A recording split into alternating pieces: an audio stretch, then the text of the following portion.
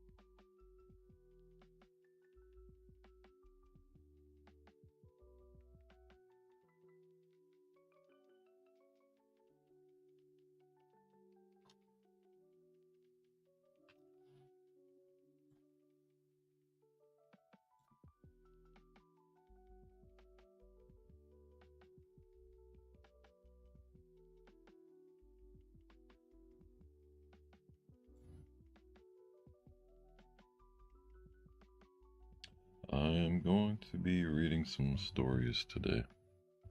Welcome to the channel. Welcome, welcome, welcome. Trying to get my stream up and running on Kick, but let's see. Fuck. What the fuck? Holy shit. Someone said, where they die. Trying to check? Stop this. What the heck,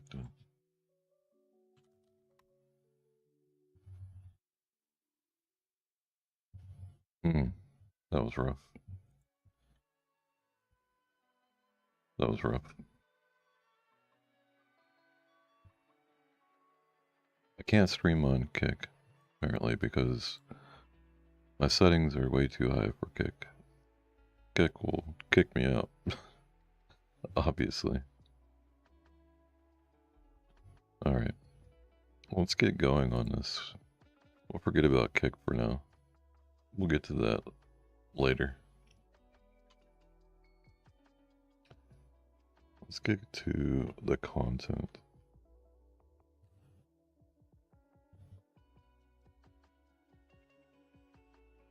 This is called The Static Between Us.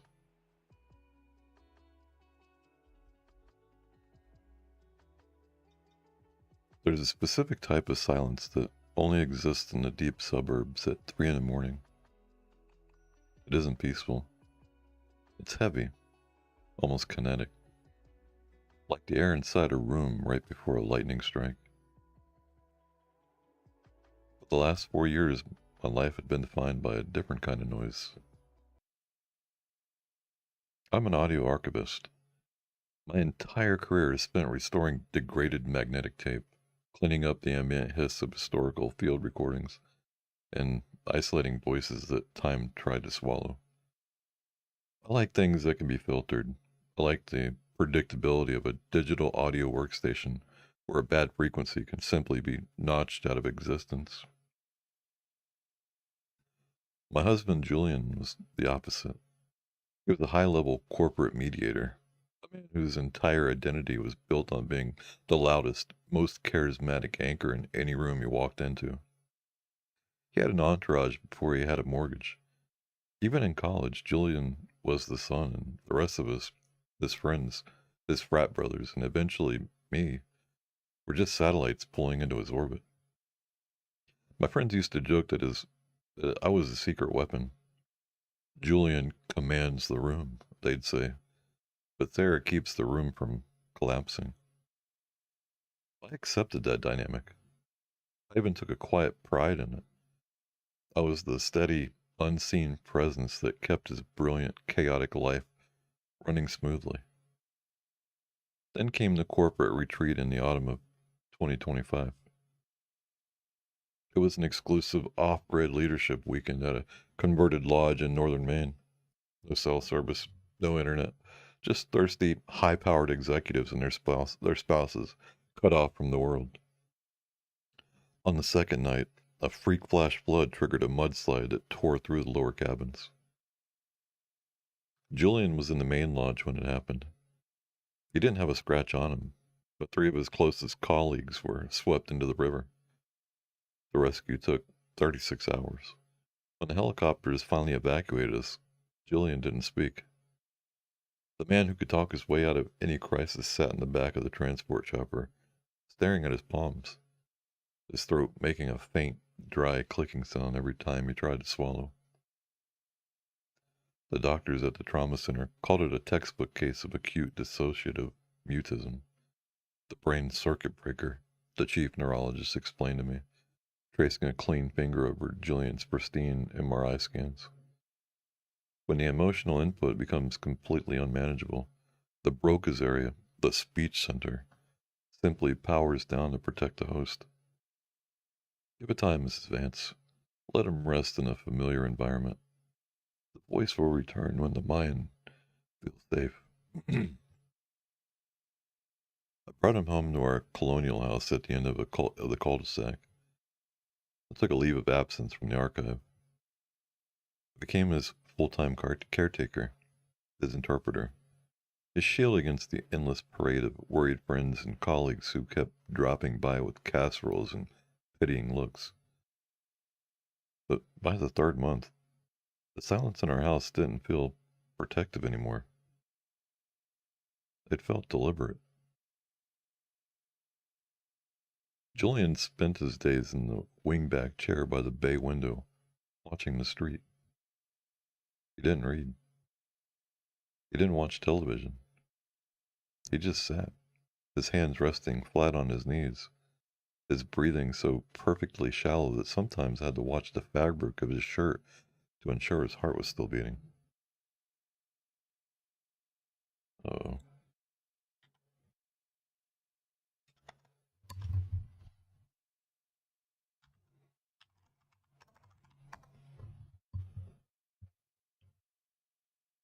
The first thing that triggered my professional curiosity was his micro expressions. When you spend a decade editing video and audio, you become hyper aware of human timing. You notice the tiny fraction of a second between a stimulus and a reaction. One afternoon, while I was setting down a tray of tea, I accidentally dropped the porcelain saucer. It shattered against the hardwood floor with a sharp, echoing crack. A normal human being, even one in a deep catatonic state, will exhibit an involuntary startle reflex. Shoulders tighten, pupils dilate, breath hitches. Julian didn't flinch. But exactly 2 seconds after the saucer hit the floor, his head snapped toward the sound, his eyes widened, his mouth opened slightly in a perfectly rendered expression of shock. It wasn't a reflex. It was a calculated response. It was a man executing the command for surprised on a 2-second delay. That night, unable to sleep, I went down to the basement. I needed work. I needed the comfort of my headphones. To clear my head, I pulled up the security footage from our home's smart camera system. We had cameras in the living room and in the kitchen. Julian had insisted on them when we bought the place, citing executive security. I isolated the audio track from the living room camera from the previous afternoon. I zoomed in on the waveform, filtering out the low-end hum of the refrigerator and the ambient traffic from the highway 3 miles away. I found the moment I dropped the saucer. On the visual monitor, I watched myself drop it. I watched the 2-second delay before Julian reacted. But it was what happened before the drop that made my fingers freeze on the mouse. 10 seconds before the saucer broke, while the room was completely silent, the audio waveform showed a massive spike in the high frequency range, around 19,000 hertz. It's a frequency right at the absolute limit of human hearing, the kind of pitch that mostly just registers as a sudden, unexplained pressure in your ears. When that high frequency spike hit, Julian's left hand, which had been resting flaccidly on his knee, began to tap. Tap, tap, tap, tap. It was a rhythmic, precise sequence. I looped it. I ran a diagnostic filter to strip away the digital compression artifacts. The tapping wasn't random. It was a data packet. It was the exact cadence of a digital handshake, the sound of an old dial-up modem makes when it's trying to establish a connection with a server. I sat there in the dark, the headphones pressing lightly against my ears, listening to the rhythmic clicking of my husband's fingers. He wasn't tracking the room. Something else was tracking him.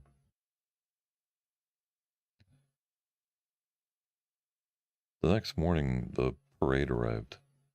Two of Julian's closest corporate disciples, Marcus and Elena, came by. They were the ultimate hangers-on, ambitious, polished, junior executives who had ridden Julian's coattails for 3 years. They treated our living room like a cathedral, speaking in hushed, reverent tones while Julian sat motionless in his chair.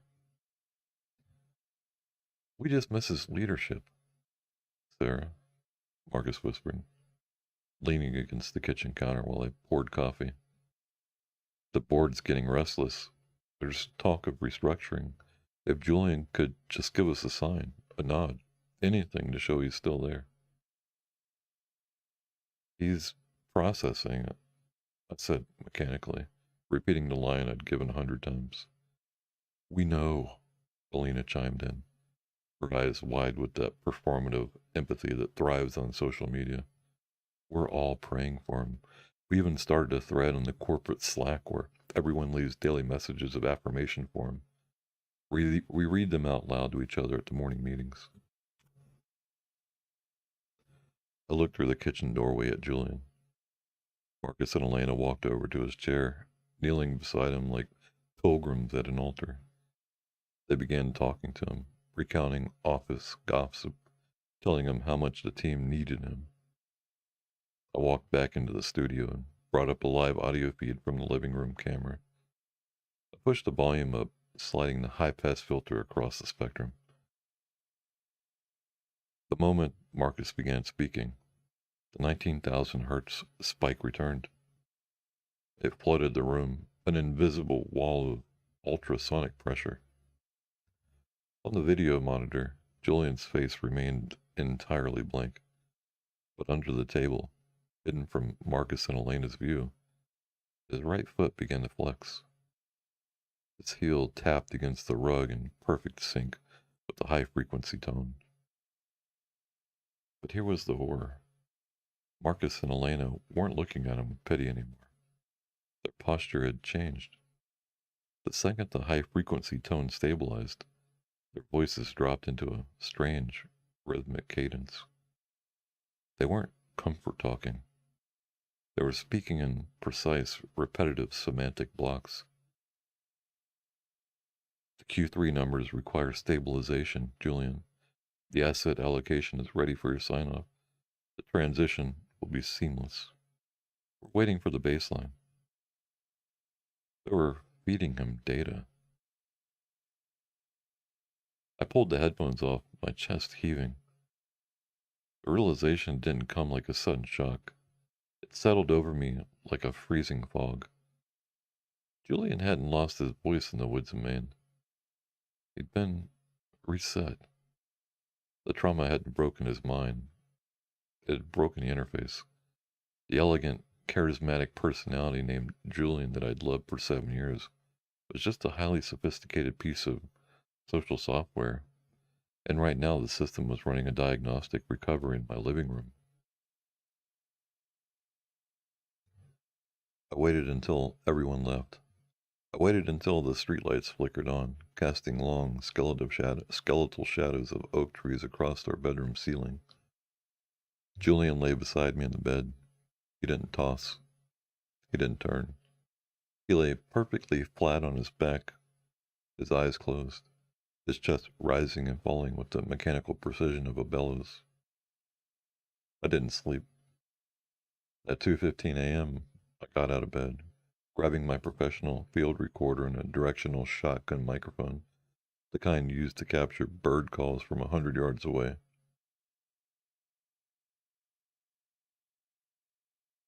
I walked into the living room completely in the dark. I didn't turn on a single light. I sat on the floor opposite his empty wingback chair, put on my monitoring headphones, and pointed the microphone toward the staircase. I waited. At exactly 3 a.m., the house shifted. The ambient hum of the pipes didn't change, but the pressure in my ears skyrocketed. The 19,000 hertz tone didn't just spike this time, it sustained. It was so intense it made my molars ache. Then came the footsteps. They came down the stairs, but there was no weight behind them. No heel strike, no shifting of wood, but just the rhythmic, light patter of bare feet moving with absolute mathematical uniformity. One step every 0.8 seconds. Julian walked into the living room. He was wearing his pajamas. He didn't look at me. In the pitch blackness, his eyes were wide, staring directly at the smart camera mounted on the wall above the television. He stopped in the center of the room. Through my headphones, the high-frequency tone began to modulate. It dropped down into the audible spectrum, transforming into a low, wet, rhythmic, pulsing sound, like a heavy digital server-stat cooling down in an empty room. Then Julian opened his mouth. The voice that came out of him wasn't his. It wasn't human. It was a beautifully reconstructed composite of every voice that had ever spoken to him. I heard a snippet of his mother's Midwestern accent, inflections of my own voice from our college years, and the crisp, aggressive cadence of his corporate mentors. It was an acoustic mosaic stitched together with terrifying precision. Status report, the composite voice said to the empty room. Subject Sarah Vance is displaying elevated cortisol levels. Behavioral monitoring suggests a 70 probability of cryptographic discovery. She is analyzing the waveforms. The smart camera on the wall clicked. The tiny red LED light on its bezel didn't blink. It turned a solid, burning blue. The secondary voice responded. It didn't come from Julian's mouth. It came directly out of the small speaker inside our smart thermostat on the wall. It was Elena's voice, but stripped of all youth, flattened into a cold, administrative drone. Is the primary asset salvageable? The thermostat asked. The Julian entity is stable, my husband's mouth replied, his jaw moving with that same 2-second mechanical delay. The database integrity was maintained during the main incident. The physical vessel suffered 0 structural degradation. However, the social validation loop is failing. The local hanger-on network requires a visitor anchor, or a visible anchor, to maintain corporate compliance. And the wife? The wall asked. Julian turned his head. In the dark, his eyes slowly rolled down from the camera and locked directly onto the corner where I was sitting on the floor. He couldn't see me in the blackness, but he knew exactly where the microphone was pointed. Sarah Vance is a high-utility asset, Julian's mouth whispered, and this time the voice was 90% my own. It sounded like me talking to myself in a mirror. She handles the logistics. She manages the friction. If she is removed, the Julian entity's domestic baseline collapses. Recommend implementation of the secondary protocol. Explain secondary protocol, the wall drone commanded. Integration, Julian whispered. He took one step toward my corner. The high-frequency tone in my headphones grew so loud it began to distort, a screeching wall of white noise that made blood pulse behind my eyes. We will adjust her frequency. We will notch out the non-compliance.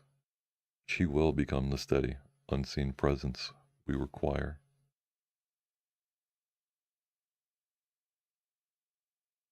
I didn't scream. My training saved me. When a signal is overloading your board, you don't panic. You pull the fader down. You protect the equipment. I calmly reached down, turned off the field recorder, and pulled the headphones off my ears. The wall of ultrasonic noise vanished, leaving nothing but the silent, empty dark of my living room. I stood up. Julian was standing 3 feet away from me. In the shadows, I could see the silhouette of his hand rising, reaching out toward my face, his fingers moving with that flawless, agonizing 2-second delay. Julian, I said. My voice was calm. It was the voice I used when a client brought me a tape that was completely ruined by water damage. The voice that says, "We can fix this. We can clean this up." His hand paused. "The coffee is ready," I whispered into the dark. "Marcus and Elena are coming over at 9. We need to optimize the layout of the dining room." The silhouette of his hand slowly lowered. The tension in his shoulders dropped. The mechanical stiffness in his posture vanished, replaced instantly by the relaxed, effortless slouch of a man I had married. "Excellent," his voice said. It wasn't a composite anymore. It was Julian, warm, resonant, perfectly reassuring. The voice that could sell anything to anyone. "Let's ensure the baseline is maintained, Sarah. You always know exactly what the room needs." He turned and walked back up the stairs, his footsteps suddenly carrying the natural, heavy weight of a real human being. Step, creak, step. I stayed downstairs for a long time. I didn't go back to bed. I sat at my editing desk looking at the blue light of my monitors, listening to the quiet, steady hum of the house. I know what I have to do now. I'm an archivist. I know how to handle a corrupted file. You don't delete it. If you delete it, you lose the history. You just isolate the clean data. You filter out the noise, and you learn to live with the static between the tracks. Tomorrow, when Marcus and Elena arrive, I'll open the door. I'll pour the coffee. I'll hand Julian his tea. And when the high-frequency tone fills the room, making my ears bleed in silence, I'll smile, I'll nod, and I'll play my part. Because a good hanger-on doesn't leave when things get horrific. A good hanger-on stays to manage the mix. Hmm.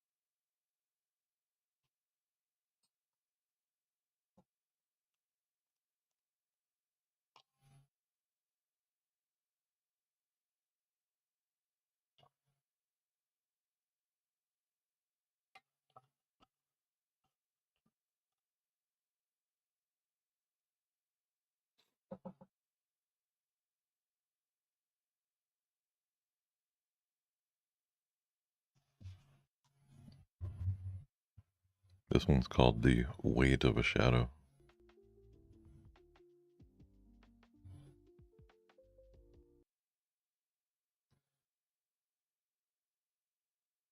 The Quiet House, Act 1. There's a point in every long-term relationship where you stop using words to communicate. You learn to read the house instead. You know exactly who is walking down the hall by the specific creak of the floorboards. You know what kind of mood your partner's in by the sharpness of the kitchen cabinet doors closing, or the weight of their sigh when they sit on the edge of the bed to take off their shoes. For 7 years, my husband Julian and I had a beautiful, noisy house. He was an architect, a man who lived to create space, to fill rooms with light and conversation. He had this booming, infectious laugh that used to rattle the windows of our old colonial. Our home was the designated hub for our friends, mostly a tight-knit circle of women I'd known since college, and the quiet, agreeable boyfriends and husbands who contentedly followed them around.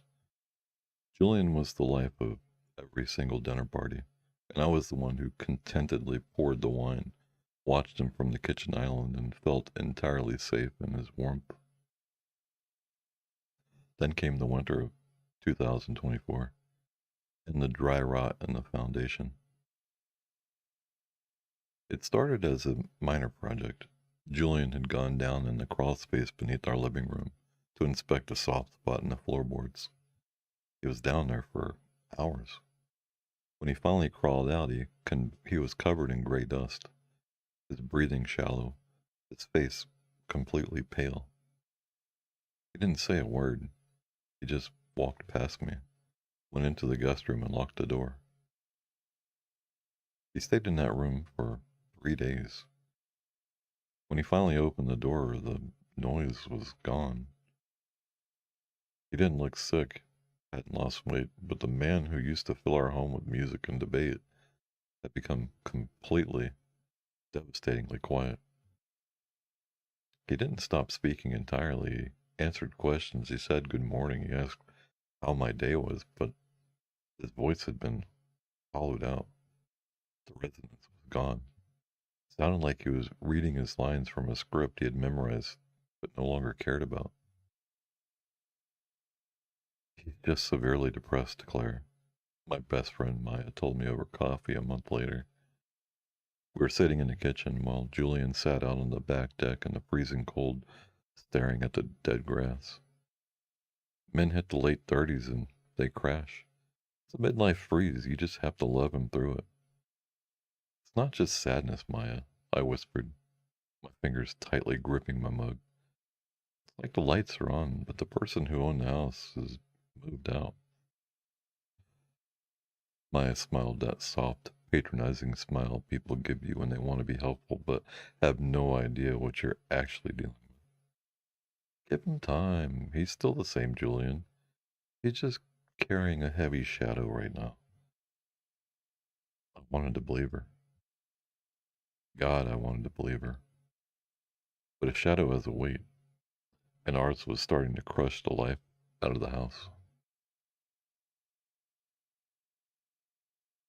The real horror of living with someone who's changed isn't a sudden terrifying outburst. It's the slow, daily accumulation of things that are just slightly wrong. Julian still went to work, but his designs changed. I found his sketchbook on the coffee table one evening. The bright, open concept homes he used to love drawing had been replaced by meticulous, claustrophobic structures, pages and pages of windowless rooms, heavy concrete, square boundaries, and staircases that led directly into solid walls. Every line was drawn with a terrifying, aggressive precision. And then there was his presence in the house. I started noticing that Julian never seemed to actually inhabit a room anymore. When he sat in his favorite armchair, the cushions barely seemed to depress under his weight. When he walked across the hardwood floors, the familiar, reassuring creaks that I had used to track his movements for years simply stopped happening. He moved through our home like a ghost, completely silent, leaving no trace behind him. One night around 2 a.m., I woke up because the bed felt entirely too cold. I reached out my hand. Julian's side of the mattress was empty. The sheets ice cold to the touch. I got out of bed shivering in the winter draft and walked down the dark hallway. I found him standing in the middle of the dark living room. He wasn't looking out the window. He wasn't pacing. He was just standing perfectly still, staring at the exact spot on the floor where the dry rot had been discovered months ago. Julian? I whispered, my voice trembling. He didn't flinch. He slowly turned his head to look at me. In the moonlight streaming through the bare trees outside, his eyes looked entirely flat. Clara, he said. His voice had that awful, uninflected cadence. The joists are failing.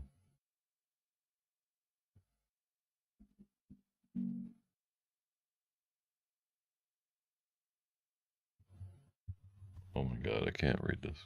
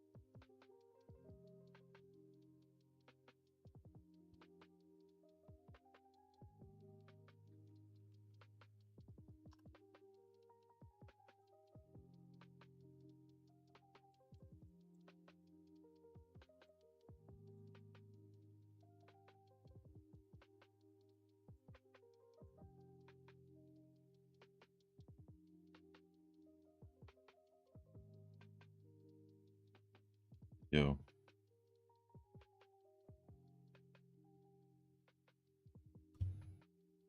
Apparently my mic was frozen.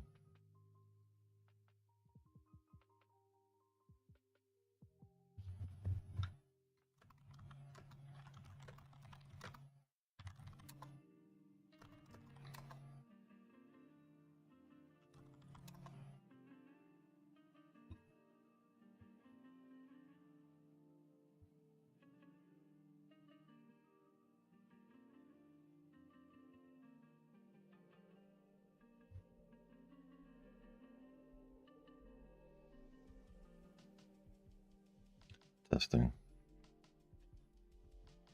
It's like I need to have this on the whole time, or I will never know if my mic's not working. Kind of ridiculous.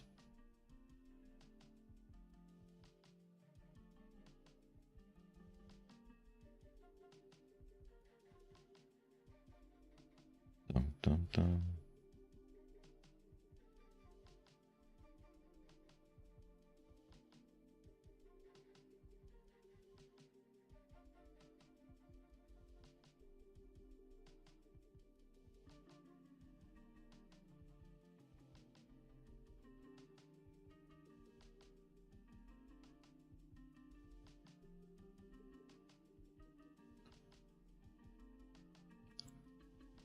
I'm going to tell you the story the way it actually happened, in the order it happened. Because if I jump to the end,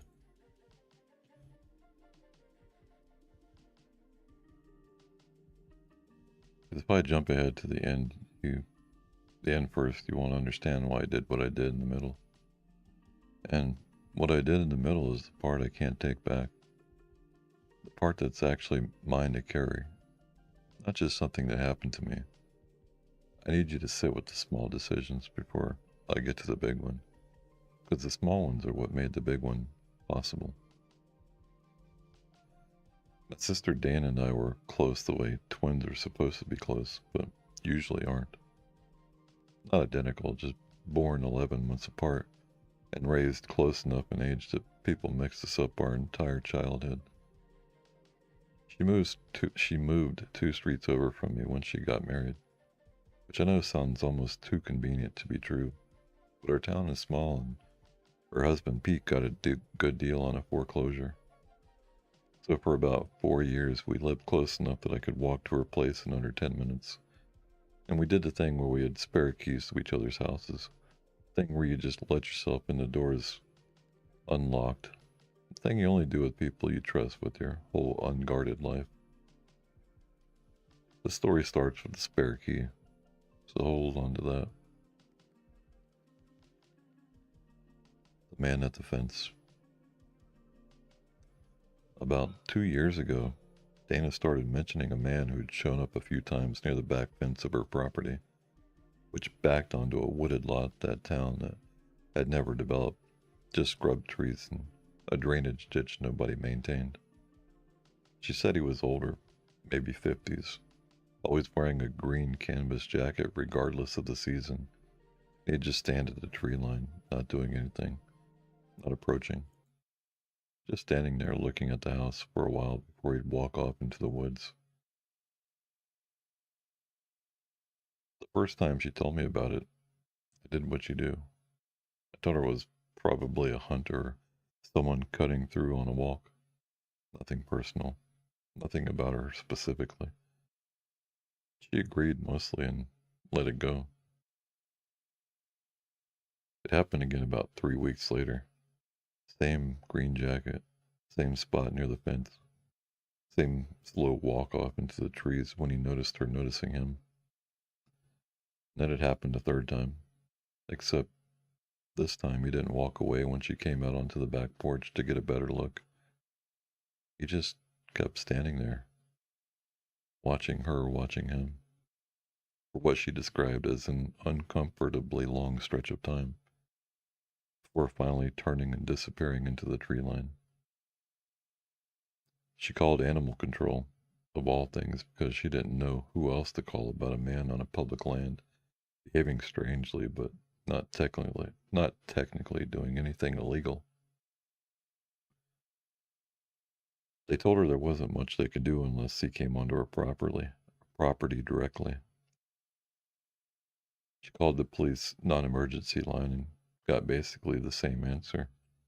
A man standing in the woods isn't a crime. I remember her saying that to me almost word for word, frustrated, like she already knew how thin it sounded out loud. I want to be honest about something. At the time, I thought she was overreacting.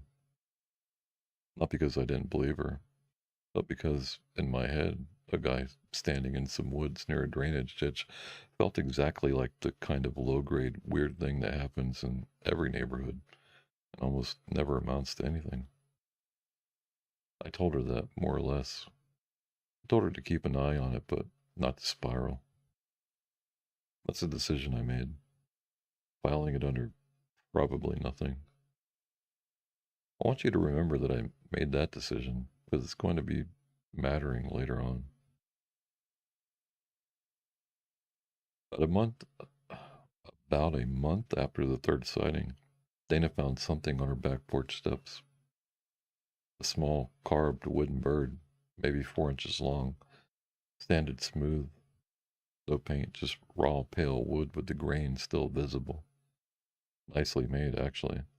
Not crude, not something menacing, scratched together thing. Someone with real woodworking skill had made this. There wasn't a note, nothing pinned to it, nothing tucked underneath it. Just the bird sitting upright on the step like it had been placed there deliberately, facing the back door. She called me that night, and this time I could hear that her voice had changed. Not panicked exactly, but lower, more careful.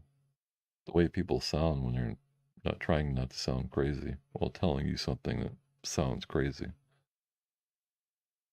She asked me if I thought it was from the man in the green jacket. I told her I genuinely didn't know, which was true. But I also told her it was probably some kid from the neighborhood, some harmless hobby thing. Kids carve stuff all the time, you know. Another decision, another probably nothing. She kept the bird. I asked her once a while later why she just didn't throw it out. She said something that stuck with me. She said throwing it away felt like it would make it more real, like acknowledging it as a threat instead of a coincidence. And as long as she treated it like nothing, it could stay nothing. I understood that logic completely at the time. I don't anymore. Over the next 5 months, 3 more birds appeared, always on the back steps, always facing the door, always different poses. One with its wings slightly spread, one with its head turned to the side like it was looking at something, one curled up small like it was sleeping. No notes ever. No sightings of a man during the stretch, not once, like he'd retreated specifically to let the birds speak for him instead. Dana started locking the back door obsessively, which she'd never bothered with before because, again, a small town, low crime, the kind of place where people leave doors unlocked without thinking about it. Pete installed a motion light over the back porch. Nothing on the camera footage ever showed anyone approaching. The birds simply appeared between one check and the next, sometimes overnight. Once during a stretch when Dana swore she'd checked the porch less than 20 minutes earlier and found nothing. Then checked again and found a bird sitting there in full daylight.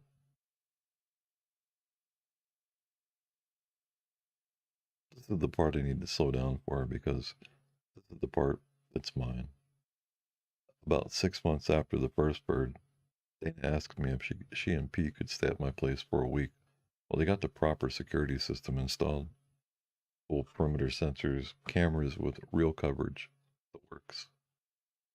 It was a reasonable ask. I had a space, so I said yes immediately, no hesitation.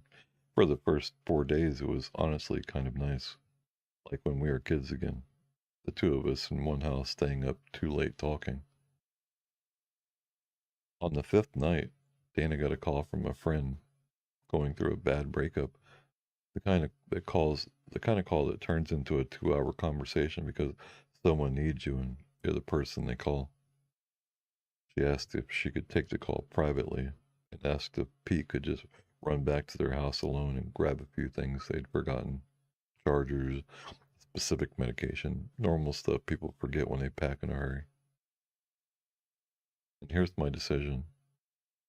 I told Pete I'd just lend him my spare key to their place instead of making him dig through Dana's bag for hers, since mine was easier to grab and I trusted him completely. Obviously. He's my brother in law. He's family. A completely unremarkable, reasonable thing to do. I didn't think about it for longer than it takes to find a key on a hook and hand it over. Pete left around 8:45. It's a 4-minute drive to their house. He should have been back generously within 25 minutes, even accounting for grabbing several things. By 9:30, Dana had finished her call and started asking where Pete was.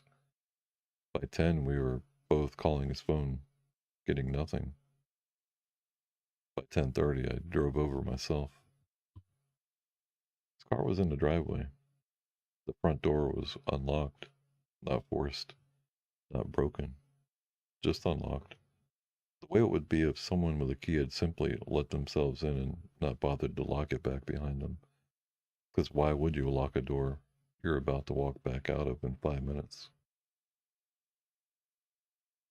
Pete was gone. Not didn't answer his phone gone. Gone in the way that took the police 9 days to even begin treating him as it was actually was. Because there was no sign of struggle, no broken glass, nothing disturbed, no blood, nothing for them to point to and say this is clearly a crime scene. Instead of this is clearly a grown man who walked out of his own house of his own volition for reasons we don't yet understand.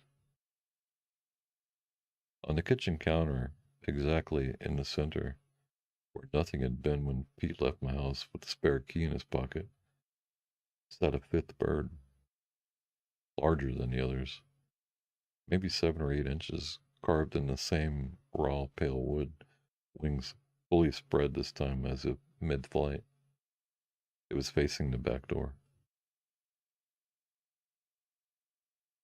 I'm not going to tell you they found him because they didn't. Not in any sense that gives this story the kind of ending you might want.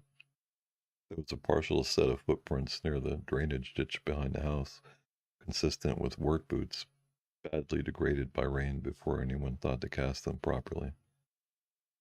There was a strip of green canvas fabric snagged on a low branch about 60 yards into the woods, the kind of detail that the police treated as noted rather than evidence of anything, because fabric snagged on a branch in the woods isn't proof of a person.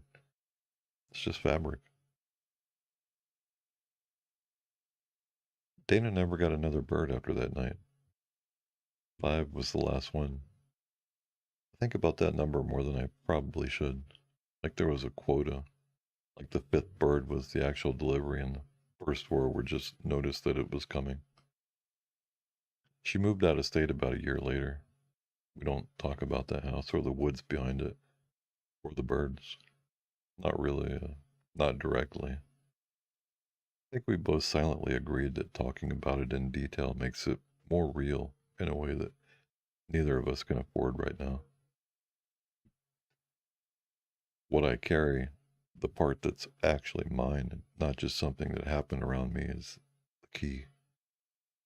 I had 4 days to hand Pete his wife's actual key, the normal key, the one that wasn't sitting on a hook in my front hallway, for anyone who had been watching my house too, for anyone who might have noted which hook held which key during however many quiet visits it took to leave 5 increasingly large wooden birds on a porch without ever once tripping in a motion light. I don't know if that's true. I have no proof of anyone ever in my house. I have no proof of anything beyond a man in a green jacket, some carved birds, and a strip of fabric on a branch that police logged and then eventually stopped mentioning. But I think about the ease of that decision constantly, how fast it was, how little weight it carried in that moment. Grab the spare key, hand it to family. No different than lending someone a phone charger. I don't keep spare keys anywhere accessible anymore. Not on a hook. Not in a drawer by the door. Nowhere a person standing in my front hallway for even 30 seconds could spot and remember. I know that's probably an irrational thing to fixate on now, years too late to matter for anything. I do it anyway. Some decisions don't feel like decisions while you're making them.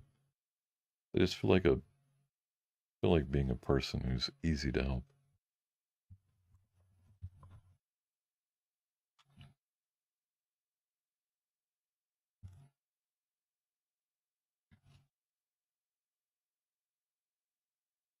What is that on my screen?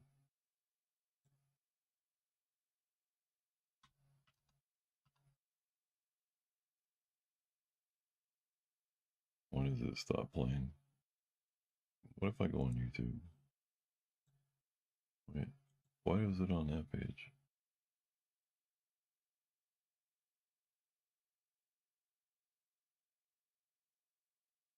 I wonder if it'll stop doing like this.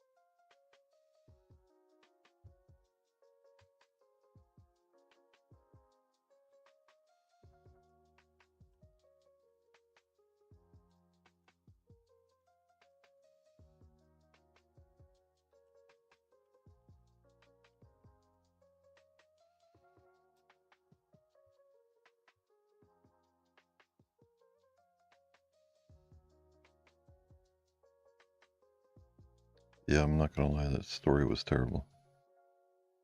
I'm trying to get AI to write better stories.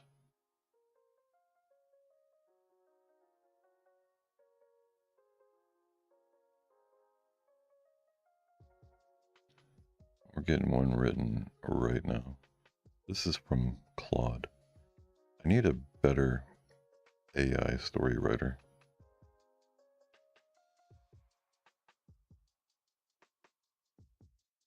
Hold on. Testing 1, 2.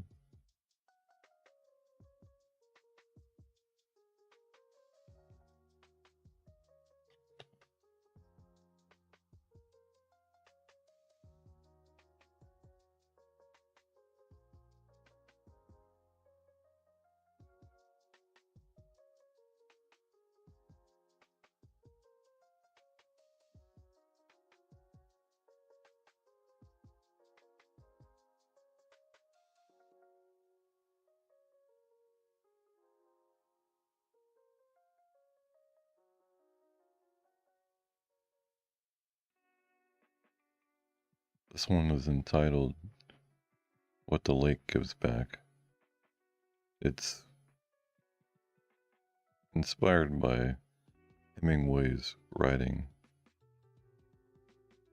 Stephen King's texture, Edgar Allan Poe's psychological engine, and M.R. James' restraint. Let's see how well an AI can write now. The lake house had been my father's, and before that, his father's. I had no plans to keep it after he died. It sat on Cobb Lake, which is not a real lake in the sense that matters. Not deep, not old, not on any map worth owning.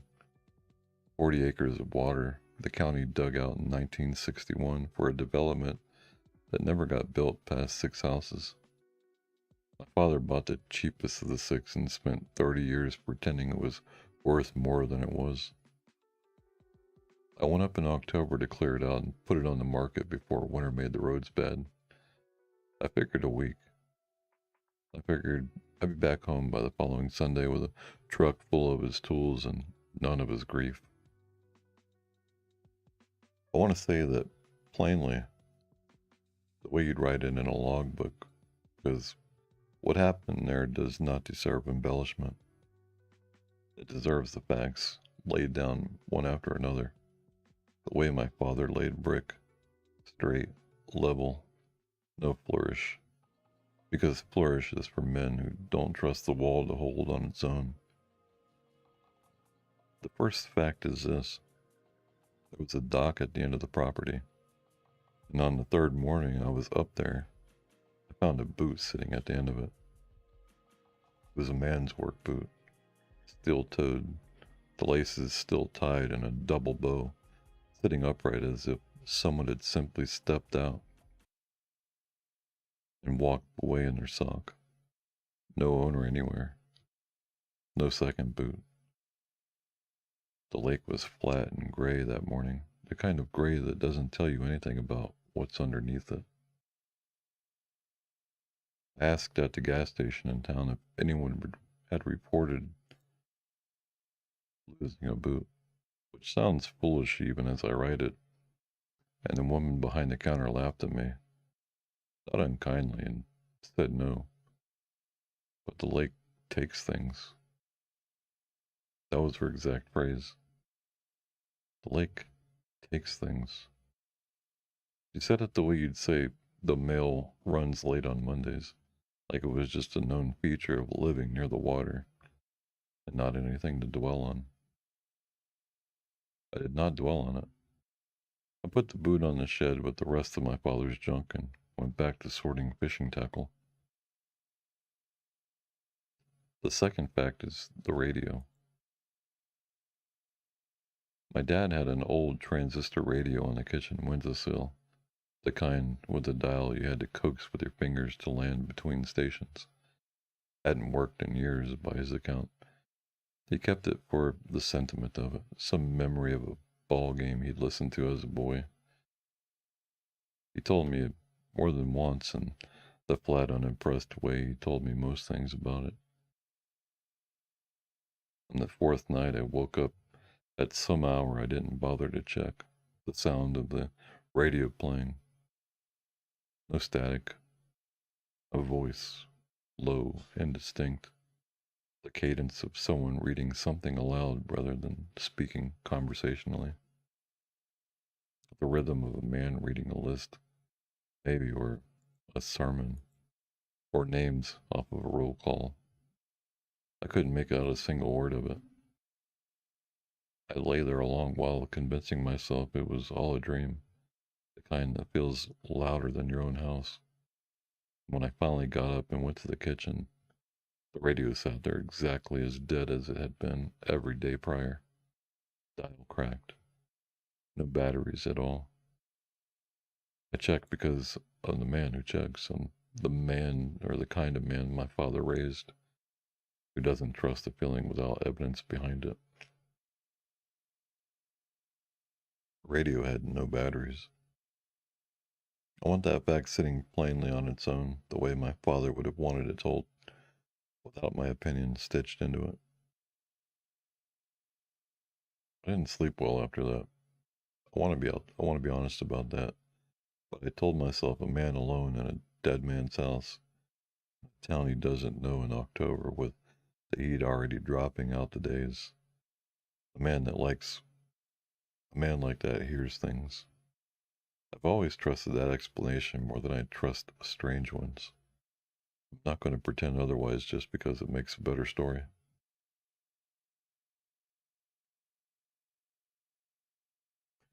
Man, I can't read this. This is terrible. Man, which AI is the best?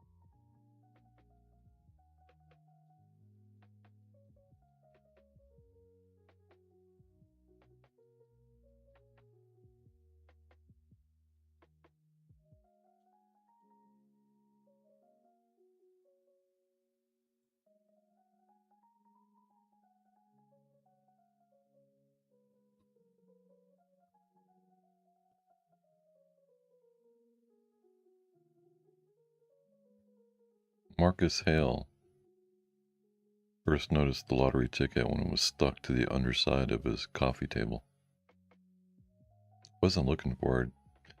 He was on his knees trying to find a screw that had rolled out of a broken chair leg.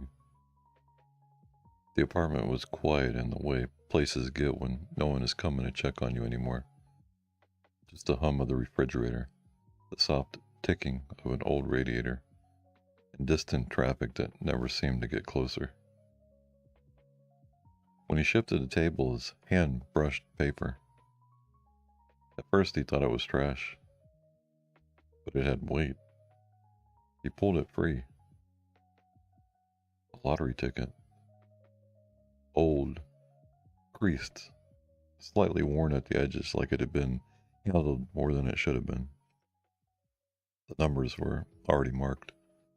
Nothing unusual at first glance, just a forgotten slip of paper. Then he saw the date printed on it. Yesterday. That was the first moment something felt wrong, though not enough to name it. He stood in the kitchen for a long time holding the ticket. The apartment didn't feel different, but he did. Like something small had been added to the room that didn't belong to it. He checked the lottery app on his phone. The winning numbers had already been posted. They matched. Every single one. There was a pause after. Marcus didn't react in any meaningful way. Not disbelief, actually. More like the brain refusing to assign a priority to what it was seeing. He sat down without him remembering deciding to sit. By midday, he had verified it 3 times. The clerk at the corner store scanned the ticket, frowned, and scanned it again. The machine confirmed it with a tone that sounded too final for something so small. She told him it was a winner, but the way she said it made it sound like she wasn't sure she was allowed to say it out loud. Marcus left the store holding the ticket tighter than before. It didn't feel like luck, it felt like recognition. That night something changed for the first time. He had locked the ticket in a drawer. He knew he had. But when he checked later, the drawer was empty. The ticket was back under the coffee table. Same place. Same angle. Same worn creases. Marcus stood over it for a long time, trying to assign logic to it. Theft was impossible. He lived alone. There were no signs of entry. No explanation that held. He picked it up again, and this time he didn't put it away. You know what? I need to find a book of old short stories that are written by humans that are long past copyright.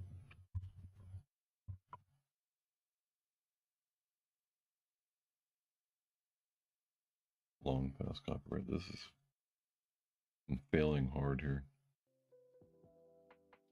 Failing hard here.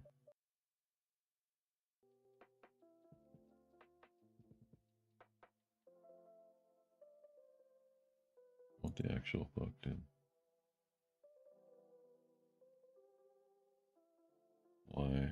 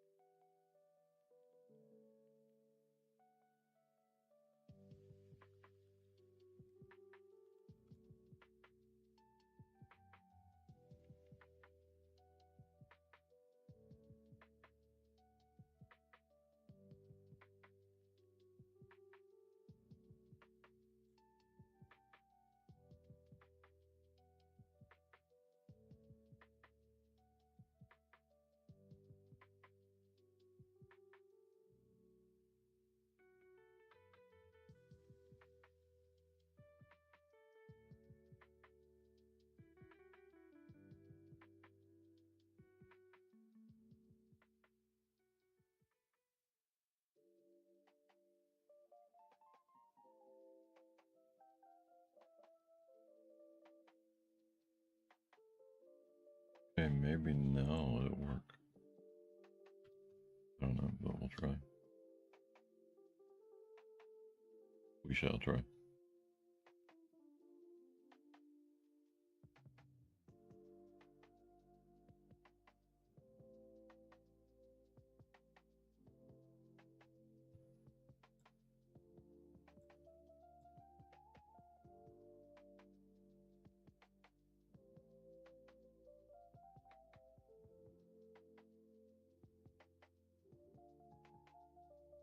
Did it fucking freeze again? It's fucking frozen.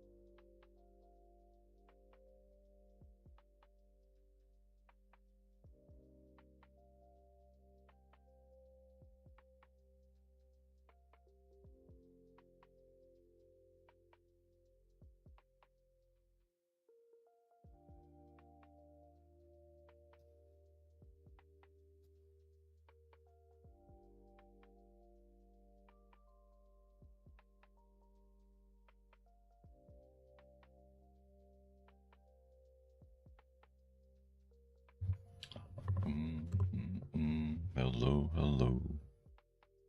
Let's try this again.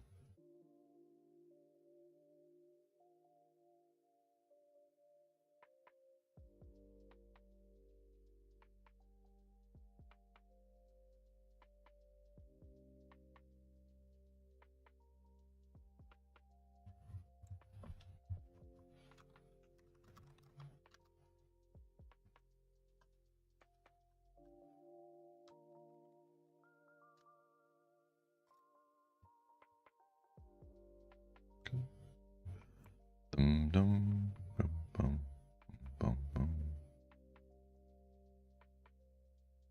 Let's see what's going on in Project Gutenberg. Project Gutenberg. Where did it go? Here it is.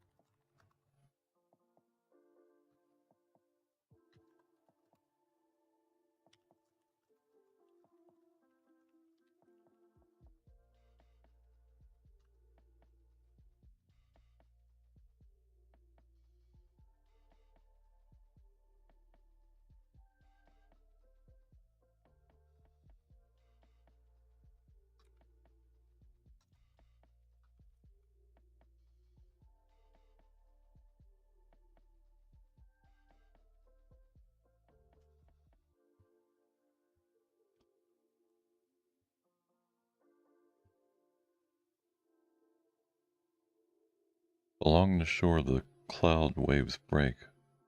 The twin suns sink behind the lake. The shadows lengthen.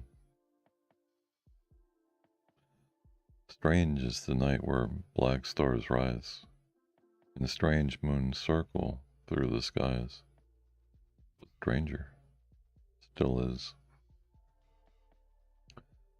Songs that Hyades shall sing, where flap the tatters of the king, must die unheard in.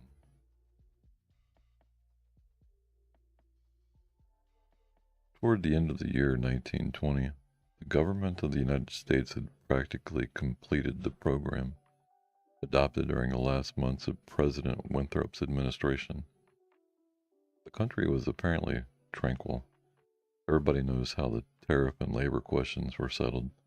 The war with Germany, incident on the country's seizure of the Samoan Islands had left no visible scars upon the Republic, and the temporary occupation of Norfolk by the invading army had been forgotten in the joy of her repeated naval victories, and the subsequent ridiculous plight of General von Gartenlob's forces in the states of New Jersey.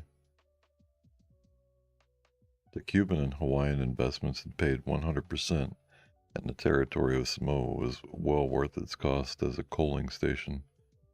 The country was in a superb state of defense.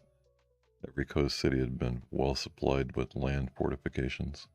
The army, under the parental eye of the general staff, organized according to the Prussian system, had been increased to 300,000 men, with a territorial reserve of 1,000,000, and 6 magnificent squadrons of cruisers and battleships patrolled the 6 stations of the navigable seas, leaving a steam reserve amply fitted to control home waters. The gentlemen from the West had at last been constrained to acknowledge that a college for the training of diplomats was as necessary as law schools are for the training of barristers. Consequently, we were no longer represented abroad by incompetent patriots. The nation was prosperous. Chicago, for a moment paralyzed after a second great fire, had risen from its ruins, white and imperial and more beautiful than the white city which had been built for its plaything in 1893. Everywhere good architecture was replacing bad, and Even in New York, a sudden craving for decency had swept away a great portion of the existing horrors. Streets had been widened, properly paved and lighted. Trees had been planted, squares laid out, elevated structures demolished, and underground roads built to replace them. The new government buildings and barracks were fine bits of architecture, and the long system of stone quays which completely surrounded the island had been turned into parks which proved a godsend to the population. Turn this music down just a tad bit.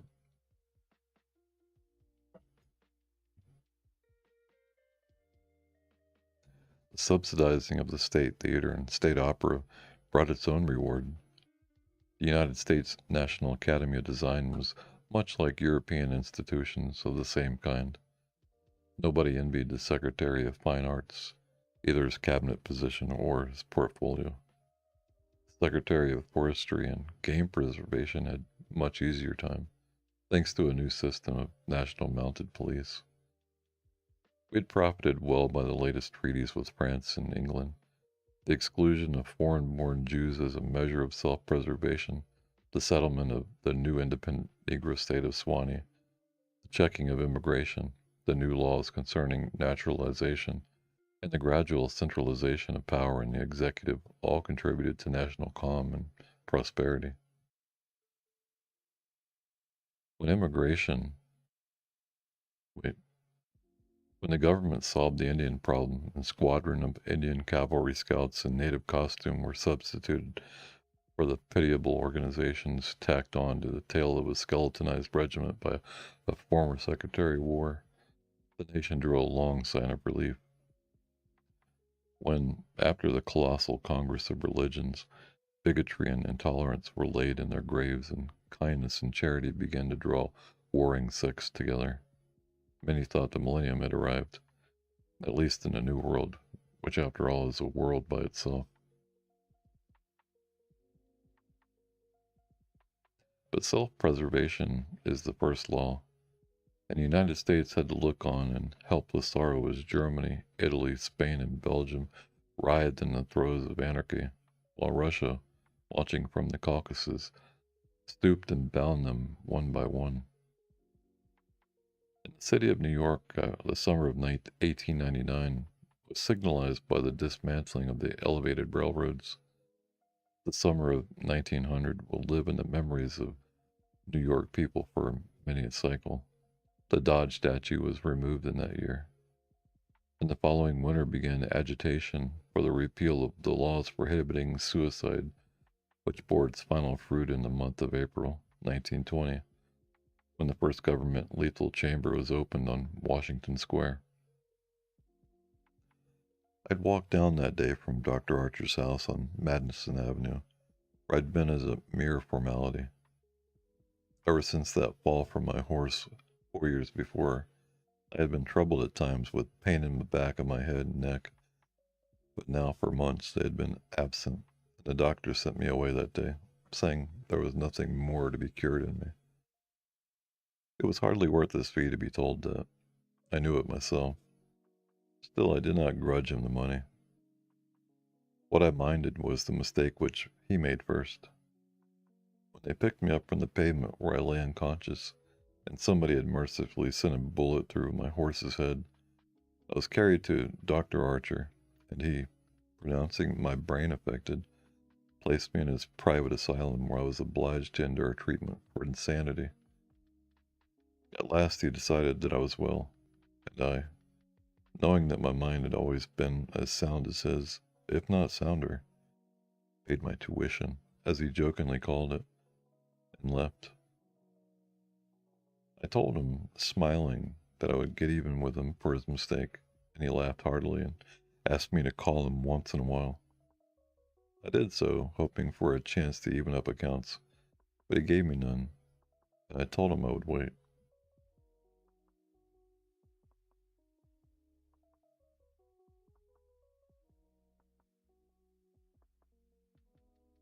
The fall from my horse had fortunately left no evil results. On the contrary, it had changed my whole character for the better. From a lazy young man about town, I had become active, energetic, temperate, and above all else, ambitious. There was only one thing which troubled me. I laughed at my own uneasiness, and yet it troubled me. During my convalescence, I had bought and read for the first time The King in Yellow. Remember, after finishing the first act, it had occurred to me that I had better stop. I started up and flung the book into the fireplace. The volume struck the barred gate and fell open on the hearth in the firelight. If I had not caught a glimpse of the opening words in the second act, I should never have finished it. But as I stooped to pick it up, my eyes became riveted to the open page, and with a cry of terror, or perhaps it was a joy so poignant that I suffered in every nerve, I snatched the thing out of the coals and crept shaking to my room, where I read it and reread it, and wept and laughed and trembled with horror, which at times assails me yet. This is the thing that troubles me, for I cannot forget Carcosa, where black stars hang in the heavens, where the shadows of men's thoughts lengthen in the afternoon, when the twin suns sink into the lake of Hali, and my mind will bear forever the memory of the pallid mask.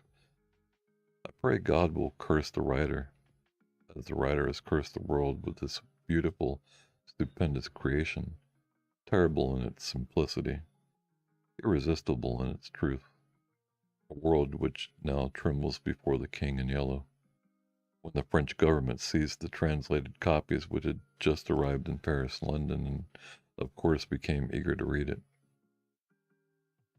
It's well known how the book spread like an infectious disease from city to city, from continent to continent, barred out here, confiscated there, denounced by press and pulpit, censured even by the most advanced of literary anarchists. No definite principles had been violated in those wicked pages, no doctrine promulgated, no convictions outraged. It could not be judged by any known standard, yet although it was acknowledged that the supreme note of art had been struck in The King of Yellow, all felt that human nature could not bear the strain, nor thrive on words in which the essence of purest poison lurked. The very banality and innocence of the first act only allowed the blow to fall afterward, with more awful effect. It was, I remember, the 13th day of April, 1920, that the first government lethal chamber was established on the south side of Washington Square, between Wooster Street and South Fifth Avenue. The block, which had formerly consisted of a lot of shabby old buildings used as cafes and restaurants for foreigners, had been acquired by the government in the winter of 1898. The French and Italian cafes and restaurants were torn down. The whole block was enclosed by a gilded iron railing and converted into a lovely garden with lawns, flowers, and fountains. In the center of the garden stood a small white building, severely classical in architecture and surrounded by thickets of flowers. 6 Ionic columns supported the roof, and the single door was of bronze. A splendid marble group of Fates stood before the door, the work of a young American sculptor, Horace Yvain, who had died in Paris when only 23 years old.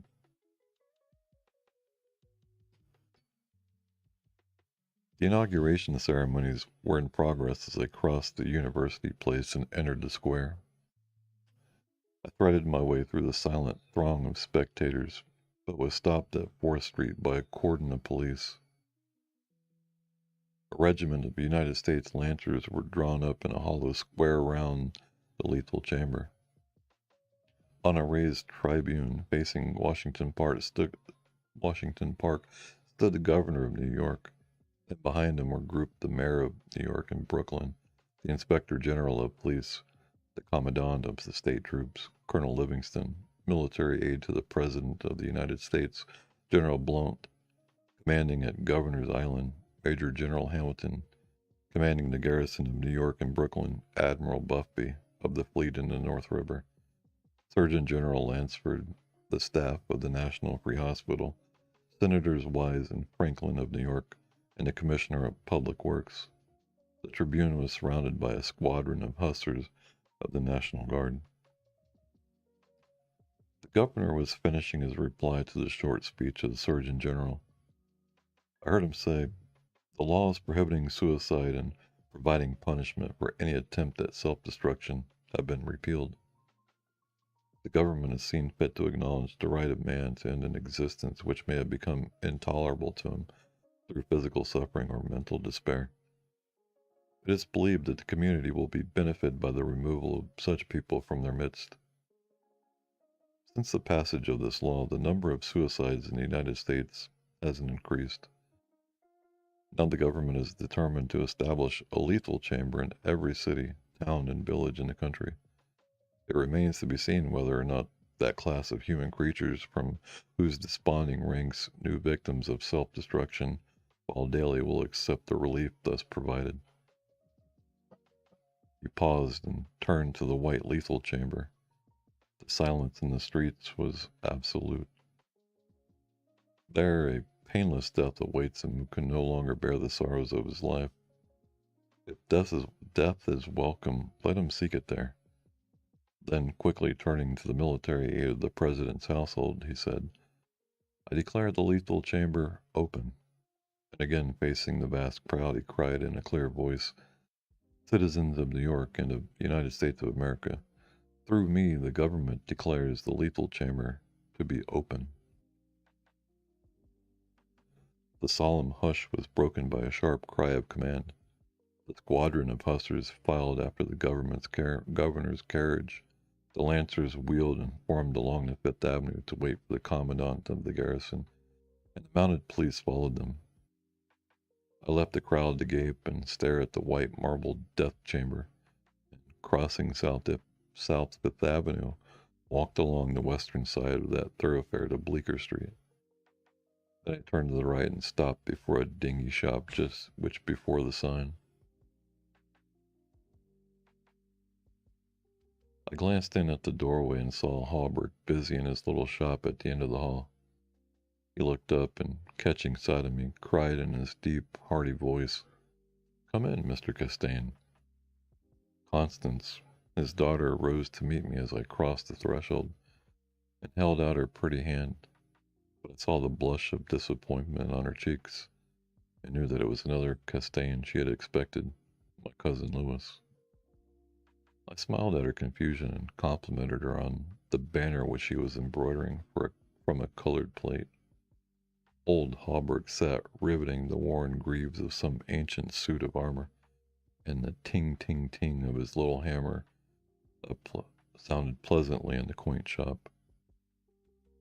Presently he dropped his hammer and fussed about for a moment with a tiny wrench. The soft clash of the mail sent a thrill of pleasure through me. I loved to hear the music of steel brushing against steel, the mellow shock of the mallet on thigh pieces, and the jingle of chain armor. That was the only reason I went to see Hallberg. He had never interested me personally, nor did Constance, except for the fact of her being in love with Louis. This did occupy my attention, and sometimes even kept me awake at night. But I knew in my heart that all would come right, and that I should arrange their future as I expected to arrange that of my kind doctor, John Archer. However, I should never have troubled myself about visiting them just then, had it not been, as I say, that the music of the tinkling hammer had for me a strong fascination. I would sit for hours listening and listening, and when a stray sunbeam struck the inlaid steel, the sensation it gave me was almost too keen to endure. My eyes would become fixed, dilating with pleasure that stretched every nerve almost to breaking, until some movement of the old armor cut off the ray of sunlight. Then, still thrilling secretly, I leaned back and listened again to the sound of the polishing rag, swish, swish, rubbing rust from the rivets. Constant worked with the embroidery over her knees, now and then pausing to examine more closely the pattern in the colored plate from the Metropolitan Museum. "Who is this for?" I asked. Halbert explained that in addition to the treasures of armor in the Metropolitan Museum, of which he had been appointed armorer, he also had charge of several collections belonging to rich amateurs. This was the missing greave of a famous suit which a client of his had traced to a little shop in Paris on the Quai d'Orsay. He, Halbert, had negotiated for and secured the greave, and now the suit was complete. He laid down his hammer and read me the history of the suit, traced since 1450 from owner to owner until it was acquired by Thomas Stainbridge. When his superb collection was sold, this client of Halberg's bought the suit, and since then the search for the missing greave had been pushed until it was, almost by accident, located in Paris. Did you continue the search so persistently without any certainty of the greave being still in existence? Of course, he said. Then for the first time I took a personal interest in Halberg. It was worth something to you, I ventured. No, he replied, laughing. My pleasure in finding it was my reward. Have you no ambition to be rich? I asked, smiling. My one ambition is to be the best armorer in the world, he answered gravely. Constance asked me if I had seen the ceremonies at the lethal chamber. She herself had noticed cavalry passing up Broadway that morning, and had wished to see the inauguration, but her father wanted the banner finished, and she had stayed at his request. Did you see your cousin, Mr. Castaigne? She asked, with the slightest tremor of her soft eyelashes. No, I replied carelessly. Lewis's regiment is maneuvering out in the Westchester County. I rose and picked up my hat and cane. Are you going upstairs to see that lunatic again? Laughed old Halbert. If Halbert knew how I loathed the word lunatic, he would never use it in my presence. It rouses certain feelings within me which I do not care to explain. However, I answered him quietly. I think I shall drop in and see Mr. Wilde for a moment or two.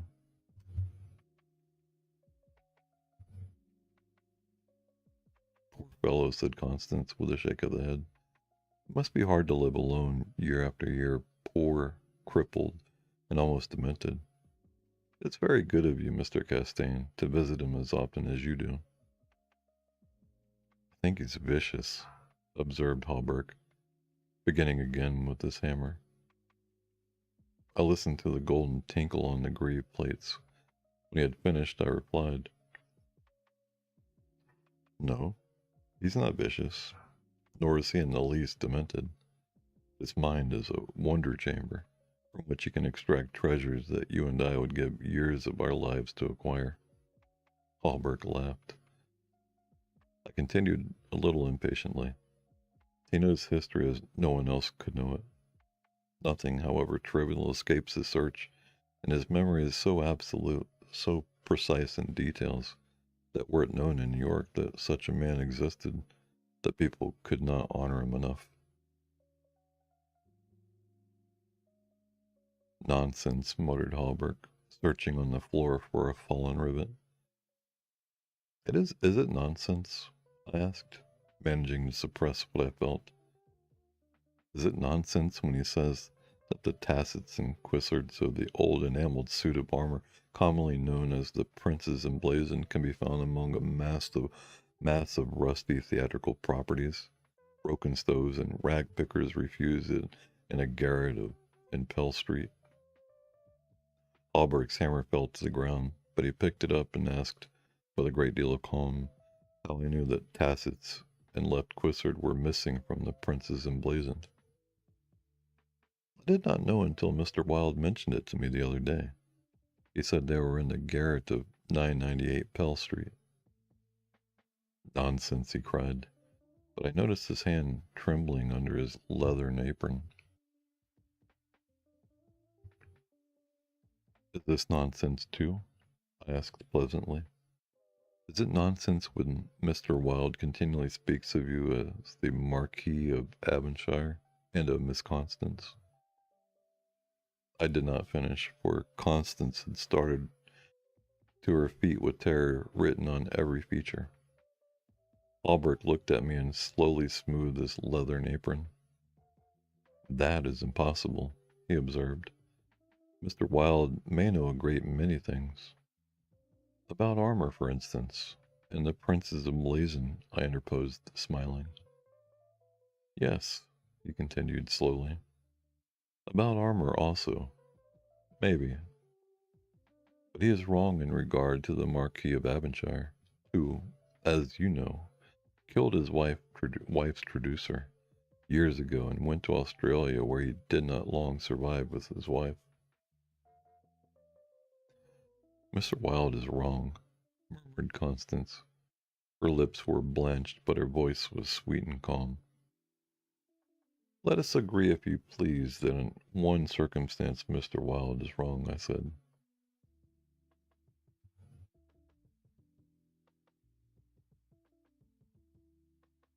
Hmm.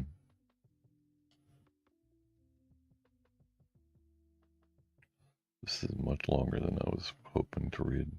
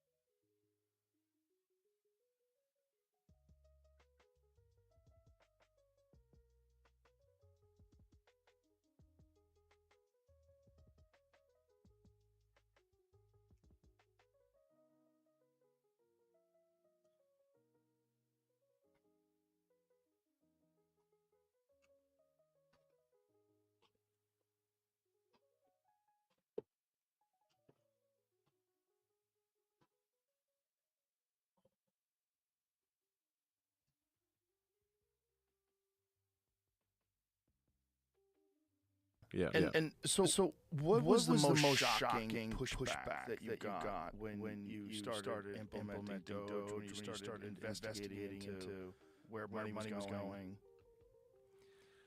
Well, I guess this was I should have anticipated this, but while most of the fraudulent government payments to especially to NGOs go to the Democrats, most of it, like I don't know, for argument's sake, let's say 80%, maybe 90%. 10 to 20% of it does go to Republicans. And so when we turn off funding to a fraudulent NGO, we'd get complaints from whatever 10% of Republicans who were receiving the money. And they would they would very loudly complain. Because the honest answer is the Republicans are partly they're receiving some of the fraud too. They're getting it big. Jesus. Yeah. I want to be clear. It's not like the Republican Party is some ultra pure paragon of virtue. No. Okay. Well, you see that with the congressional insider training. It's across the board. Yeah. It's left and right. I mean, the whole unipody criticism has some validity to it. You know, there's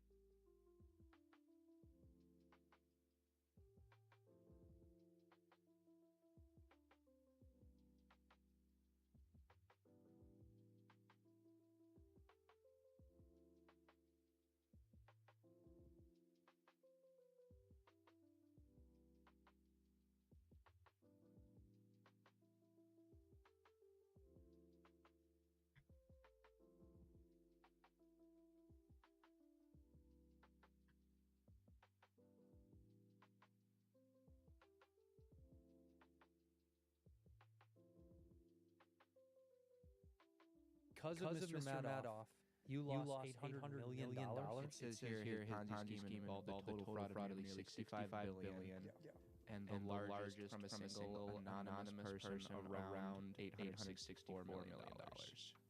You're this anonymous person, dude? This is a trip, and I don't know if this is crazy. What did you hear? 17 million in 1 month? Are you laughing? Is it more than that? Oh, shit. Bro, that's literally what we do in a week off the merch. Whoa. Whoa. Whoa. 17 million a week is what you're making. No, that was at my peak, bro. Oh. That was at my peak. But where did all the cash go? Oh. Really want to talk about it? That's fine, man. We did a thing. Are you familiar with Bernie Madoff? No. So he's a financial advisor. What's his name? Bernie Yeah. Madoff. Bernie Look Madoff. him up. Okay. It's a pretty famous. Bring him a picture for the audio if you can, so we can see who it is. Bernie Madoff. So I started working with this through my aunt. She lives in Florida. Okay. And she connected me to Madoff. Right. And so he was doing all my financial advising. And there was a brief stint where I don't like where this is going. Basically, I just during my pinnacle, we were making close, 72 million. 72 million what? A month. Wow. $72 million a month you were making. No, what is the math? How much is that? It's 864 million a year. 864 million a year. You're making 72 million a month. 864 million for the year. Damn. Yeah. Can you just talk? I don't really want to talk about what happened with Madoff. I'm getting. That's fine. I'm getting a little worked up here. But if you want to just share a little bit about what is it? I think he went to prison. He went to jail. Yeah. For what? For Don't tell me some weirdo shit. What did he do? I think just embezzlement or something. Fraud, dude. Fraud. He's a fucking fraud. People are idiots. Deep state going on. Seize the base on X asking, why aren't things going faster? I can attest personally that in my work as the director of national intelligence, the deep state is fighting us every step. You think the campaign was hard? Think what President Trump went through was hard. And it was. The road ahead will not be easy. And it exists within every single federal agency, and so I feel the same frustration I see many of you expressing on X or different platforms. Okay.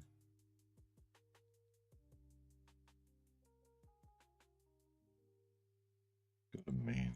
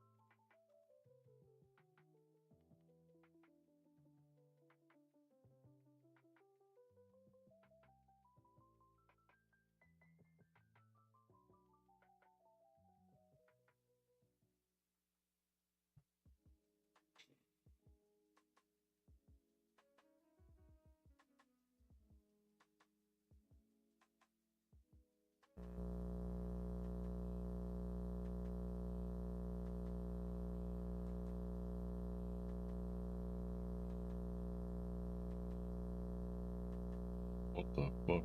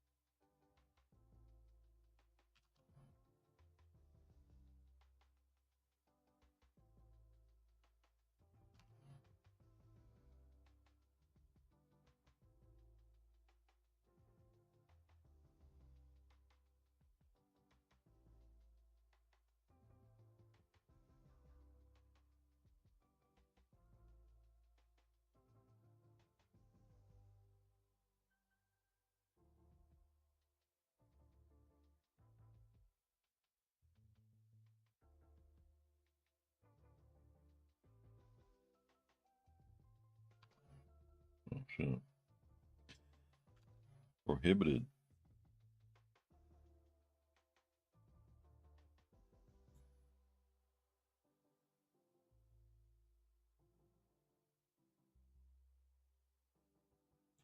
Well, that's out of the question.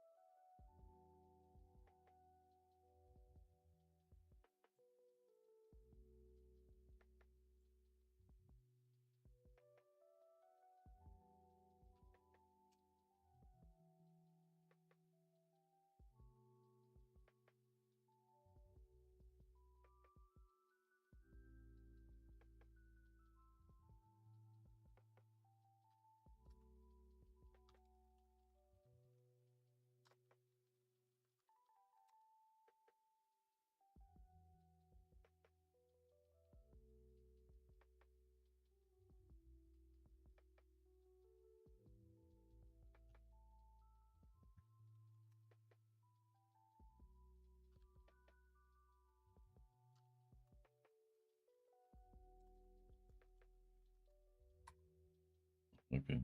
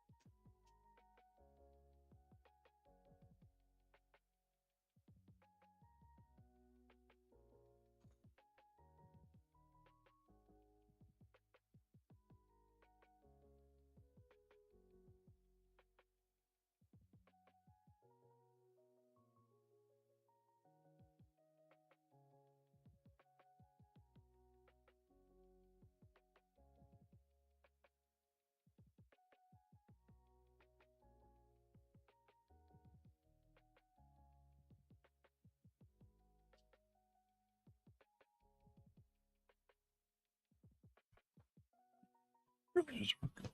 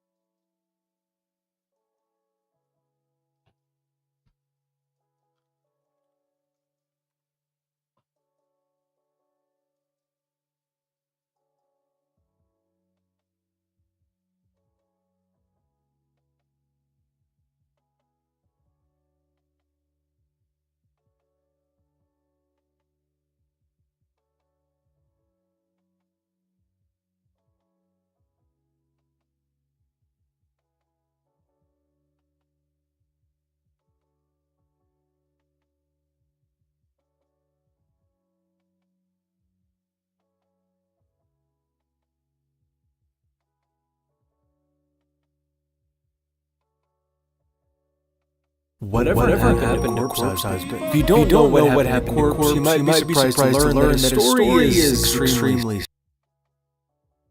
sad. In the late 2010s, Corpse blew up on YouTube by creating faceless videos narrating creepypasta. But it was in 2020 when his career would take a turn. While everybody was locked in their homes, a new game person was seen by the name of Among Us. And through a friend, Corpse got into a game with Pokimane, Valkyrie, and more. And the rest was history, as this would blow his channel up like never before. Over the next year, he would gain millions of subs, release new music, and overall turn into a celebrity. But throughout all this, he was going through health issues. He was struggling to speak at times because his voice is actually caused by disease, and he had numerous other health concerns. On top of all of this, fans were absolutely relentless in trying to dox him and figure out who he is. And as faces began to pop up on the internet, who Corpse could really be, things got ugly. These same fans began to chastise him, saying they wanted to be hot. And as time went on, these health concerns plus the overwhelming negativity caused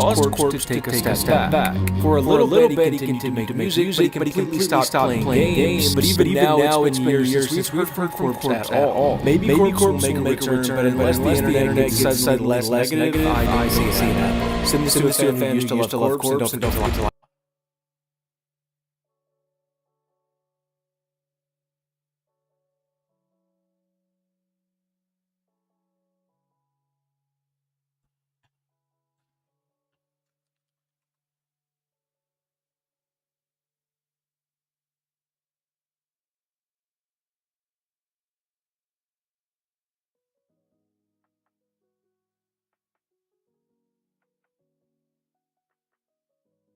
Good morning, Corpse.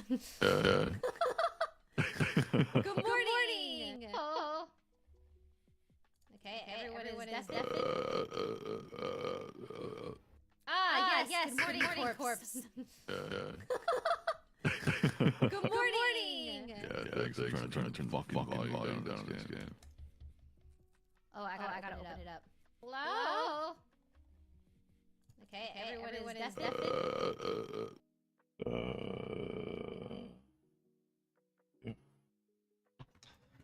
Yeah. Yeah, voice changer.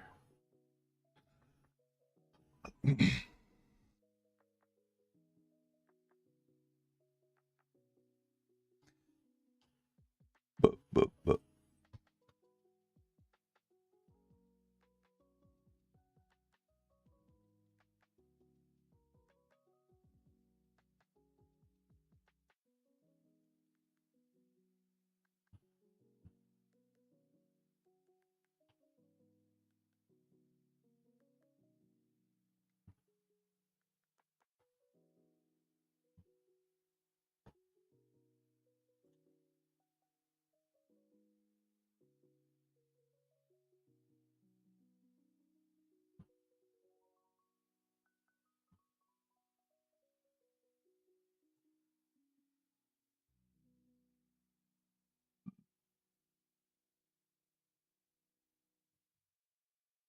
Where can I read from? What can I read?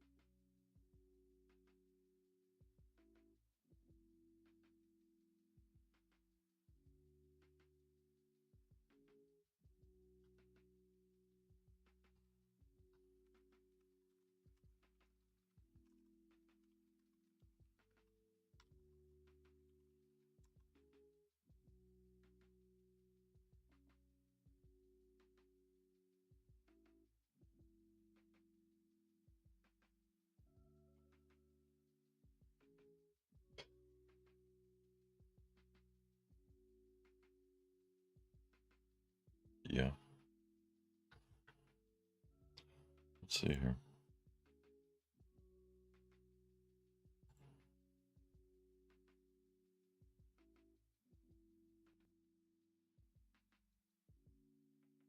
Testing. One. Yeah. Two. Three. 4, 5, 6, 7.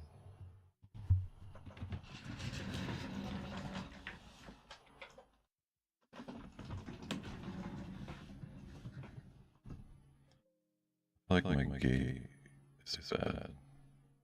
Where is my gate?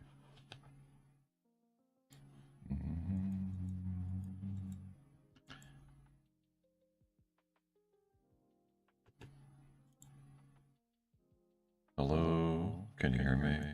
Hello, hello, hello, hello, hello. I want to make sure this works.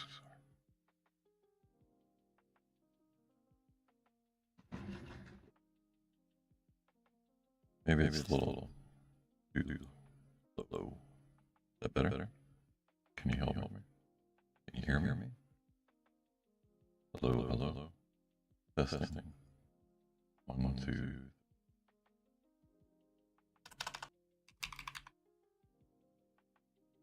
Testing. 1, 2, 3.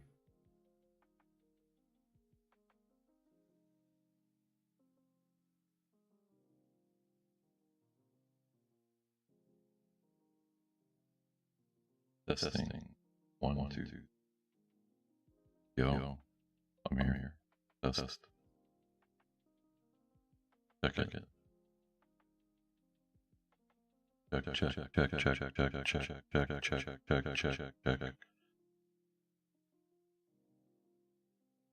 Check. Hello.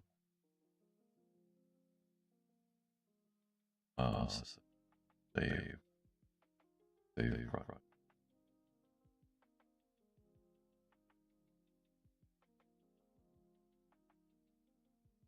Testing. 1, 2,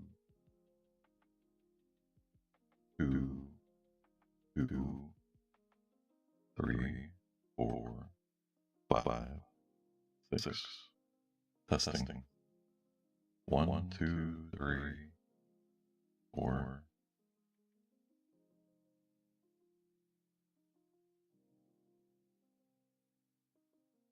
What problem do you have? I turn that down. Hello. Testing.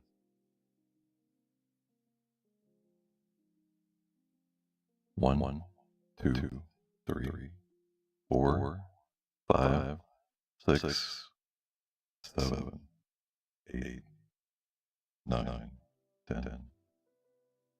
1, 2, 2, 2, 2. Hello. Testing. 1, 2, 3.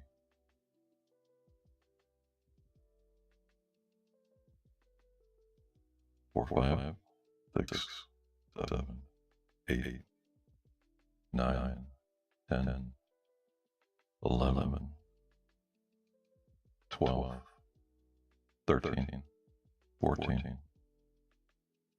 and then more. Amen. Brother.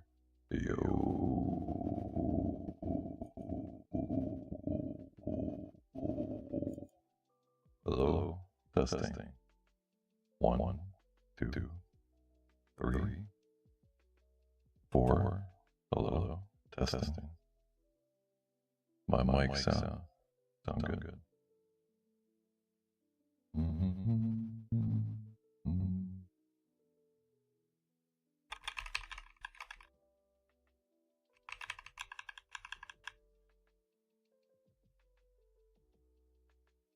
Yeah, my gate is bad. Bad.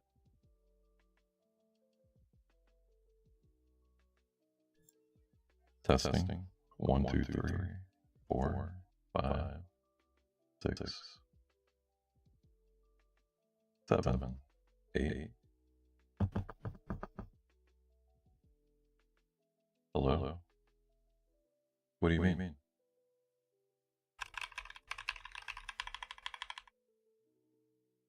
Testing.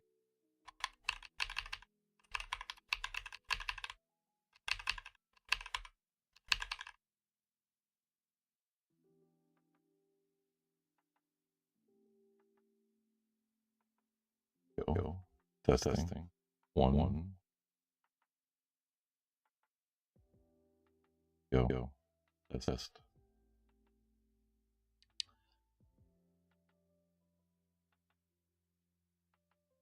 One. Two. Three. Four. 5. 6. 7. 8. 9. Testing.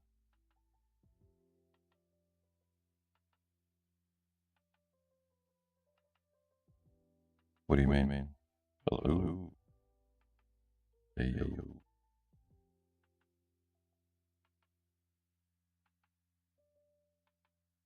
Hey, yo. Testing. 1, 2, 3.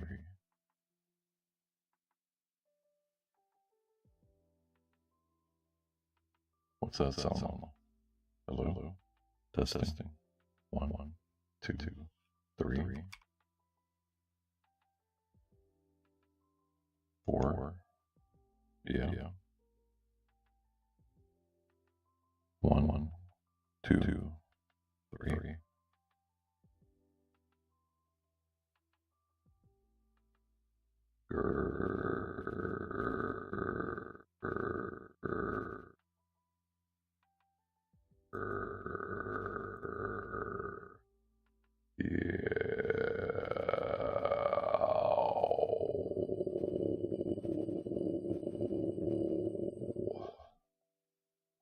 Yo. So mean that. Yo.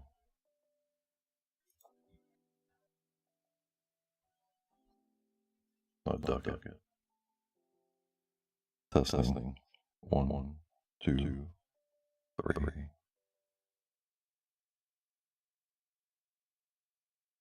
And leaves out.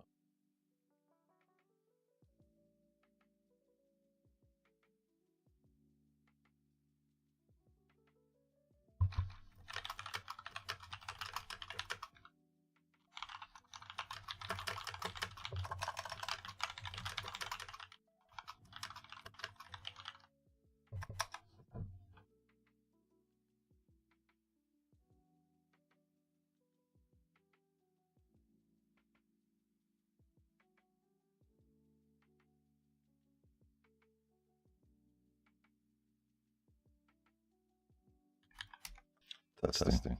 1.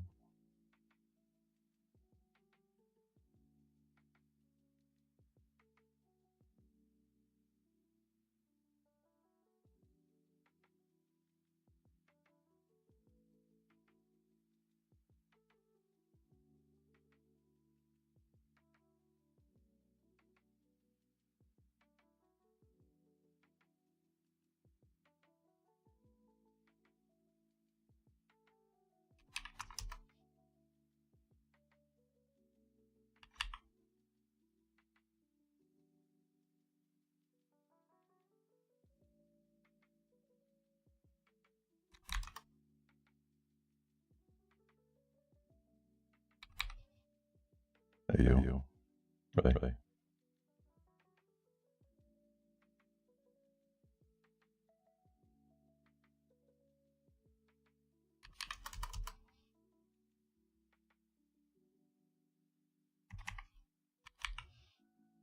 Hey.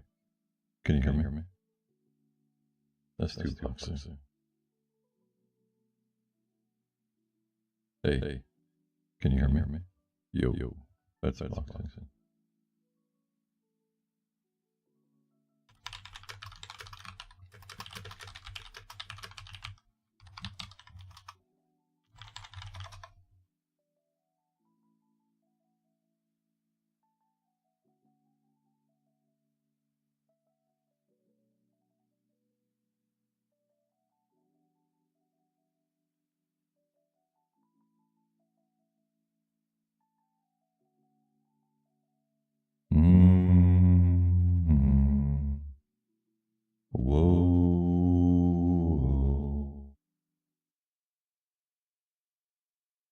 box of rum.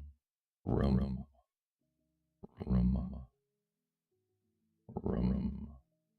Ayo.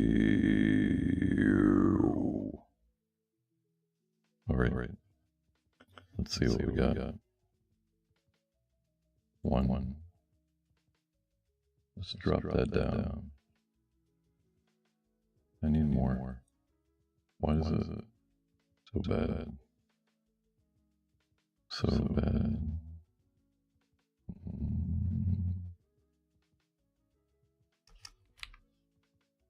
So bad.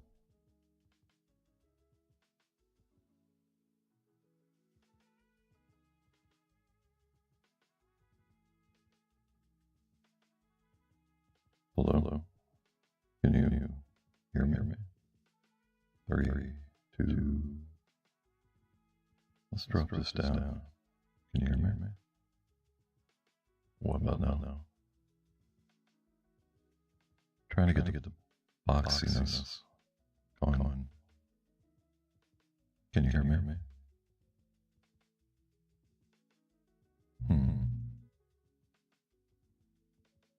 Let's try.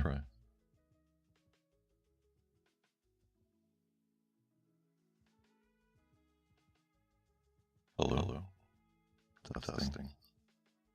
1, 2, 3, 4. Testing.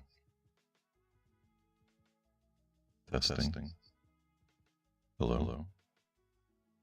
Testing. 1, 2, 3, 4. Grrr.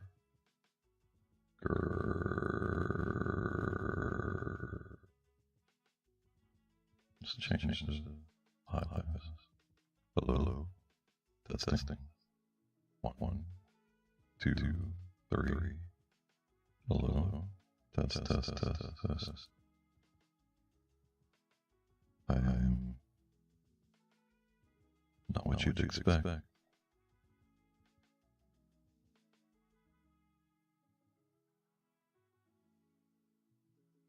Amen. Beeman, seaman, demon. Choose wisely. Man, it's so hard. Get this mic dialed in. Let's try saving.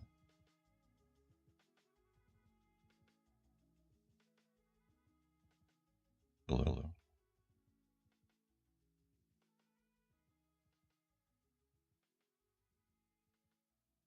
Testing. Ew. Hi.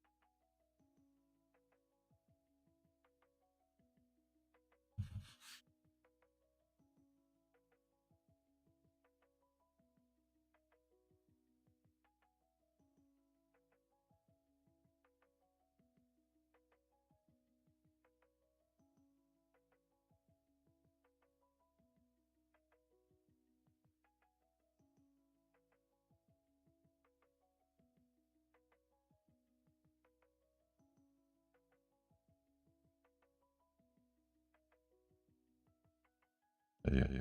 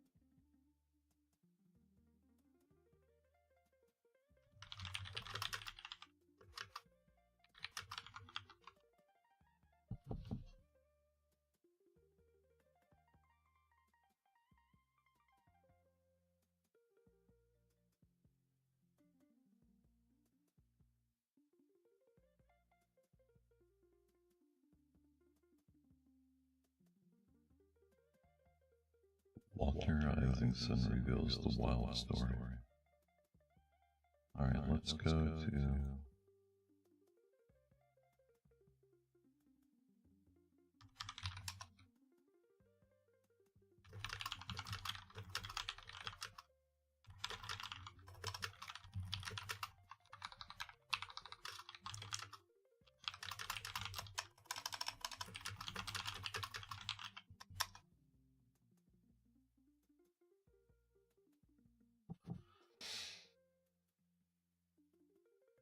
Dude, what in the fuck was going on?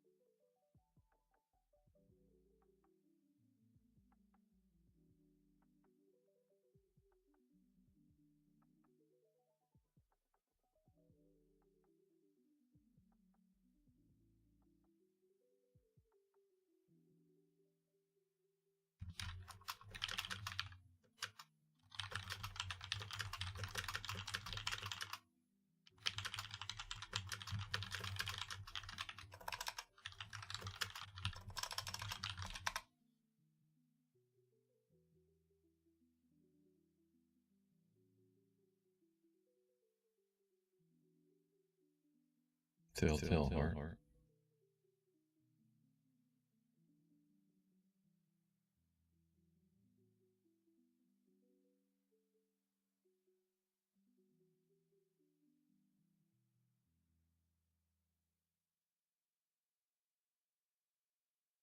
The Outsider.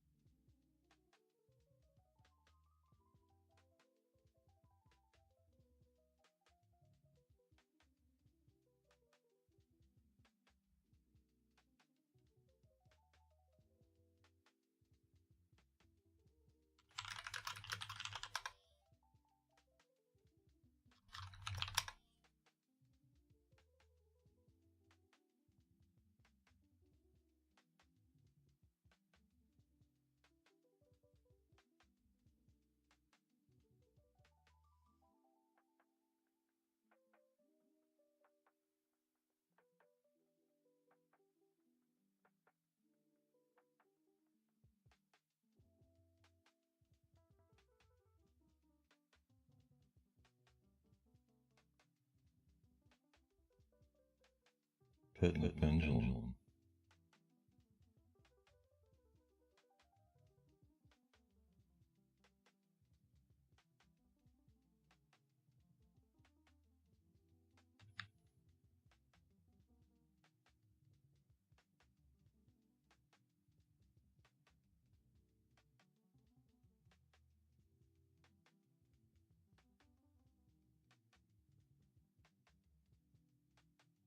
I was sick. Sick unto death with that long agony. And when they at length unbound me, and I was permitted to sit, I felt that my senses were leaving me. The sentence, the dread sentence of death, was the last of distinct accentuation which reached my ears. After that, the sound of the inquisitorial voices seemed merged in one dreamy and determinate hum. It conveyed to my soul the idea of revolution, perhaps from its association in fancy with the burr of a mill wheel. It's only for a brief period, for presently I heard no more. Yet for a while I saw, but with how terrible an exaggeration. I saw the lips of the black-robed judges. They appeared to me white, whiter than the sheet upon which I trace these words, and thin even to grotesqueness, thin with the intensity of their expression of firmness, of immovable resolution, of stern contempt of human torture. I saw that the decrees of what to me was fate were still issuing from those lips. I saw them writhe with a deadly elocution. I saw them fashion the syllables of my name, and I shuddered because no sound succeeded. I saw, too, for a few moments of delirious horror, the soft and nearly imperceptible waving of the sable draperies which enwrapped the walls of the apartment. And then my vision fell upon the 7 tall candles upon the table. At first, they wore the aspect of charity, and seemed white and slender angels who had saved me. But then, all at once, there came a most deadly nausea over my spirit, and I felt every fiber of my frame thrill as if I had touched the wire of a galvanic battery, while the angel forms became meaningless specters with heads aflame, and I saw that from them there would be no help. And then there stole into my fancy, like a rich musical note, the thought of what sweet rest there must be in the grave. The thought came gently and stealthily, and it seemed long before it attained full appreciation. But just as my spirit came at length properly to feel and entertain it, the figures of the judges vanished, as if magically from before me. The tall candles sank into nothingness. Their flames went out utterly. The blackness and darkness supervened. All sensations appeared swallowed up in a mad rushing descent as of the soul into Hades. Then silence and stillness. Night were the universe. I had swooned, but still will not say that all of consciousness was lost. What of it there remained I will not attempt to define, or even describe. Yet all was not lost. In the deepest slumber, no. In delirium, no. In a swoon, no. In death, no. Even in the grave, all is not lost. Else is there no more immortality for man. Arousing from the most profound of slumbers, we break the gossamer web of some dream. Yet in a second afterward, so frail may that web have been, we remember not that we have dreamed. And to return to life from the swoon are 2 stages. First, that of the sense of mental or spiritual. Secondly, that of the sense of physical existence. It seems probable that upon reaching the second stage, we could recall the impressions of the first. We should find these impressions eloquent in memories of the gulf beyond. And that gulf is what? How at least shall we distinguish its shadows from those of the tomb? But if the impressions of what I have termed the first stage are not at will recalled, yet after long interval, do they not come unbidden, while we marvel whence they come? He who has never swooned is not he who finds strange palaces, wildly familiar faces, and coals that glow. Is not he who beholds floating in midair the sad visions that the many may not view? Is not he who ponders over the perfume of some novel flower?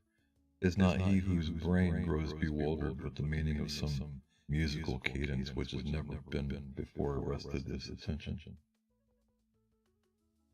Amid frequent and thoughtful endeavors to remember, amid earnest struggles to regather some token of the state of seeming nothingness into which my soul had lapsed, there have been moments when I have dreamed of success.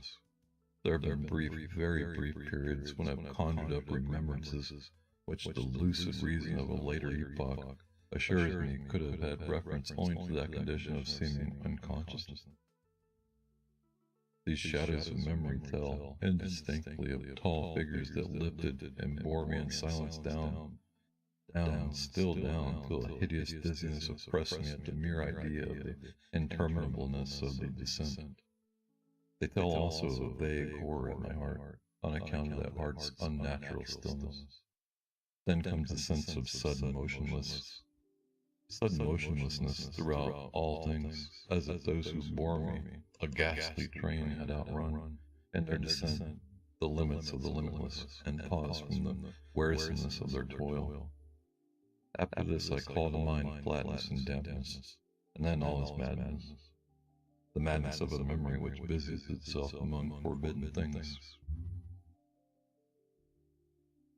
Very suddenly there came back to my soul motion and sound, the tumultuous motion of the heart, and in my ears the sound of its beating. Then a pause in which all is blank, then again sound and motion and touch, a tingling sensation pervading my frame, then the mere consciousness of existence.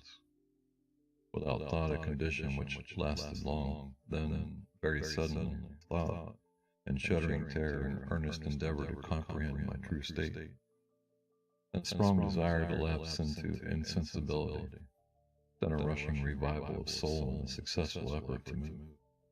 And now a full memory of the trial, of the judges, of the sable draperies of that sentence, of sickness, of the swoon, then entire forgetfulness of all that followed, of all that a later day and much earnestness and endeavor have enabled me vaguely to recall. So far I had not opened my eyes. I felt that I lay upon my back, unbound. I reached out my hand and it fell heavily upon something damp and hard. There I suffered it to remain for many minutes, while I strove to imagine where and what I could be. I longed, yet dared not to employ my vision. I dreaded the first glance at objects around me. It was not that I feared to look upon things horrible, but that I grew aghast lest there should be nothing to see. At length, with a wild desperation at heart, I quickly unclosed my eyes. My worst thoughts then were confirmed. The blackness of eternal night encompassed me. I struggled for breath. The intensity of the darkness seemed to oppress and stifle me. The atmosphere was intolerably close. I still lay quietly and made effort to exercise my reason. I brought to mind the inquisitorial proceedings and attempted from that point to deduce my real condition. The sentence passed, and it appeared to me that a very long interval of time had since elapsed. Yet not for a moment did I suppose myself actually dead. Such a supposition, notwithstanding what we read in fiction, is altogether inconsistent with real existence. But where and in what state was I? The condemned to death, I knew, perished usually at the autos da fe, and one of these had been held on the very night of the day of my trial. Had I been remanded to my dungeon to await the next sacrifice, which would not take place for many months?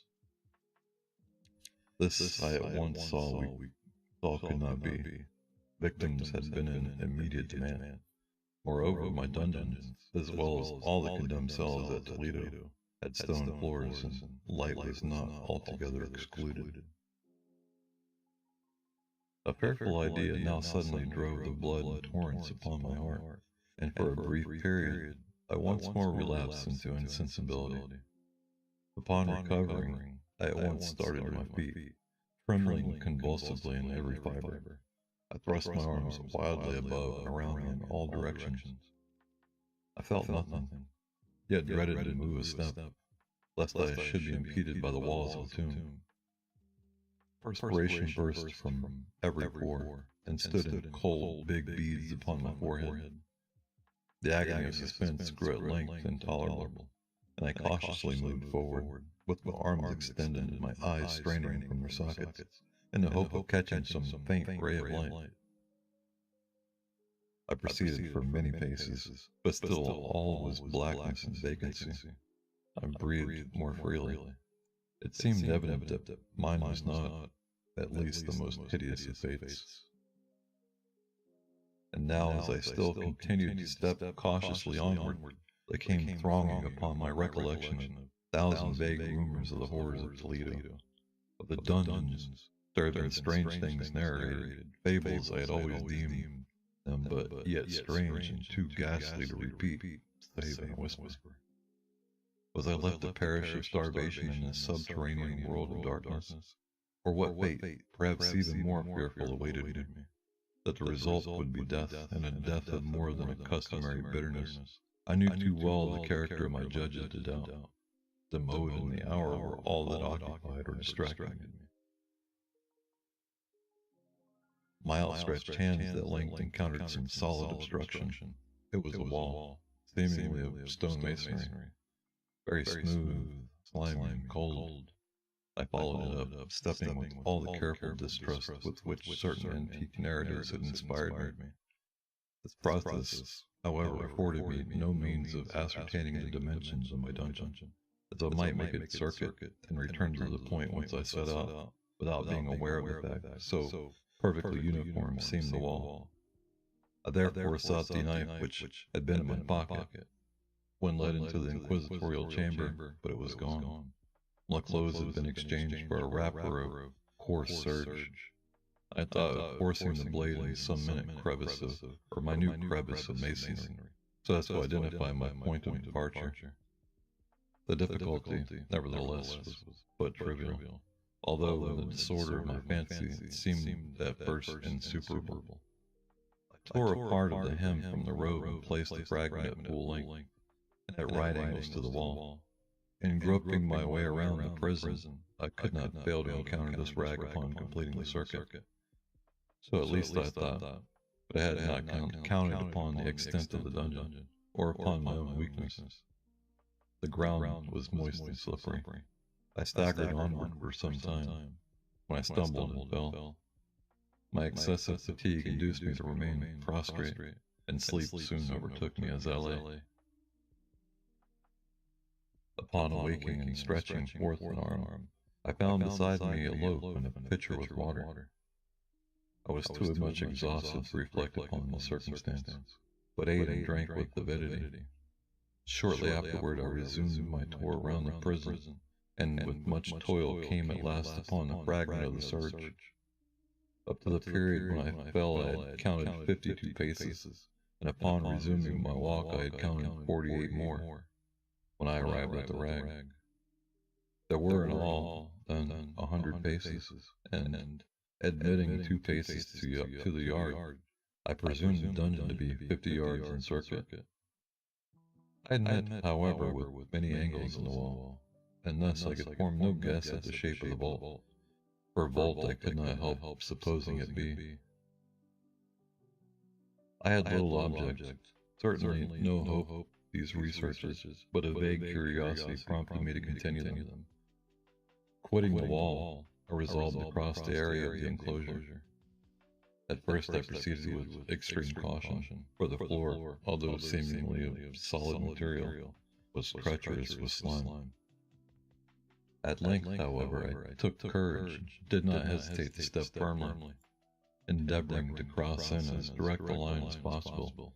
I had advanced some 10 or 12 paces in this manner, when the remnant of the torn hem of my robe became entangled between my legs. I stepped on it, and fell violently on my face. In the confusion attending my fall, I did not immediately apprehend a somewhat startling circumstance, which shed in a few seconds afterward, and while I still lay prostrate, arrested my attention. It was this. My chin rested upon the floor of the prison, but my lips and my upper portion of my head, although seemingly at a less elevation than the chin, touched nothing. At the same time, my forehead seemed bathed in a clammy vapor, and the peculiar smell of decayed fungus arose to my nostrils. I put forward my arm and shuddered to find that I had fallen at the very brink of a circular pit, whose extent, of course, I had no means of ascertaining at the moment. Groping about the masonry just below the margin, I succeeded in dislodging a small fragment and let it fall into the abyss. For many seconds I hearkened to its reverberations as it dashed against the sides of the chasm in its descent. At length there was a sullen plunge into water, succeeded by loud echoes. At the same moment there came a sound resembling the quick opening and the rapid closing of a door overhead, while a faint gleam of light flashed suddenly through the gloom and as suddenly faded away. I saw clearly the doom which had been prepared for me, and congratulated myself upon the timely accident by which I had escaped. Another step before my fall, and the world had seen me no more. And the death just avoided was of that very character which I had regarded as fabulous and frivolous in the tales respecting the Inquisition. To the victim of its tyranny, it was the choice of death with its direst physical agonies, or death with its most hideous moral horrors. I had been reserved for the latter.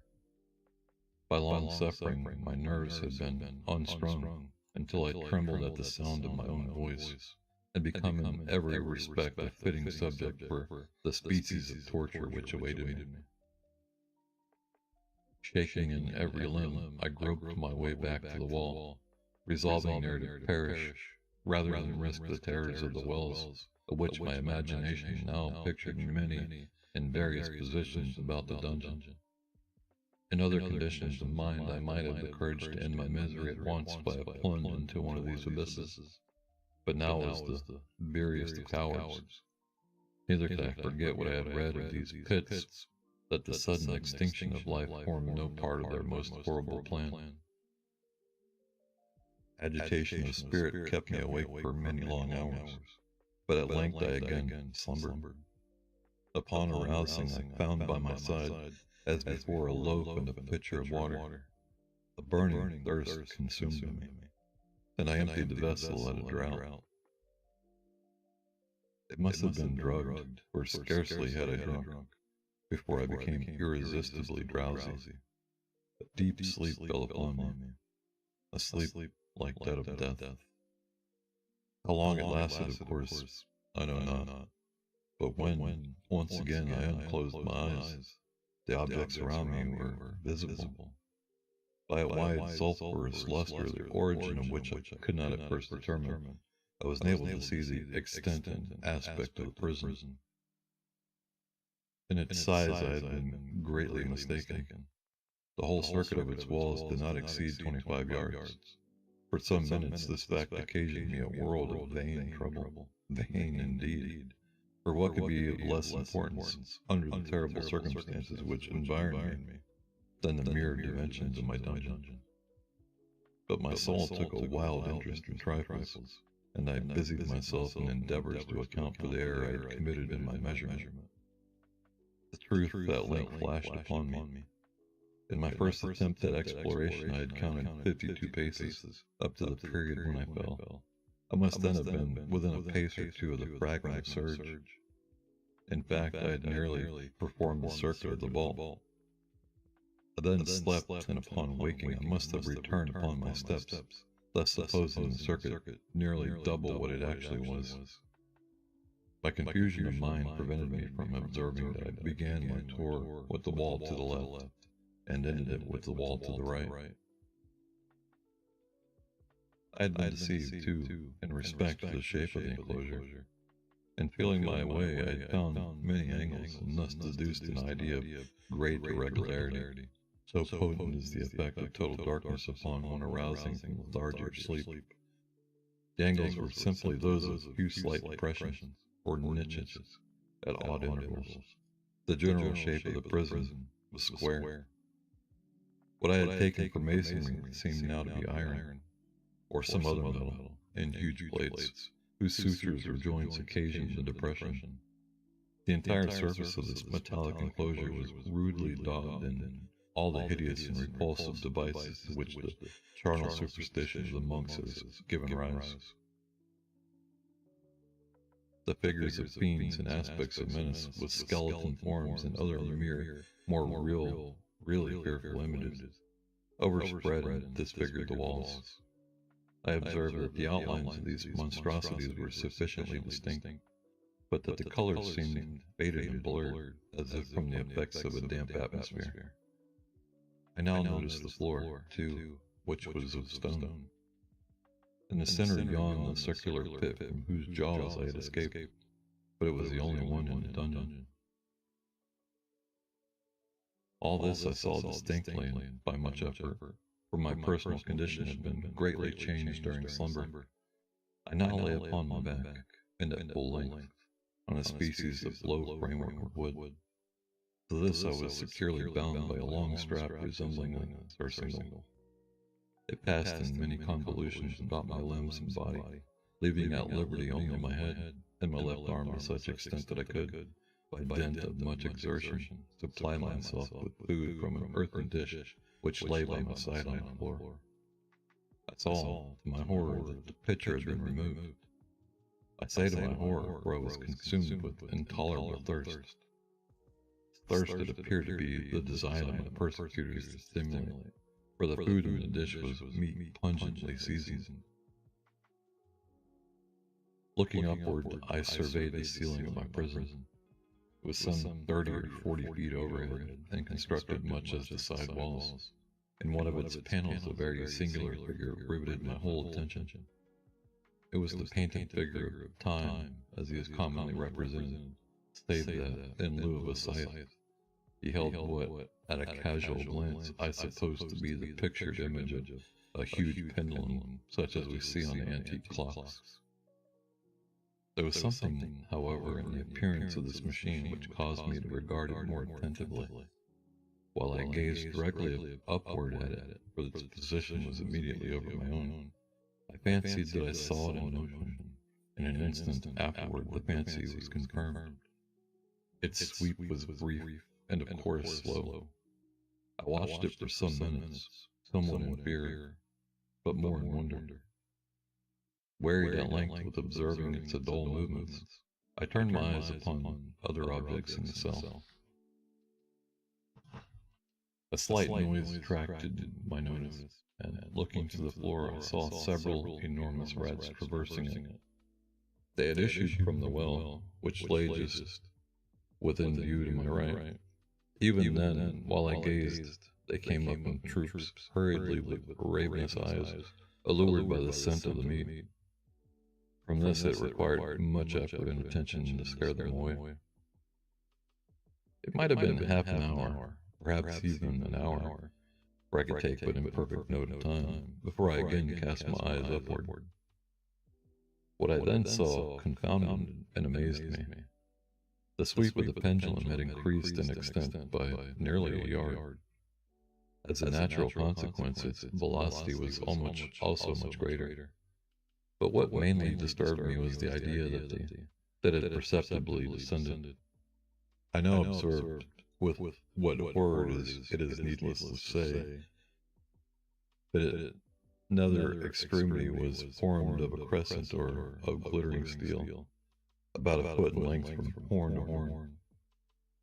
The horns upward, and the under edge evidently as keen as that of a razor.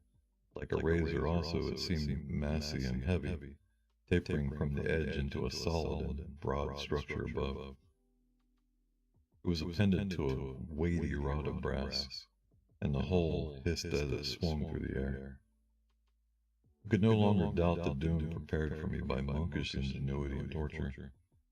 My cognizance of the pit had become known to the inquisitorial agents, the pit whose horrors had been destined for so bold a recusant as myself, the pit typically of hell, and regarded by rumor as the ultima thule of all the punishments. The plunge into this pit I had avoided by the merest of accidents. I knew that surprise or entrapment into torment formed an important portion of all the grotesquerie of these dungeon deaths. Having failed to fall, it was no part of the demon plan to hurl me into the abyss, and thus, there being no alternative, a different and milder destruction awaited me. Milder. I have smiled in agony as I thought of such application of such a term. What boots it to tell of the long, long hours of horror more than mortal, during which I counted the rushing vibrations of the steel, inch by inch, line by line, with a descent only appreciable at intervals that seemed ages. Down and still, down it came. Days passed. It might have been that many days past, ere it swept so closely over me as to fan me with its acrid breath. The odor of the sharp steel forced itself into my nostrils. I prayed. I wearied heaven with my prayer for its more speedy descent. I grew frantically mad, struggled to force myself upward against the sweep of the fearful scimitar. And then I felt suddenly calm, lay smiling at the glittering death, as a child at some rare bauble. There was another interval of utter insensibility. It was brief, for upon again lapsing into life there had been no perceptible descent into the vigil. But it might have been long, for I knew there were demons who took note of my swoon, and who could have arrested the vibration at pleasure.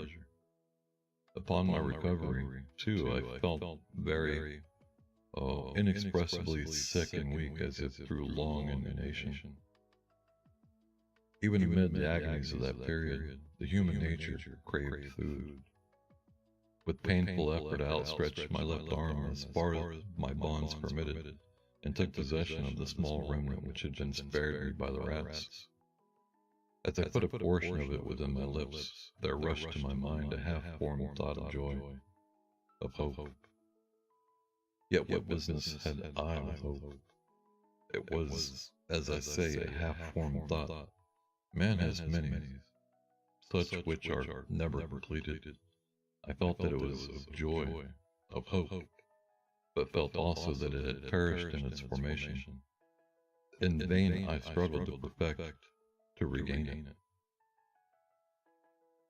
Long suffering had nearly annihilated all my ordinary powers of mind. I was an imbecile, an idiot. The vibration of the pendulum was at right angles to my length. I saw that the crescent was designed across the region of the heart. It would fray the serge of my robe. It would return and repeat its operations again and again. Notwithstanding a terrifically wide sweep, some 30 feet or more, and the hissing vigor of its descent, sufficient to sunder these very walls of iron, still the fraying of my robe would be all that, for several minutes, it would accomplish. And at this thought I paused. I dared not go farther than this reflection. I dwelt upon it with a pertinacity of attention, as if, in so dwelling, could arrest here the descent of the steel. I forced myself to ponder upon the sound of the crescent as it should pass across the garment, upon the peculiar thrilling sensation which the friction of the cloth produces on the nerves. I pondered upon all this frivolity until my teeth were on edge. Down, steadily down it crept. I took a frenzied pleasure in contrasting its downward with its lateral velocity to the right, to the left, far and wide, with the shriek of a damned spirit. To my heart, the stealthy pace of the tiger. I alternately laughed and howled as the one or the other idea grew predominant. Down, certainly, relentlessly down. It vibrated within 3 inches of my bosom. I struggled violently, furiously to free my left arm. This was free only from the elbow to the hand. I could reach the ladder from the platter beside me to my mouth with great effort, but no farther. Could I have broken the fastenings above the elbow? I would have seized and attempted to arrest the pendulum. I might as well have attempted to arrest an avalanche. Down, still and unceasingly, still inevitably down. I gasped and struggled at each vibration. I shrunk convulsively at its every sweep. My eyes followed its outward or upward whirls with the eagerness of the most unmeaning despair. They closed themselves spasmodically at the descent, although death would have been a relief. Oh, how unspeakable! Still I quivered in every nerve to think how slight a sinking of the machinery would precipitate that keen, listening axe upon my bosom. It was hope that prompted the nerve to quiver, the frame to shrink. It was hope, the hope that triumphs on the rack, that whispers to the death condemned even in the dungeons of the Inquisition. I saw that some 10 or 12 vibrations would bring the steel in actual contact with my robe, and with this observation there suddenly came over my spirit all the keen, collected calmness of despair. For the first time during many hours, or perhaps days, I thought. It now occurred to me that the bandage or surcingle which enveloped me was unique. I was tied by no separate cord. The first stroke of the razor-like crescent athwart any portion of the band would so detach it that it might be unwound from my person by means of my left hand. But how fearful, in that case, the proximity of the steel, the result of the slightest struggle, how deadly. Was it likely, moreover, that the minions of the torture had not foreseen and provided for this possibility? Was it probable that my bandage or the bandage crossed my bosom in the track of the pendulum? Dreading to find my faint and, as it seemed, in last hope frustrated, I so far elevated my head as to obtain a distinct view of my breast. The surcingle enveloped my limbs, body closed in all directions, save in the path of the destroying crescent. Scarcely had I dropped my head back into its original position when there flashed upon my mind what I cannot better describe than as the unformed half of that idea of deliverance to which I have previously alluded, and of which a moiety only floated indeterminately through my brain when I raised food to my burning lips. The whole thought now was present, feeble, scarcely sane, scarcely definite, but still entire. I proceeded at once, with the nervous energy of despair, to attempt its execution. For many hours the immediate vicinity of the low framework upon which I lay had been literally swarming with rats.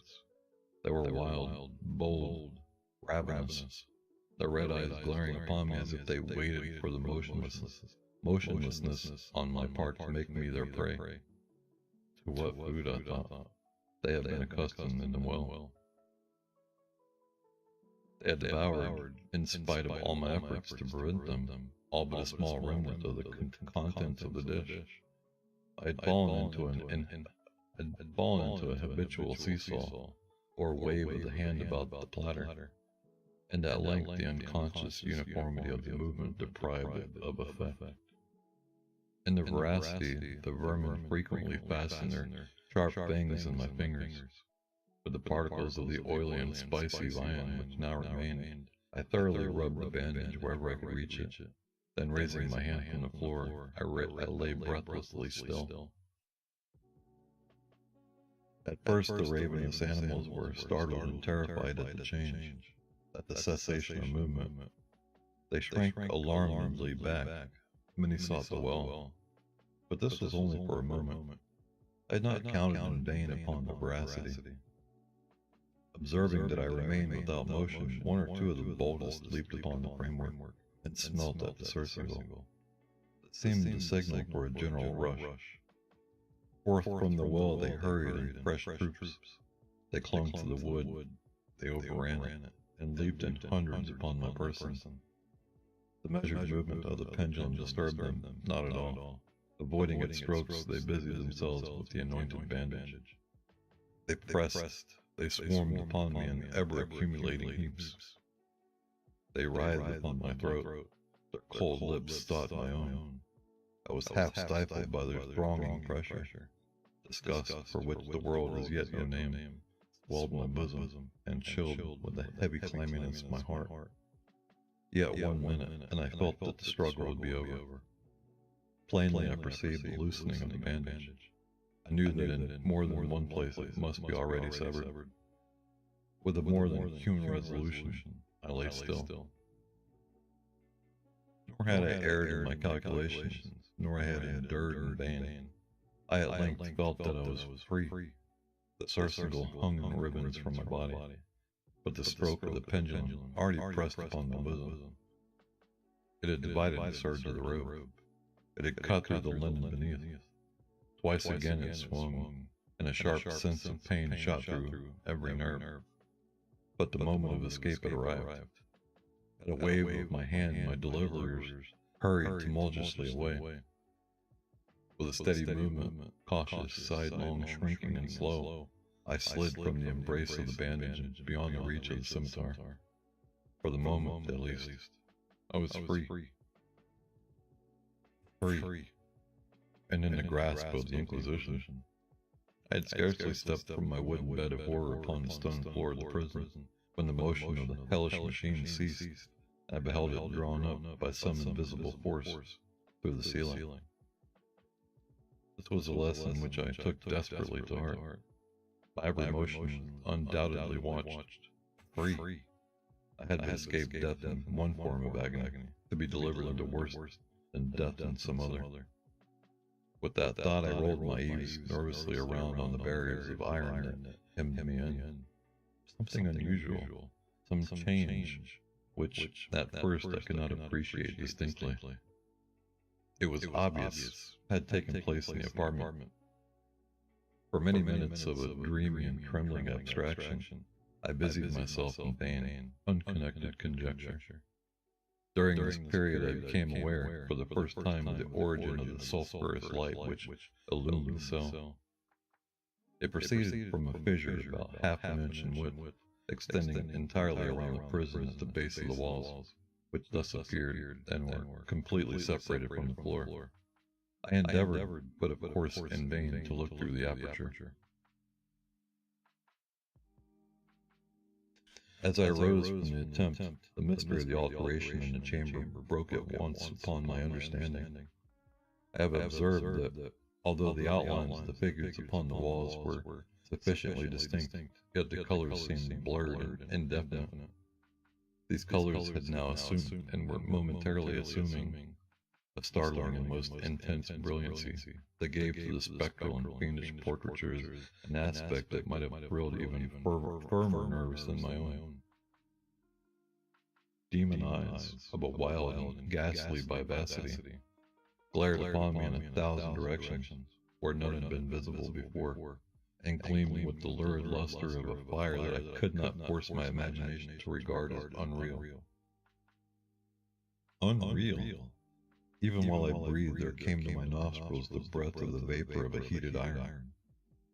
A suffocating odor pervaded the prison. A deeper glow settled each moment in the eyes that glared at my agonies. A richer tint of crimson diffused itself over the pictured horrors of blood. I panted. I gasped for breath. There could be no doubt of the design of my tormentors. Oh, most unrelenting. Oh, most demoniac of men. I shrank from the glowing metal to the center of the cell. Amid the thought of the fiery destruction that impended, the idea of the coolness of the well came over my soul like balm. I rushed to its deadly brink. I threw my straining vision below. The glare from the enkindled roof illumined its inmost recesses.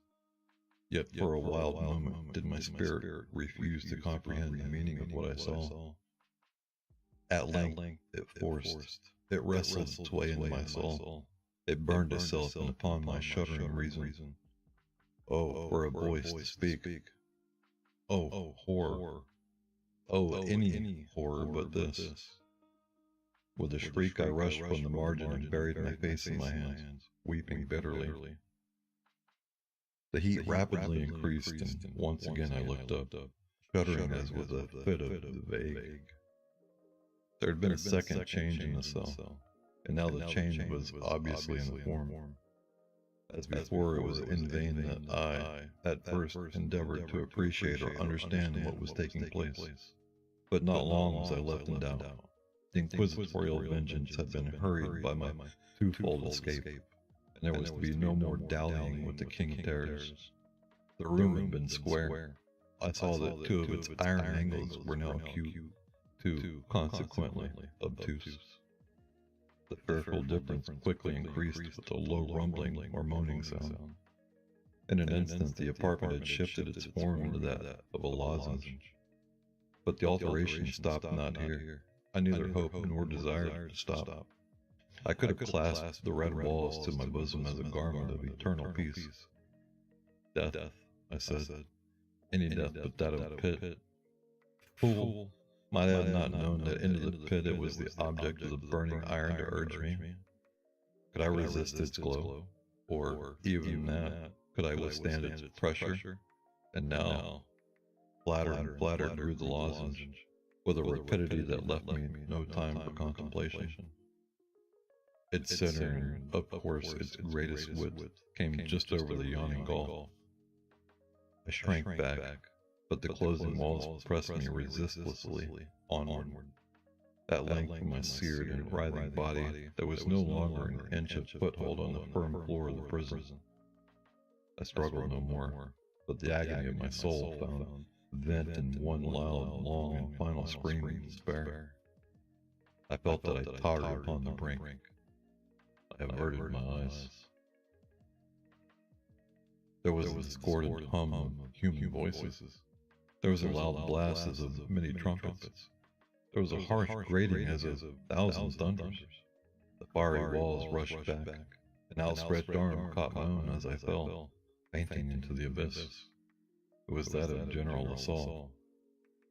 The French army had entered Toledo. The Inquisition was in the hands of its enemies. Save! Save!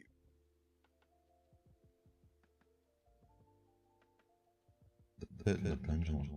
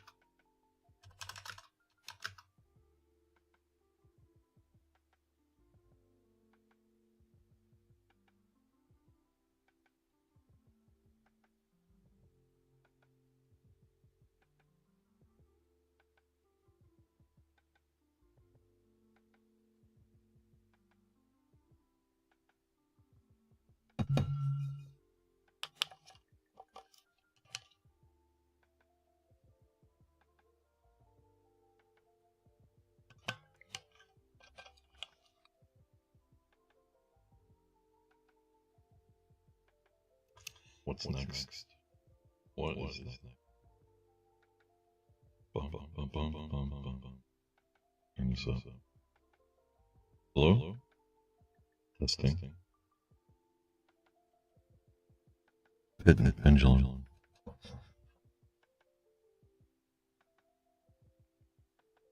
Hello? Let me see. Testing 1 2. Why is this thing disconnect? Hello? Testing 1 2 3. Hello? Boom. Hello?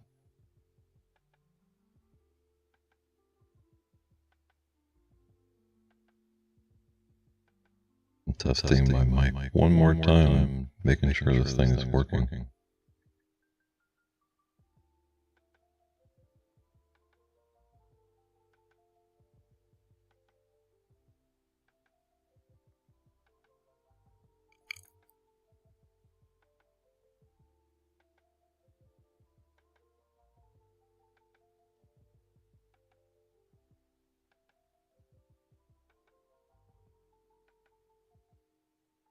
I want to make sure this thing's working. What is my normal length at which I can hold this where I don't have a problem?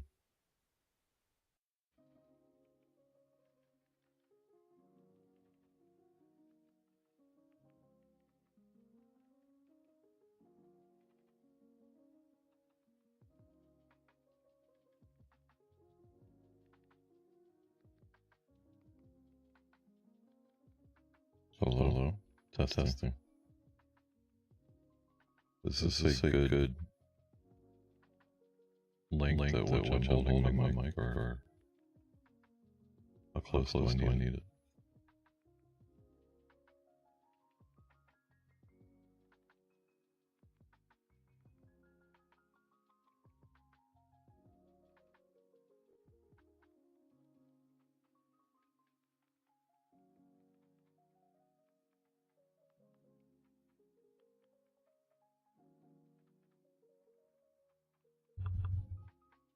I think that's good.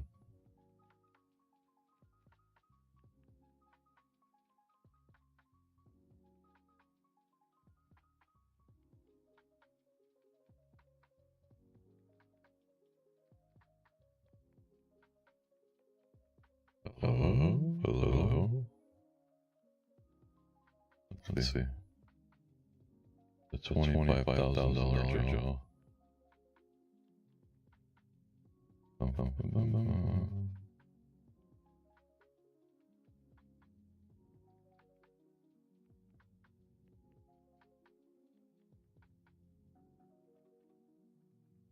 $254 words.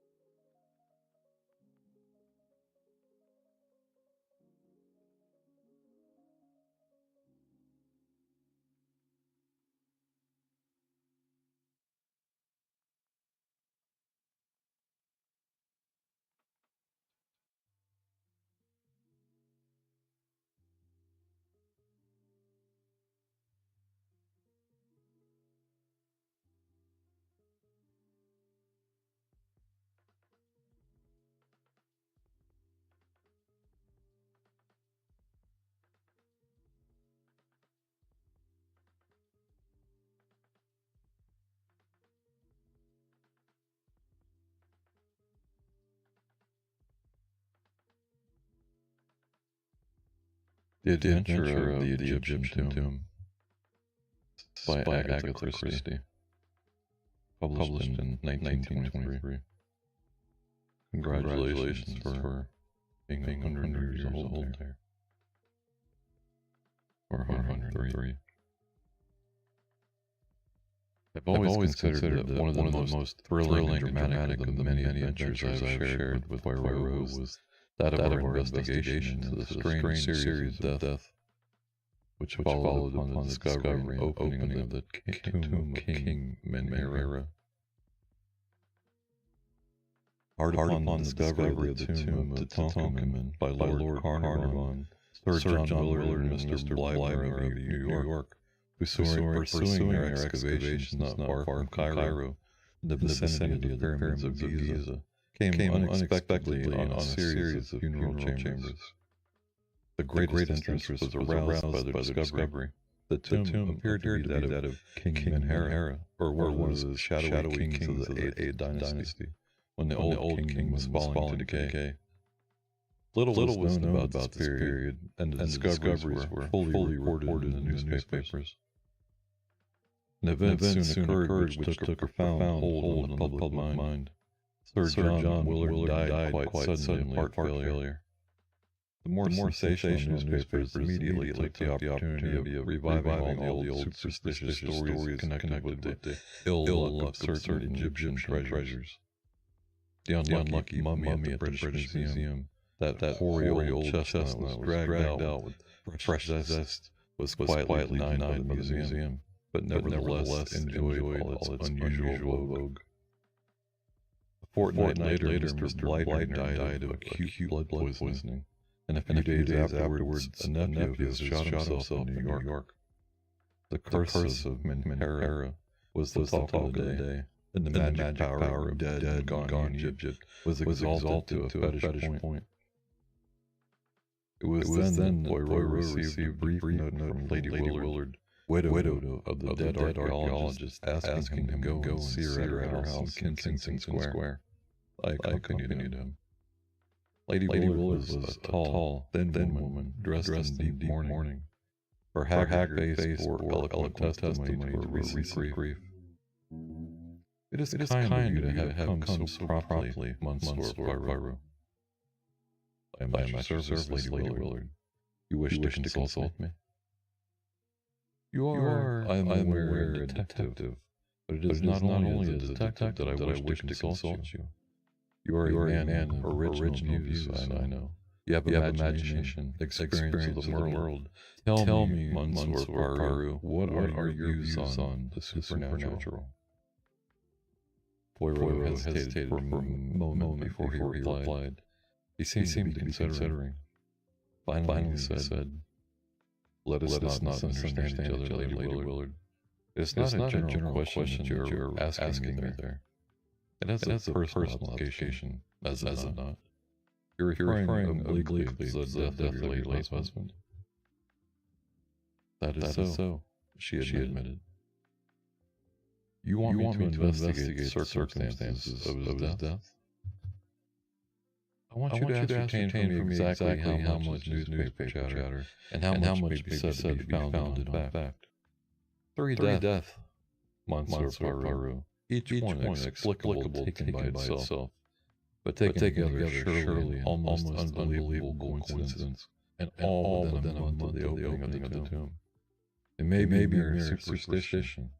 It may be some potent curse from the past that operates in ways undreamed of by modern science. The fact remains, three deaths, and I'm afraid, Mr. Monsieur Poirot, horribly afraid, it may not yet be the end. For whom do you fear? For my son. When the news of my husband's death came, I was ill. My son, who had just come down from Oxford, went out there. He brought the body home. But now he's gone out again, in spite of my prayers and entreaties. He's so fascinated by the work that he intends to take his father's place and carry on the system of excavations. You may think me a foolish, credulous woman, but Monsieur Poirot, I am afraid. Supposing the spirit of the dead king is not yet appeased, perhaps to you I seem to be talking nonsense. No, indeed, Lady Willard, said Poirot quickly. I do believe in the force of superstition, one of the greatest forces the world has ever known. I looked at him in surprise. I should never credit Poirot with being superstitious. The little man was obviously in earnest. What you really demand is that I shall protect your son. I will do my utmost to keep him from harm. Yes, in the ordinary way, but against an occult influence. In the Middle Ages, little Lady Willard, you will find many ways of counteracting black magic. Perhaps they knew more than we moderns with all our boasted science. Now let us come to facts that I may have guidance. Your husband always been a devoted Egyptologist, hadn't he? Yes, from his youth upwards. He was one of the greatest living authorities on the subject. But Mr. Blighter I understand, was more or less of an amateur. Oh, quite. He was a very wealthy man who dabbled freely in any subject that happened to take his fancy. My husband managed to interest him in Egyptology, and it was his money that was so useful in financing the expedition. And the nephew? What do you know of his tastes? Was he with the party at all? I do not think so. In fact, I never knew of his existence until I read of his death in the paper. I do not think he and Mr. Bleibner can have been all that intimate. He never spoke of having relations. Who are the other members of the party? Well, there's Dr. Tosquill, a minor official connected with the British Museum. Mr. Schneider at the Metropolitan Museum, New York. A young American secretary, Dr. Ames, who accompanies the expedition in his professional capacity, and Hassan, my husband's devoted native servant. Do you remember the name of the American secretary? Harper, I think. But I cannot be sure. He had not been with Mr. Bly very long. He was a very pleasant young fellow. Thank you, Lady Willard. If there's anything else, for the moment, nothing. Leave it now in my hands and be assured that I will do all that is humanly possible to protect your son. They were not exactly reassuring words, and I observed Lady Willard wince as he uttered them. Yet at the same time, the fact that he had not pooh-poohed her fears seemed in itself to be a relief to her. For my part, I had never before suspected that Poirot had so deep a vein of superstition in his nightmares, or his nature. I tackled him on the subject as we went homewards. His manner was grave and earnest. But just Hastings, I believe in these things. You must not underrate the force of superstition. What are we going to do about it? Toujours protique. The good Hastings, AVN. To begin with, we are going to cable to New York for fuller details of young Mr. Bleibner's death. He duly sent off his cable. The reply was full and precise. Young Rupert Bleibner had been in low water for several years. He had been a beachcomber and a remittance man in several South Sea islands, but had returned to New York 2 years ago, where he rapidly sunk lower and lower. The most significant thing in my mind was that he had recently managed to borrow enough money to take him to Egypt. I have a good friend there I can borrow from, he had declared. Here, however, his plans had gone awry. He had returned to New York cursing his skinflint of an uncle who cared more for the bones of dead and gone kings than his own flesh and blood. It was during his sojourn in Egypt that the death of Sir John Willard occurred. Rupert had plunged once more into his life of dissipation in New York, and then, without warning, he had committed suicide, leaving behind him a letter which contained some curious phrases. It seemed written in a sudden bit of remorse. He referred to himself as a leper and an outcast, and the letter ended by declaring that such as he were better dead. A shadowy theory leapt in my brain. I'd never really believed in the vengeance of a long-dead Egyptian king. I saw here a more modern crime. Supposing this young man decided to do away with his uncle, preferably by poison. By mistake, Sir John Willard received the fatal dose. The young man returns to New York, haunted by his crime. The news of his uncle's death reaches him. He realizes how unnecessary his crime has been, and stricken with remorse takes his own life. I outlined my solution to Poirot. He was interested. It is ingenious what you have thought here. Decidedly it is ingenious.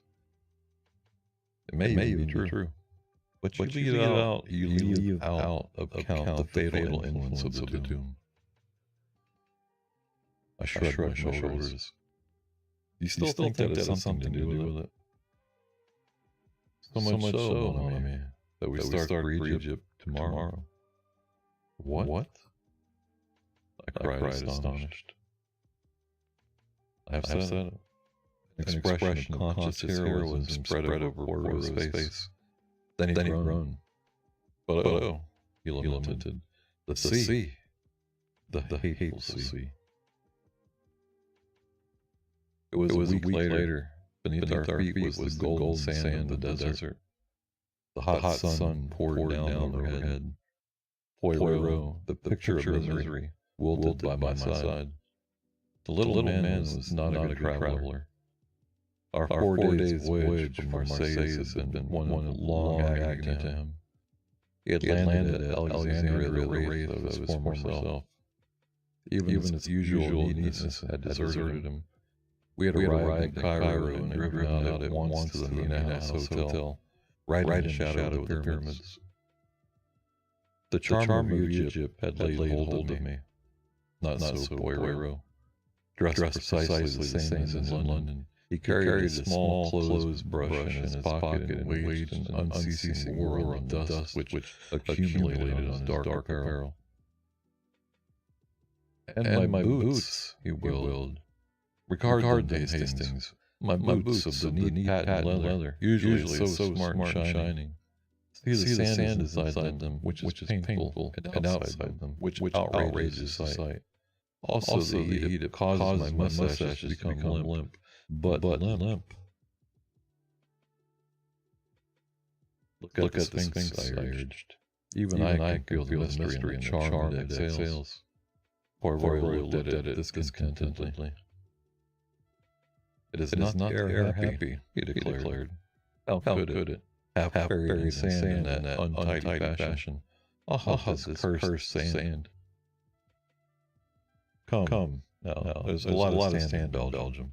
I reminded him, mindful of the holidays spent at Noxermer in the midst of laden impecables, as the guidebook phrased it. Not in Brussels, declared Poirot. He gazed at the pyramids thoughtfully. It is true that they, at least, are of a shape solid and geometrical, but their surfaces of an unevenness most unpleasing. And the palm trees, I like them not. Not even do they plant them in rows. I cut short his lamentations by suggesting that we start the camp. We were to ride their camels, and the beasts were patiently kneeling, waiting for us to mount, in charge of several picturesque boys headed by voluble dragomen. I passed over the spectacle of Poirot on a camel. He started by groans and lamentations and ended by shrieks, gesticulations, and invocations to the Virgin Mary and every saint in the calendar. In the end, he descended ignominiously and finished the journey on a diminutive donkey. I must admit that a trotting camel was no joke for the amateur. I was stiff for several days. At last we neared the scene of the excavations. A sunburned man with a gray beard and white clothes and wearing a helmet came to meet us. Monsieur Poirot and Captain Hastings. We received your cable. I'm sorry there was no one to meet you in Cairo. An unforeseen event occurred which completely disorganized our plans. Poirot paled. His hand, which had stolen to his clothes brush, stayed its course. Not another death, he breathed. Yes. Sir Guy Willard? I cried. No, Captain Hastings. My American colleague, Mr. Schneider. And the cause? Demanded Poirot. Tetanus. I blanched. All around me I seemed to feel an atmosphere of evil, subtle and menacing. A horrible thought flashed across me. Supposing I were next. Mon Dieu, said Poirot in a very low voice.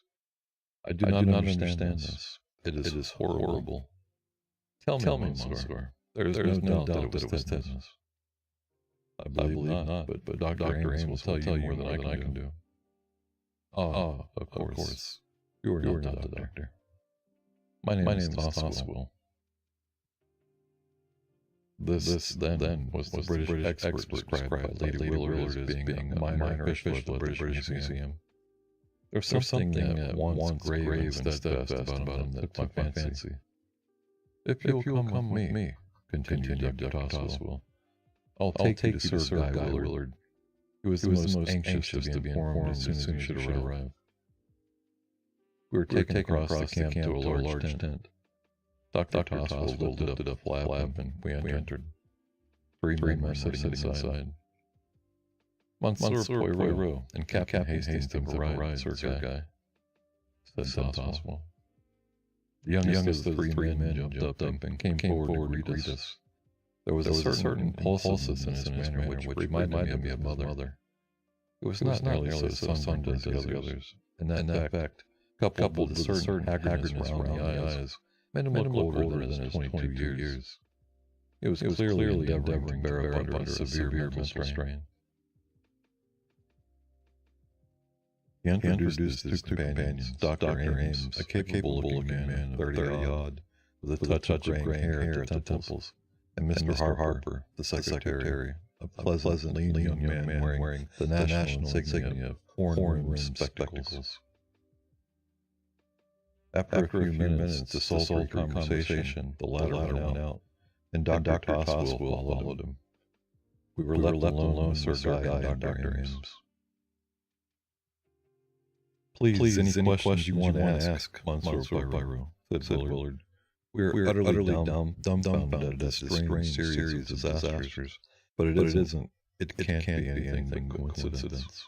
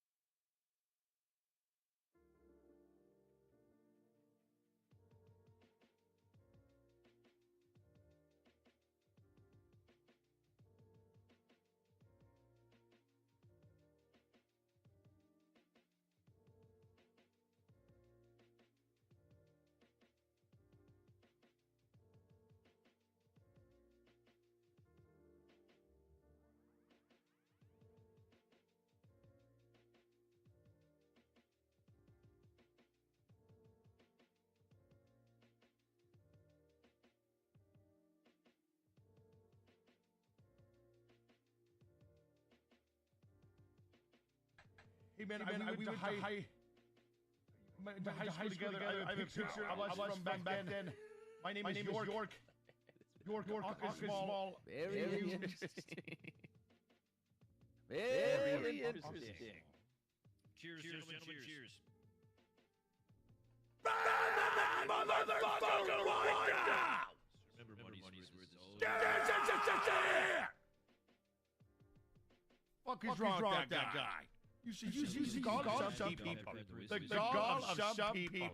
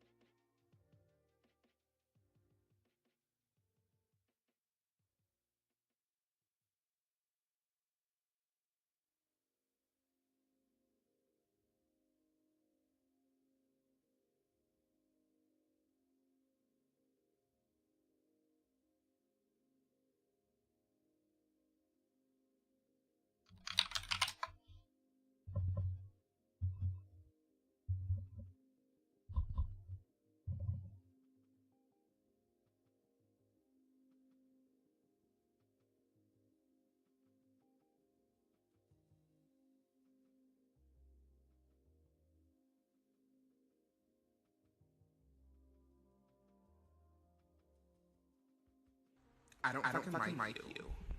What? I said I don't fucking like you. You don't like me? No.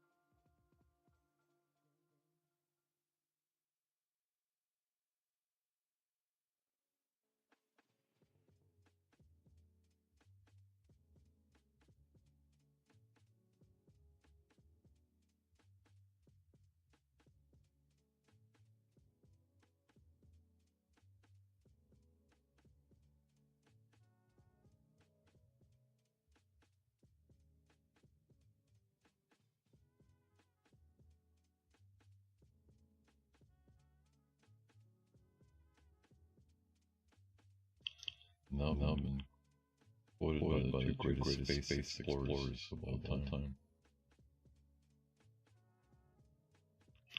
Been screwed bad by Melty Team 121 USPS is not throwing a hammer down the clown to a stolen master key.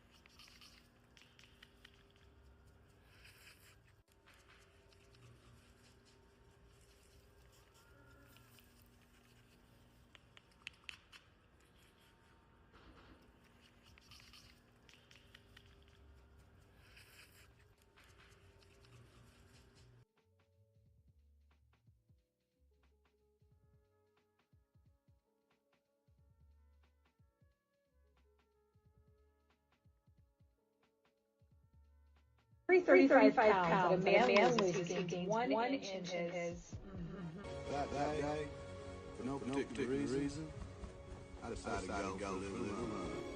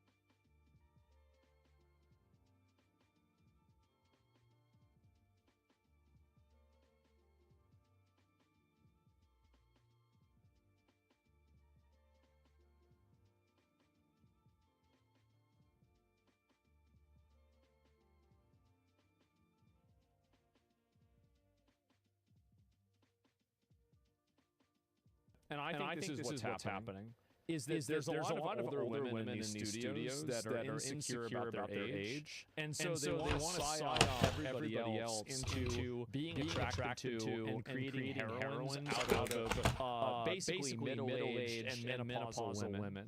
And so what happens is that you have really hot icon characters like, for example, Jean Grey. And Jean Grey is replaced with just being your average 45 to 50-year-old suburban mom. And you see this a lot where they're aging up all these characters that are female in order to avoid the idea of it being a young, attractive female character. And I think that once you see this, you'll see it represented all the time in Western games media, where you no longer have these young, attractive characters. You have, and to the extent that the characters are attractive, it is another heteronormative version of the character being a lot older, like the Lady Demonstru in fucking Resident Evil Village, which, by the way, please, bro, like, I mean, that she's so hot. She's ridiculously hot. But she also is like a lot older, right? And like she's hot because she's really massive with huge tits. That's the reason why I like her. It's not because she's older. But that's the reason. So you'll see this a lot once you think about it. Is that like you have Grace is hot? Well, yeah, but she's also from Japan, and so that's the difference. And so the point that I'm making about this is that you have a deliberate and intentional, like group of people that are trying to subvert heteronormative sexuality of men being attracted to young, attractive women. And so what they try to do instead of that is they try to replace those young, attractive women with older, less attractive women.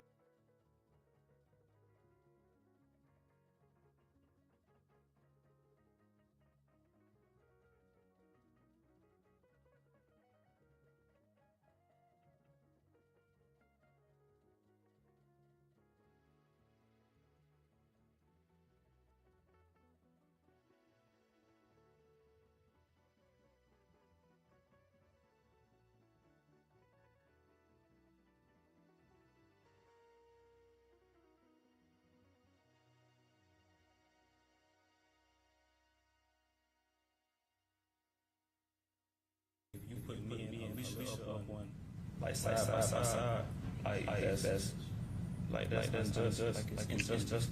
it doesn't make sense. Like it's contrary to my verdict. Like her jury made their decision. My jury made, well, our jury made their decision, but it contradicts like both of our. I feel like personally, I got deal more so by solicitation and like participation. Sorry, this is way harder than I anticipated. But that's what I think. Alicia can't contradict alleged versus the state. I don't think it's possible it could have. However, it contradicts mine being the only principle here. Because both of our jury's decisions contradict each other. The only nuance is I went to try with other people who have the same verdict as I, and she didn't. Alicia gets found not guilty for my current charge. Wasn't a coincidence. If you put me and Alicia up one.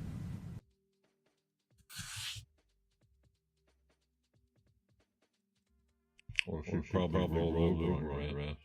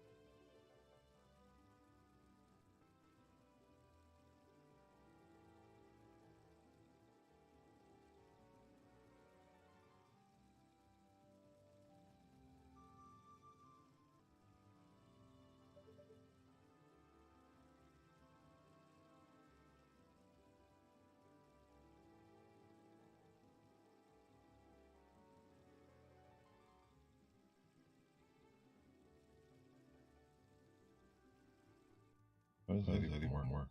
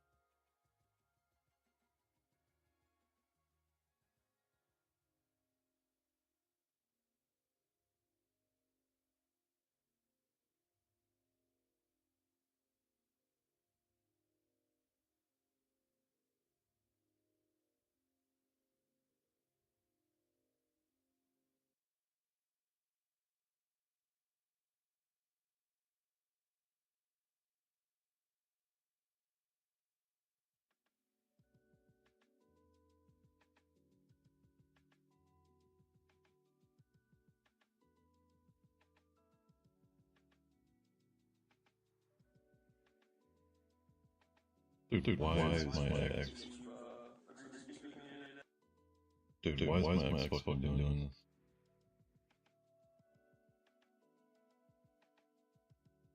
We'll do it on Chrome. This is the same thing. Getting fucking throttled.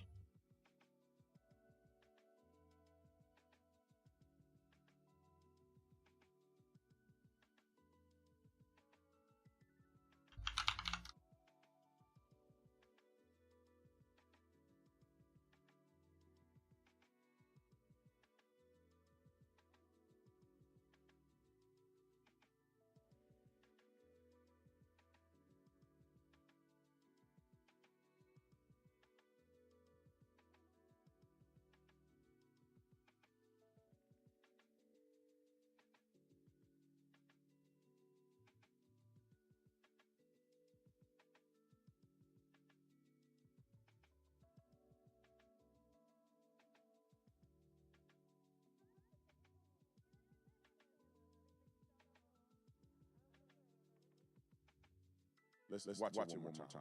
So hold on, pause it. So if you're looking at the tent, where the M is at, all you have to do is go to the right, halfway between the M and the end of the tent, right underneath that where the bleachers are showing. It's where you're going to see this confrontation happen at. So it's right under the M where you see the bleachers across, and it's going to happen right in between the M and the end of the tent. Right there where the bleachers are showing, right at the top. Like almost like right under where the M is at. Roll the clip. You see the confrontation there, you see a push, you see a shove, and there you go. Then he runs up and he runs away.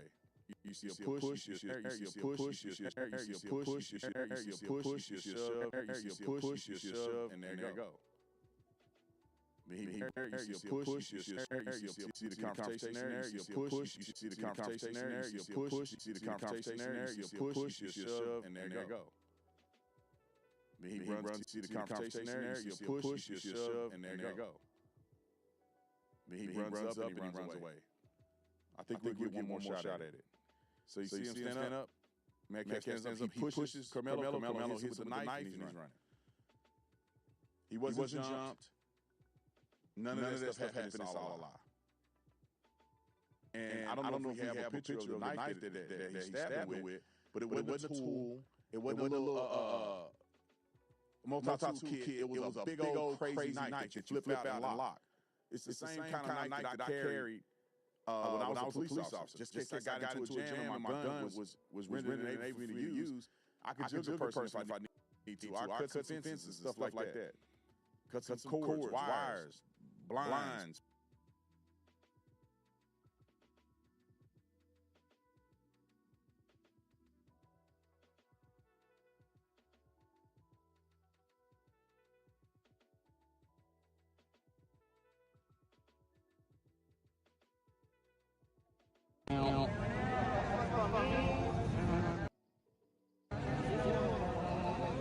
Yo, what's up? What's up? What you gonna do?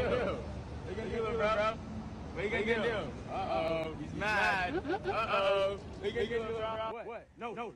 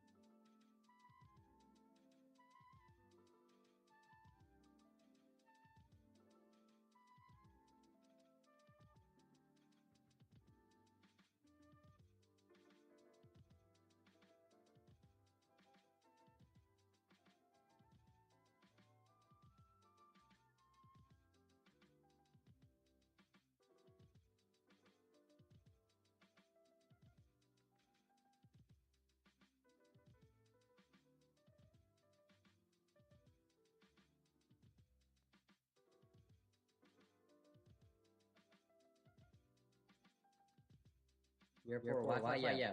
It's not my fault that fucking France doesn't really have Wi-Fi because the quality of living is so shit. Like, it's just a dog shit country, man. It truly is. It's a piece of shit. The infrastructure's bad.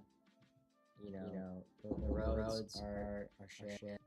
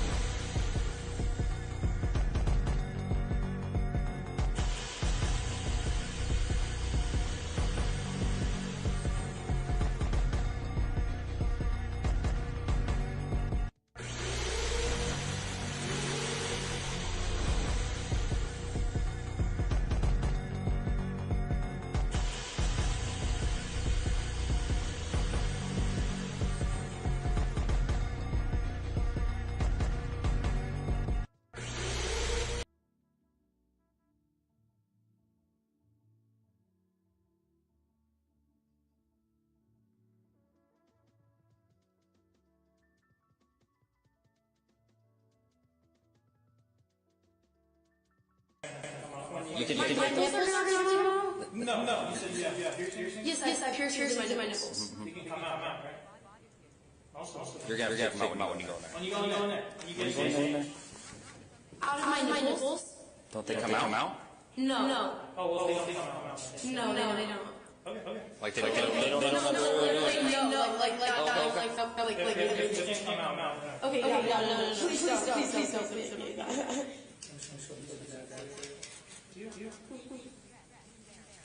My belly piercing?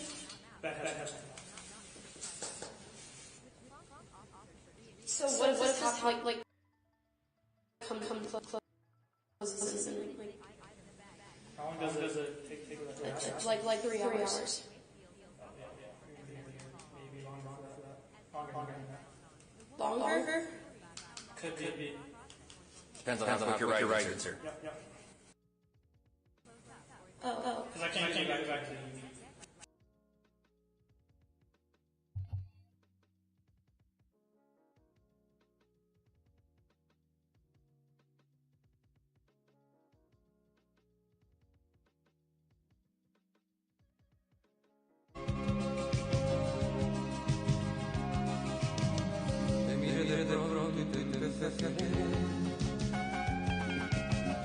Sin imaginar que podía perder.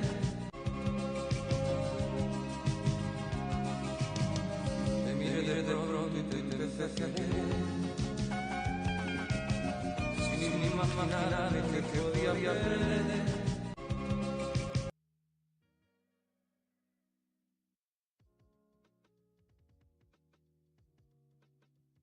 Am I gonna be the one to say she fucking cheated on him, dude? Cheated.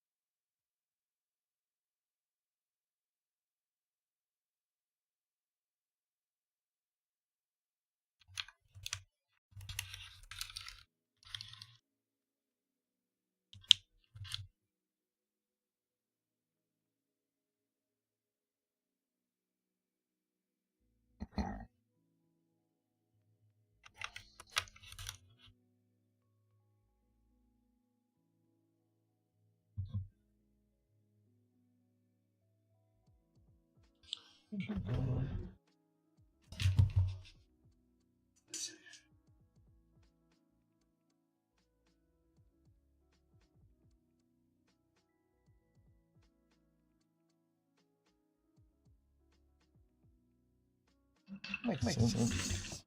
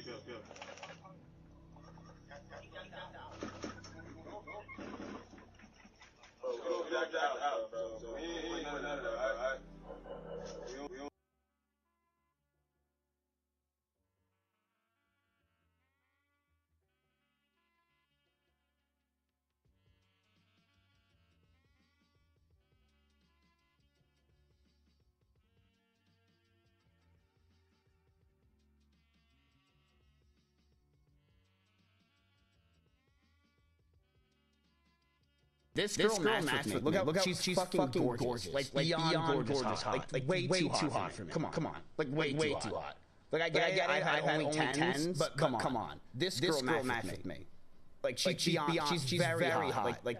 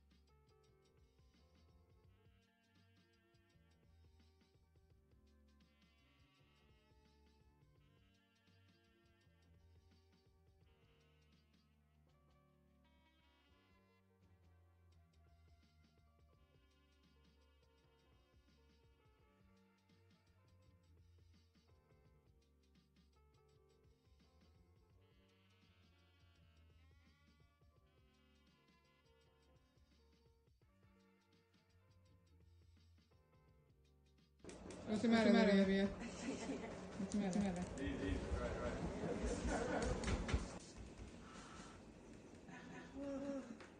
You tell everybody.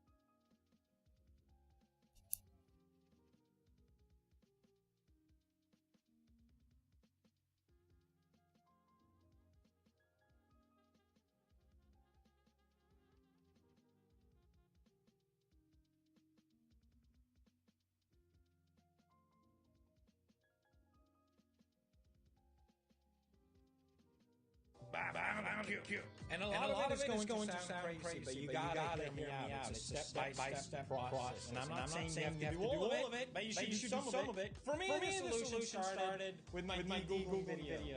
That's not to say Google is the whole problem with everything. Clearly, I failed with my Google. I'm still on YouTube. And full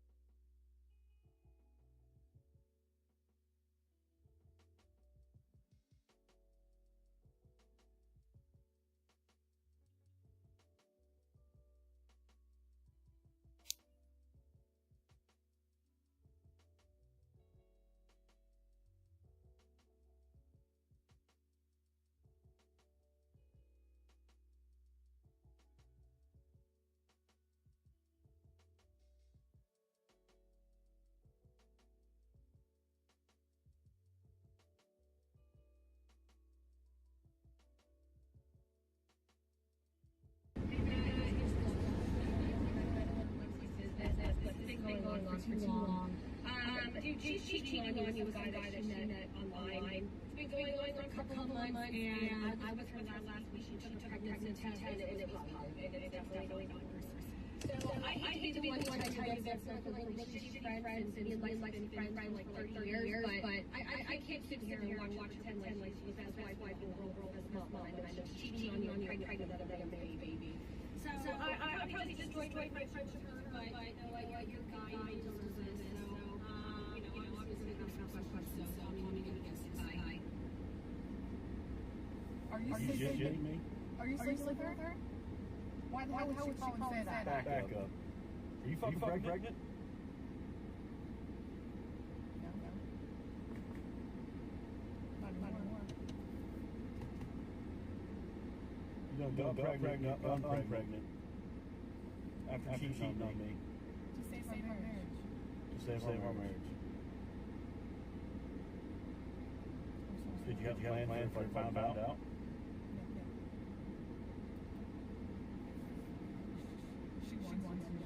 Probably. Can you blame her? Are you screwing her? No, that's what this is. That's what this is.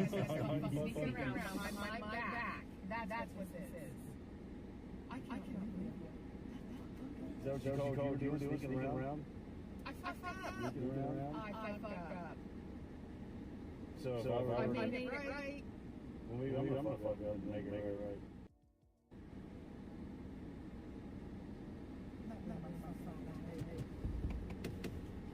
Poor thing.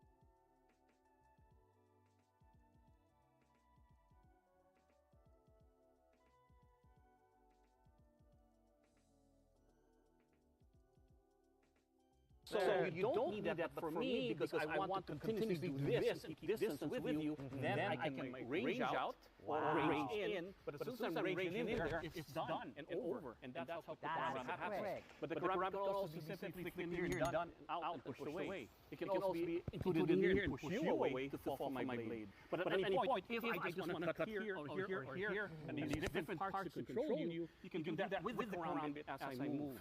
So whether it's extended or inside, now when I'm inside, there are different parts you can use. I can use the tip, I can use the edge of the back, I can also hook in here to control that.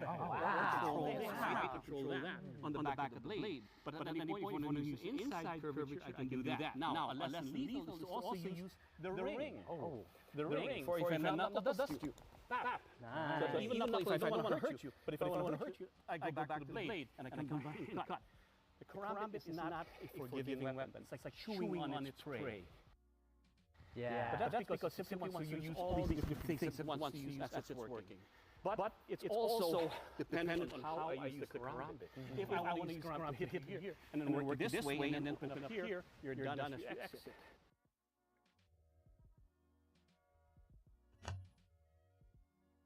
Nothing on a gun won't stop, right?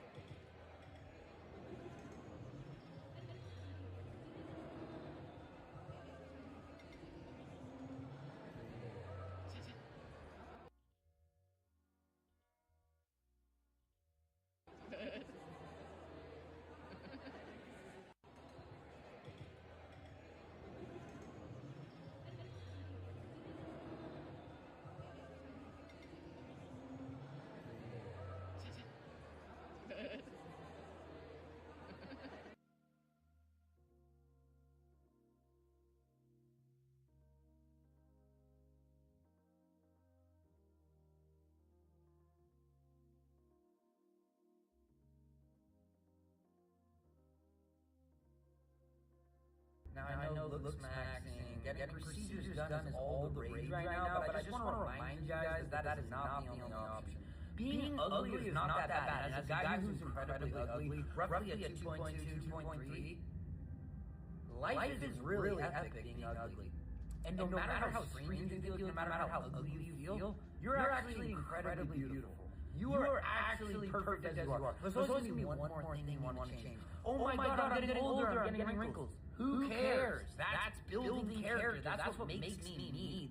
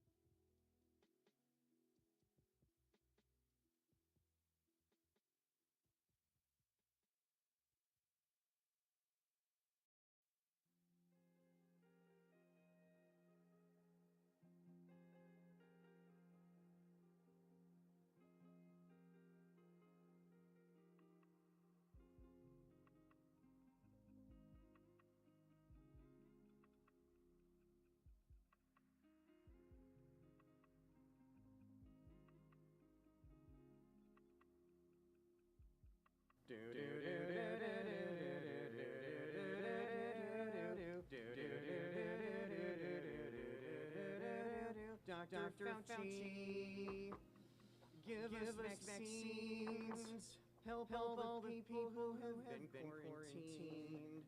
We'll wear a mask and we'll have to stay distant. We'll wash our hands, we'll be more resistant. Fauci, yes? Promise us, please. We'll have a cure that can fight off this disease. Restrictions will lift with some ease. Dr. Fauci, don't forget me.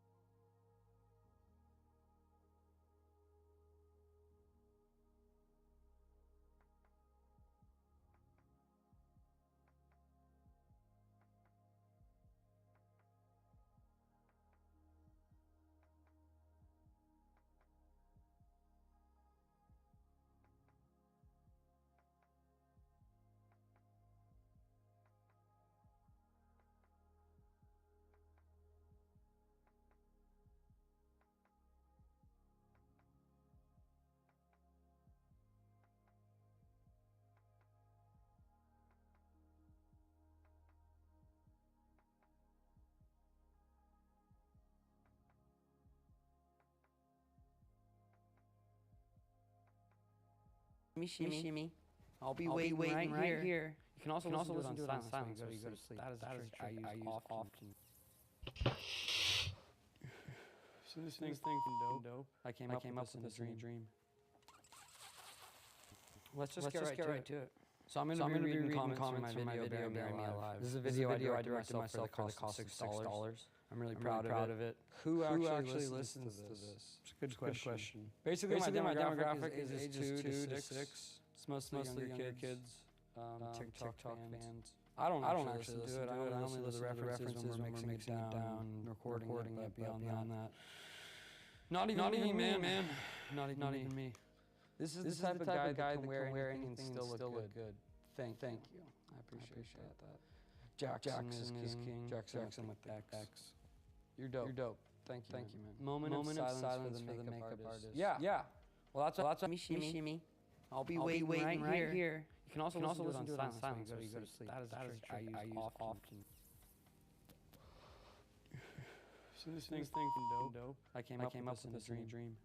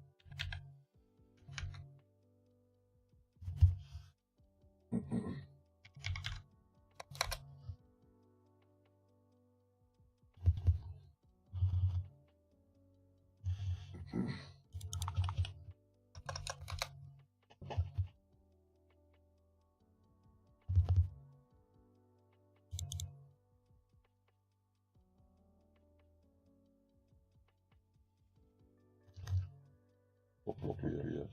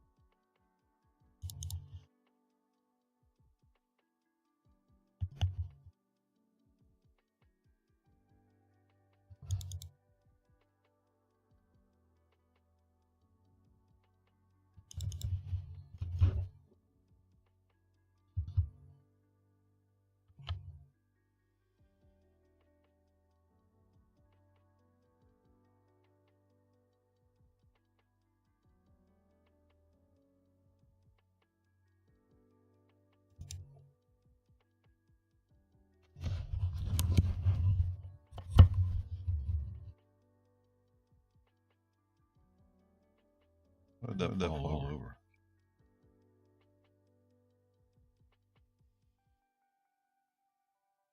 Mm-hmm.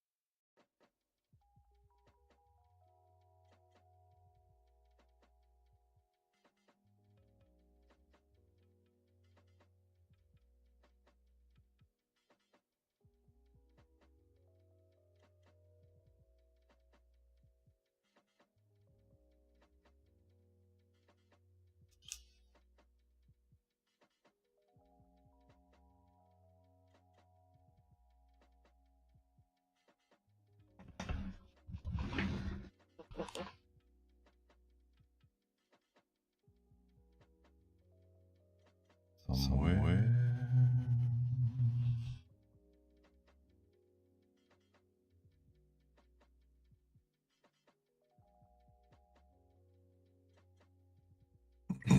Alright, I'm ready to read some more.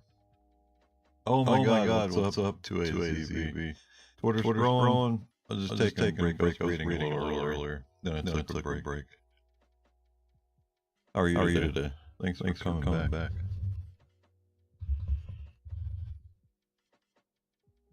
It's repeating. Oh my god.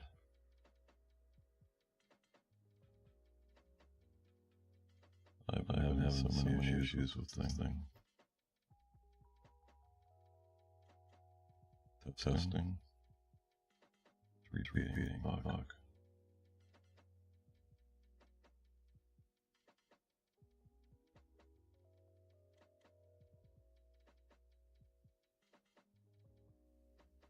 Is that any better?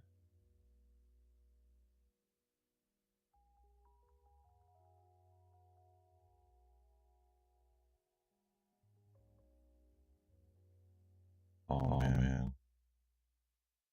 I have no idea what is going on here. Hang on a second. Get rid of this here. I've been trying to figure this out for days.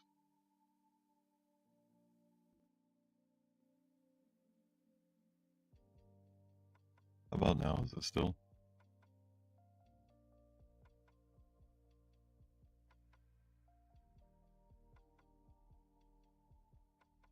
Okay. Well, that's good to know. So the problem was that I fed it into one of my routing, and that was the issue. Thank you. I appreciate that. Somebody finally said something. Instead of people just coming in and then, hey, that sucks, I'm leaving. It happens more than you know. People don't care. But at least you care. Alright, I'm going to read something, and going to be short stories. I was trying to read that one, but it got a little long.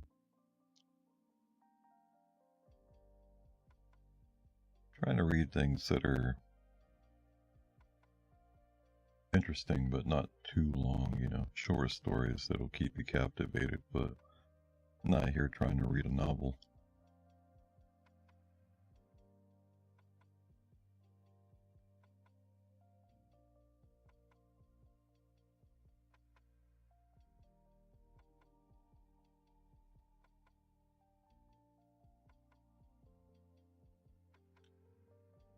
What are you in the mood for?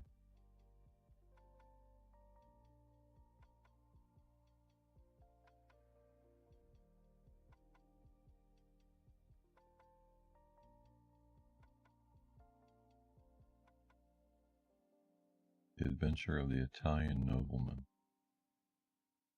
She writes about guys.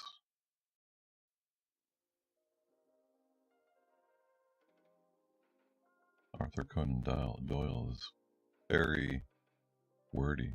He loves writing long. I'm just trying to find something less than 3,000 words or around 3,000 words.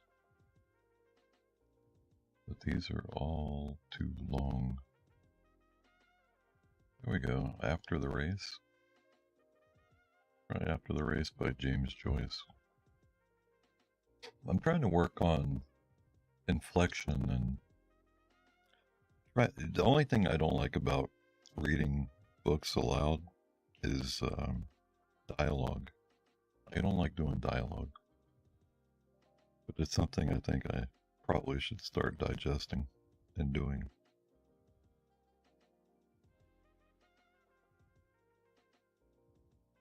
The cars came scudding in towards Dublin, running evenly like pellets in the groove of the Naas Road. At the crest of the hill that inshore sightseers had gathered in clumps to watch the cars careering homeward, and through this channel of poverty and inaction, the continent sped its wealth and industry. Now and again the clumps of people raised the cheer of the gratefully oppressed. Their sympathy, however, was for the blue cars, the cars of their friends, the French. The French, moreover, were virtual victors. Their team had finished solidly. They had been placed second and third, and the driver of the winning German car was reported a Belgian. Each blue car, therefore, received a double measure of welcome as it topped the crest of the hill, and each cheer of welcome was acknowledged with smiles and nods by those in the car. In one of these trimly built cars was a party of 4 young men whose spirits seemed to be, at present, well above the level of successful Gallicism. In fact, these 4 young men were almost hilarious. They were Charles Seguin, the owner of the car, André Rivière, a young electrician of Canadian birth, a huge Hungarian named Bologna, and a neatly groomed young man named Doyle. Seguin was in good humor because he had unexpectedly received some orders in advance. He was about to start a motor establishment in Paris. And Rivière was in good humor because he was to be appointed manager of the establishment. These 2 young men, who were cousins, were also in good humor because of the success of the French cars. Bologna was in good humor because he had a very satisfactory luncheon, and besides, he was an optimist by nature. The 4th member of the party, however, was too excited to be genuinely happy. He was about 26 years of age, with a soft, light brown mustache and rather innocent-looking gray eyes.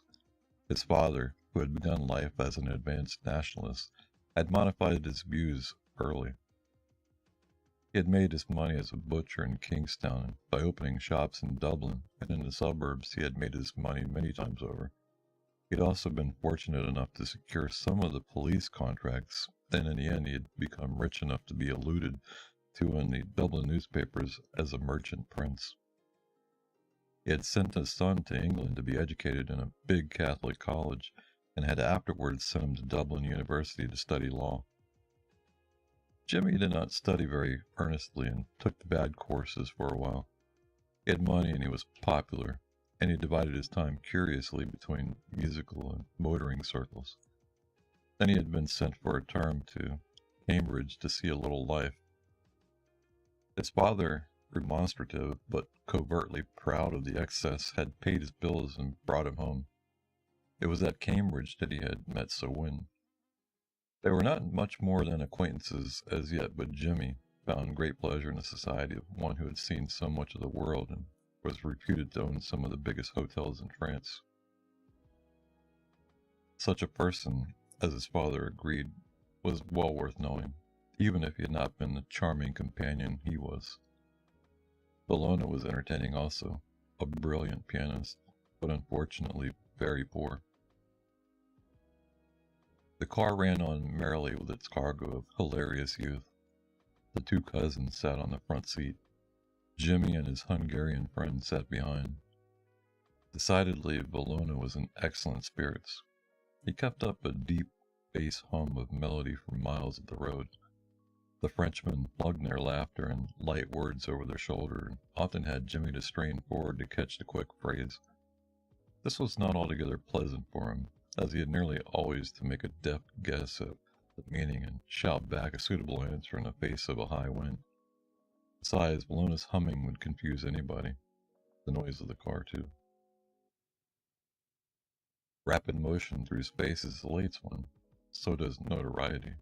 So does the possession of money. These were 3 good reasons for Jimmy's excitement. He'd been seen by many of his friends that day in the company of these continentals. At the control of Seguin had presented him to one of the French competitors, and in answer to his confused murmur of compliment, the swarthy face of the driver had disclosed a line of shining white teeth. It was pleasant after that honor to return to the profane world of spectators amid nudges of insignificant looks. Then, as to money, he really had a great sum under his control. Seguin, perhaps, would not think it a great sum, but Jimmy, who in spite of temporary errors, was at heart of the inheritor of solid instincts, knew well with what difficulty it had been got together. This knowledge had previously kept his bills within the limits of reasonable recklessness, and if he had been so conscious of the labor laden in money when there had been question merely of some freak of the higher intelligence, How much more so now when he was about to stake the greater part of his substance? It was a serious thing for him. Of course, the investment was a good one, and Seguin had managed to give the impression that it was by a favor of friendship the mite of Irish money was to be included in the capital of the concern. Jimmy had a respect for his father's shrewdness in business matters, and in this case it had been his father who had first suggested the investment, money to be made in the motor business, pots of money. Moreover, Seguin had the unmistakable air of wealth. Jimmy set out to translate in a day's work that lordly car in which he sat, how smoothly it ran, and what style they had come careering along the country roads. The journey laid a magical finger on the genuine pulse of life, and gallantly the machinery of human nerve strove to answer the bounding courses of the swift blue animal. They drove down Dame Street. The street was busy with unusual traffic, loud with the horns of motorists and the gongs of impatient tram drivers. Near the bank, Seguin drew up and Jimmy and his friend alighted. A little knot of people collected on the footpath to pay homage to the snorting motor. The party was to dine together that evening in Seguin's hotel, and meanwhile, Jimmy and his friend, who was staying with him, were to go home to dress. The car steered out slowly for Grafton Street while the two young men pushed their way through the knot of gazers. They walked northward with a curious feeling of disappointment in the exercise, while the city hung its pale globes of light above them in a haze of summer evening. In Jimmy's house, this dinner had been pronounced on occasion, or an occasion. A certain pride mingled with his parents' trepidation, a certain eagerness also to play fast and loose, for the names of great foreign cities have at least this virtue. Jimmy, too, looked very well when he was dressed, and as he stood in the hall giving a last equation to the bows of his dress tie, his father may have felt even commercially satisfied at having secured for his son qualities often unpurchasable. His father, therefore, was unusually friendly with Bellona, and his manner expressed a real respect for foreign accomplishments. But the subtlety of his host was probably lost upon the Hungarian, who was beginning to have a sharp desire for his dinner. The dinner was excellent, exquisite. Seguin, Jimmy decided, had a very refined taste. The party was increased by a young Englishman named Ruth, whom Jimmy had seen with Seguin at Cambridge. The young men supped in a snug room lit by electric candle lamps. They talked volubly and with little reserve. Jimmy, whose imagination was kindling, conceived the lively youth of the Frenchman twined elegantly upon the firm framework of the Englishman's manner. A graceful image of his, he thought, and a just one.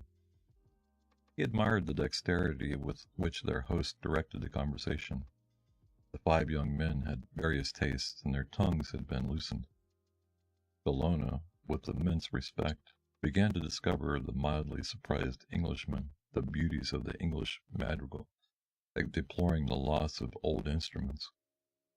Riviere, not wholly ingenuously, undertook to explain to Jimmy the triumph of the French mechanicians. The resonant voice of the Hungarian was about to prevail in ridicule of the spurious lutes of the romantic painters when Seguin shepherded his party into politics. Here was congenial ground for all. Jimmy, under generous influences, felt the buried zeal of his father wake to life within him.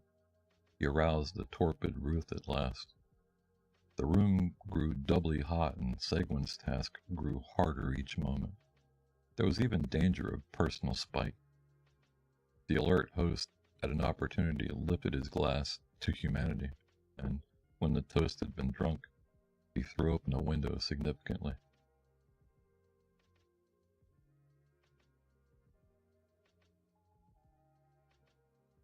Damn.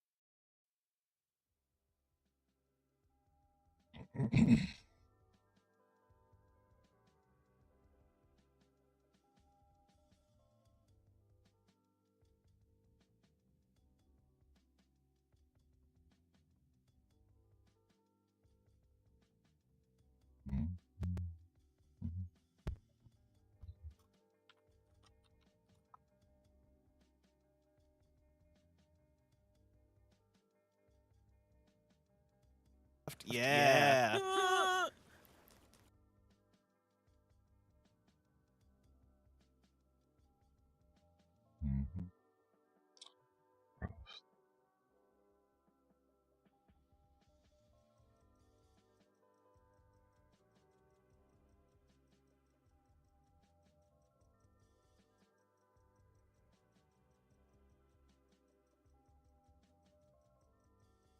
I'm testing my mic again. Hello?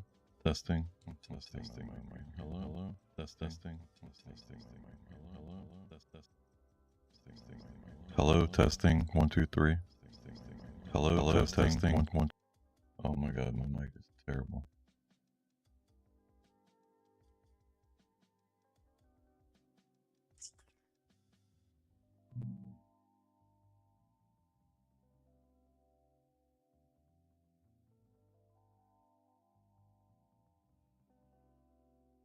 Testing. 1, 2, 3.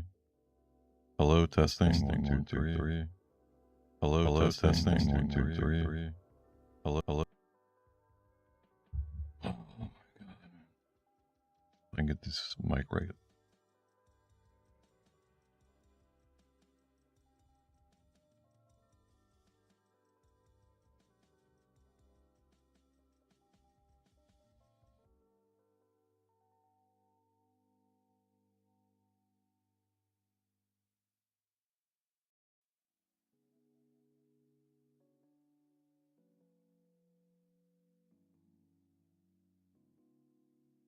My mic is killing me, man.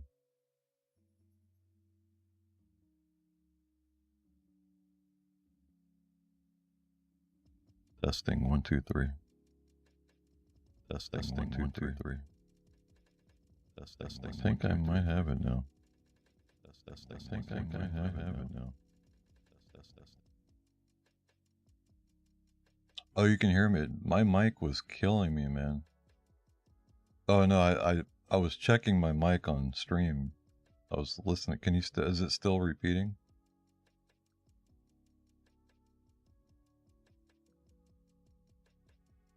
Yeah, I don't know what was going on with my mic. I've been having so many issues with my mic, and I'm so tired of it. I just want it to be over with. And I think I may have finally got it sorted out, and I hope so anyway. Because it's been days I've been having issues, and you know, then when I restart, it goes away, and then it comes back and goes away. But I think I finally, with your help, might have it pretty much squashed.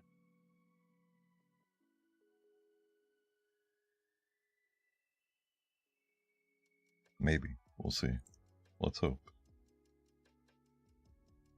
But I do appreciate you.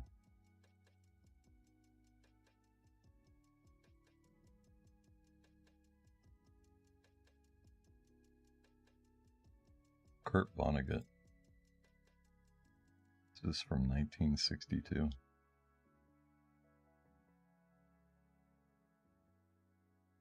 me turn the music off.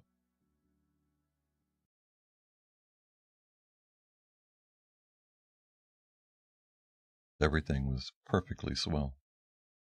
There were no prisons, no slums, no insane asylums, no cripples, no poverty, no wars. All diseases were conquered. So was old age. Death, barring accidents, was an adventure for volunteers. The population of the United States was stabilized at 40 million souls. One bright morning in Chicago, lying in hospital, a man named Edward K. Wheeling, Jr. waited for his wife to give birth. He was the only man waiting. Not many people were born a day anymore. Wheeling was 56, a mere stripling in a population who Average age was 129. X-rays had revealed that his wife was going to have triplets. The children would be his first. Young Wheeling was hunched in his chair, his head in his hand. He was so rumpled, so still and colorless as to be virtually invisible. His camouflage was perfect, since the waiting room had a disorderly and demoralized air, too. Chairs and ashtrays had been moved away from the walls. The floor was paved with spattered drop cloths. The room was being redecorated. It was being redecorated as a memorial to a man who had volunteered to die. A sardonic old man, about 200 years old, sat on a stepladder, painting a mural he didn't like. Back in the days when people aged visibly, his age would have been guessed at 35 or so. Aging had touched him that much before the cure of aging was found. The mural he was working on depicted a very neat garden. Men and women in white, doctors and nurses, turned the soil, planted seedlings, sprayed bugs, spread fertilizer.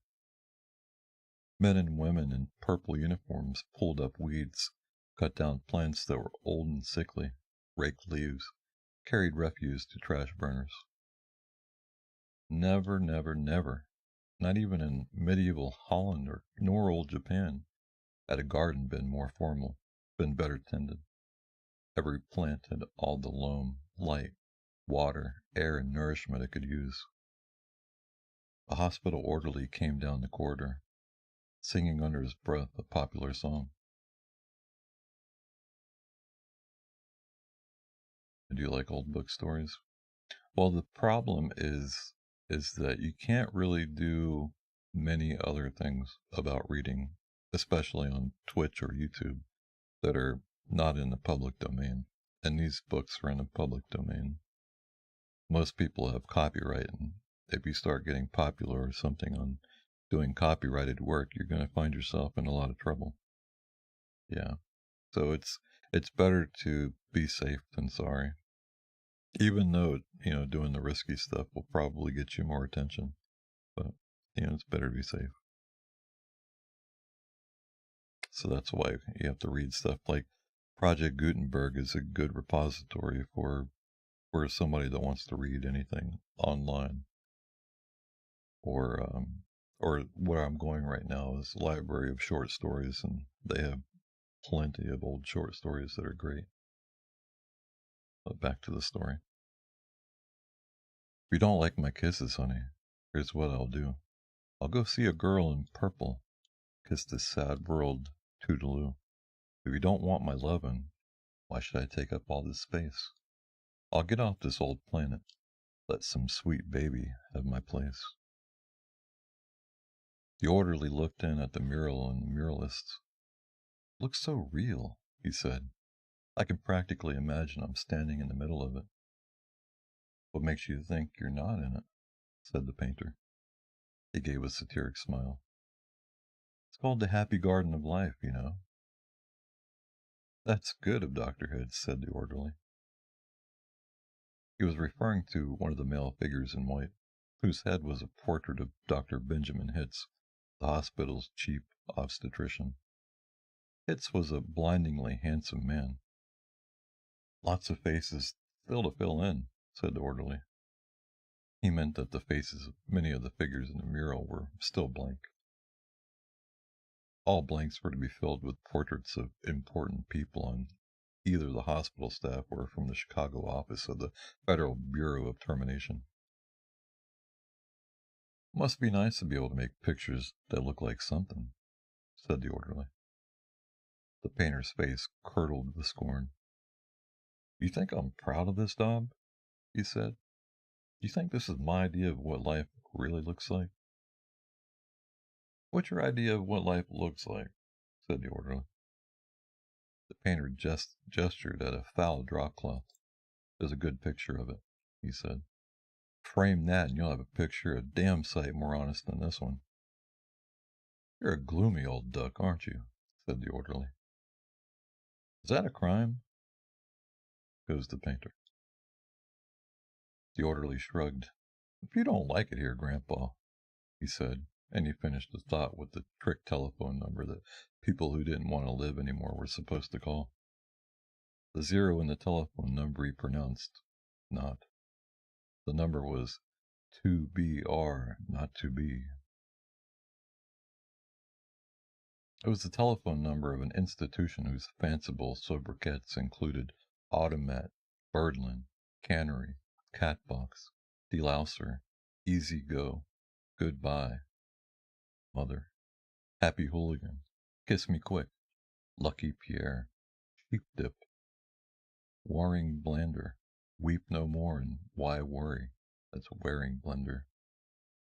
To be or not to be was the telephone number of the municipal gas chambers of the Federal Bureau of Termination. The painter thumbed his nose at the orderly. When I decide it's time to go, he said, it won't be at the Sheep Dip. Ah, do it yourselfer, eh? Said the orderly. Messy business, Grandpa. Why don't you have a little consideration for the people who have to clean up after you? The painter expressed with an obscenity his lack of concern for the tribulations of his survivors. The world could do with a good deal more mess, if you ask me, he said. The orderly laughed and moved on. Wheeling, the waiting father mumbled something without raising his head, and then he fell silent again. A coarse, formidable woman strode into the waiting room on spike heels. Her shoes, stockings, trench coat, bag, and overseas cap were all purple. The purple the painter called the color of grapes on Judgment Day. The medallion on her purple musette bag was the seal of the Service Division of the Federal Bureau of Termination, an eagle perched on a turnstile. The woman had a lot of facial hair, an unmistakable mustache, in fact. A curious thing about gas chamber hostesses was that no matter how lovely and feminine they were when they recruited, they all sprouted mustaches within 5 years or so. Is this where I'm supposed to come? He said to the painter. A lot would depend on what your business was, he said. You aren't about to have a baby, are you? They told me I was supposed to pose for some picture, he said. My name is Leora Duncan. She waited. And you dunk people? He said. What? She said. Skip it. That sure is a beautiful picture, she said. Looks just like heaven or something. Or something, said the painter. He took a list of names from his smock pocket. Duncan, Duncan, Duncan, he said, scanning the list. Yes, here you are. You're entitled to be immortalized. See any faceless body here you'd like me to stick your head on? We've got a few choices, one's left. She studied the mural bleakly. Gee, said. They're all the same to me. I don't know anything about art. A body's a body, huh? He said. Well, all righty. As a master of fine art, I recommend this body here. He indicated a faceless figure of a woman who was carrying dried stalks to a trash burner. Well, said Leora Duncan, that's more the disposal people, isn't it? I mean, I'm in service. I don't do any disposing. The painter clapped his hands in a mock delight. You say you don't know anything about art, and then you prove in the next breath that you know more about it than I do. Of course the sheave carrier is wrong for a hostess. A snipper, a pruner, that's more your line. He pointed to a figure in purple who was sawing a dead branch from an apple tree. How about her? He said. You look like her at all?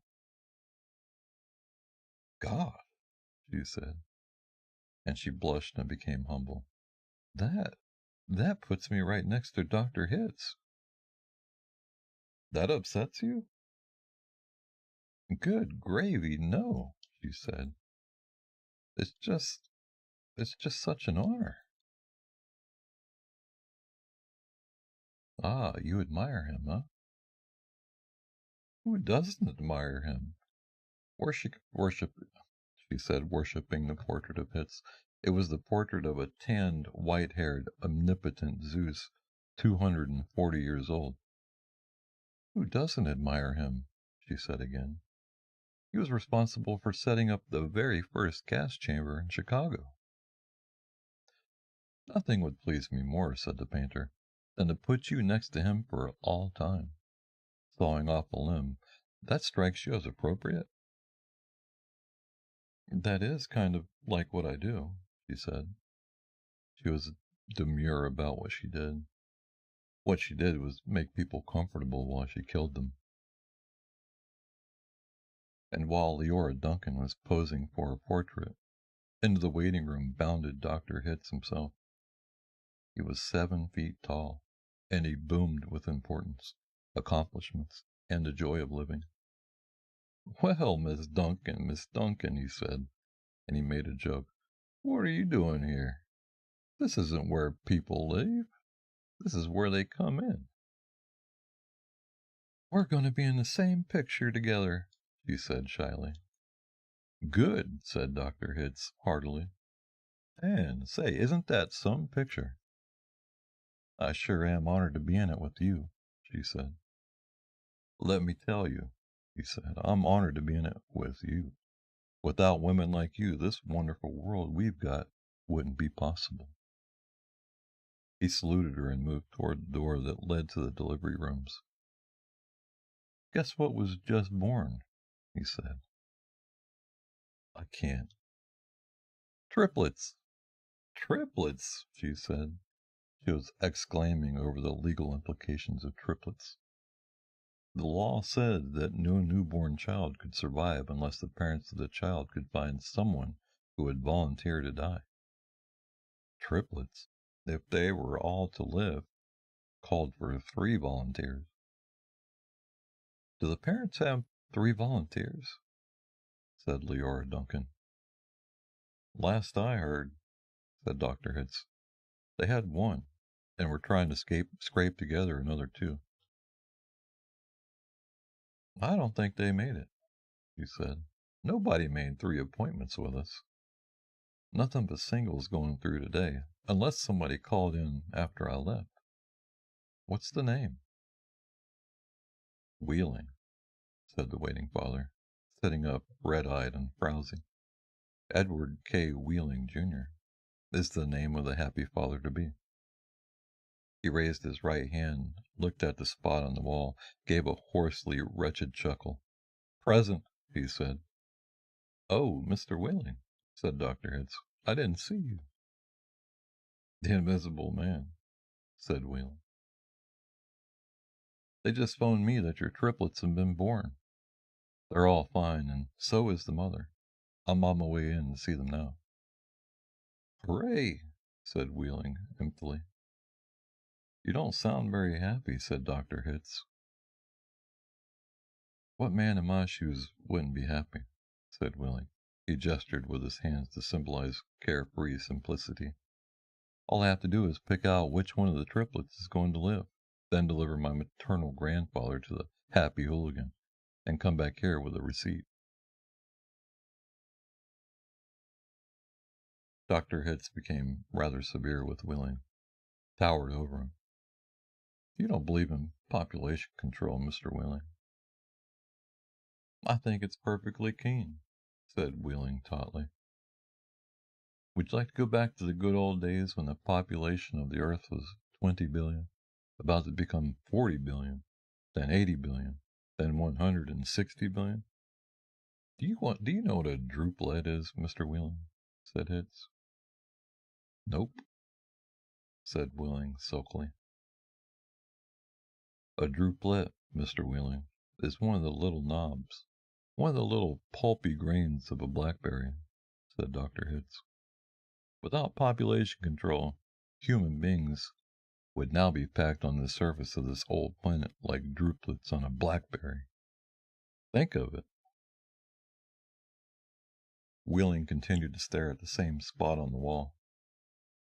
In the year 2000, said Dr. Hitz, before scientists stepped in and laid down the law, there wasn't even enough drinking water to go around. and nothing to eat but seaweed. And still, people insisted on their right to reproduce like jackrabbits, and their right, if possible, to live forever. I want those kids, said Wheeling quietly. I want all three of them. Of course you do. That's only human, said Dr. Hitz. I don't want my grandfather to die either. Nobody's really happy about taking a close relative to the cat box, said Dr. Hitz gently and sympathetically. I wish people wouldn't call it that, said Leora Duncan. What? I wish people wouldn't call it the cat box and things like that. It gives people the wrong impression. You're absolutely right. Forgive me, said Dr. Hitz. He corrected himself, gave the municipal gas chambers their official title, a title no one ever used in conversation. I should have said Ethical Suicide Studios. That sounds so much better, said Leora. This child of yours. Whichever one you decide to keep, Mr. Wheeling, said Dr. Hitz, he or she is going to live on a happy, roomy, clean, rich planet, thanks to population control, in a garden like that mural there. He shook his head. 2 centuries ago, when I was a young man, it was a hell that nobody thought could last another 20 years. Now, centuries of peace and plenty stretch before us as far as the imagination cares to travel. He smiled luminously. The smile faded as he saw that Wheeling had just drawn a revolver. Wheeling shot Dr. Hitz dead. There's room for one. A great big one, he said. And then he shot Leora Duncan. It's only death, he said to her as she fell. There, room for 2. And then he shot himself, making room for all 3 of his children. Nobody came running. Nobody, seemingly, heard the shots. The painter sat on the top of his stepladder, looking down reflectively on the sorry scene. The painter pondered the mournful puzzle of life demanding to be born, and once born, demanding to be fruitful, to multiply, and to live as long as possible, to do all that on a very small planet that would have to last forever. All the answers that the painter could think of were grim. Even grimmer, surely, than a cat box, a happy hooligan, an easy go. He thought of war. He thought of plague. He thought of starvation. He knew that he would never paint again. He let his paintbrush fall to the drop cloths below, and then he decided he had about enough of life in the happy garden of life, too, and came slowly down from the ladder. He took Wheeling's pistol, really intending to shoot himself, but he didn't have the nerve. And then he saw the telephone booth in the corner of the room. He went to it, dialed the well-remembered number, to be or not to be. Federal Bureau of Termination, said the very warm voice of a hostess. How soon can I get an appointment? He asked, speaking very carefully. We could probably fit you in late this afternoon, sir, she said. It might even be earlier if we get a cancellation. All right, said the painter. Fit me in, if you please. And he gave her his name, spelling it out. Thank you, sir, said the hostess. Your city thanks you. Your country thanks you. Your planet thanks you. But the deepest thanks of all is from future generations.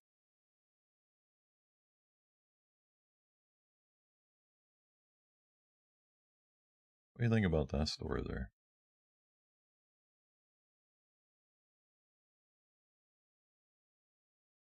Let's see here.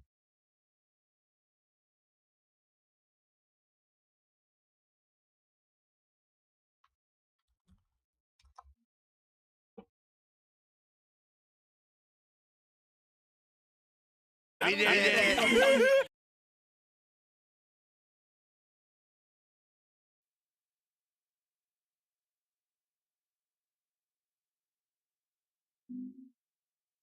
Is my mic still messing up? I wonder. Is my mic still messing up? I wonder. Nope. It just sounds like I'm in a box.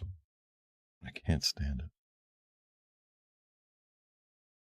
Stand it. Hello? Hello? Testing 1, 2, 3. Testing 1, 2, 3. It only sounds good when I'm really close.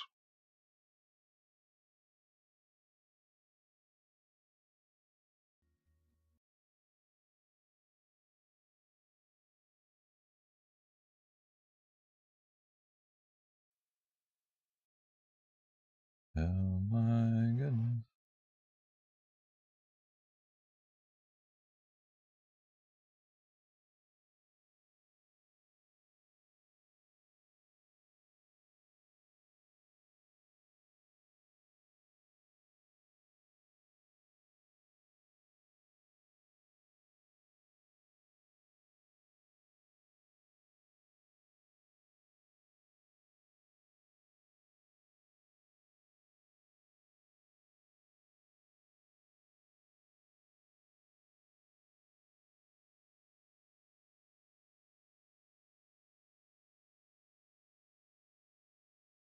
Well, let's go ahead and do another one. Let's check out what else they have.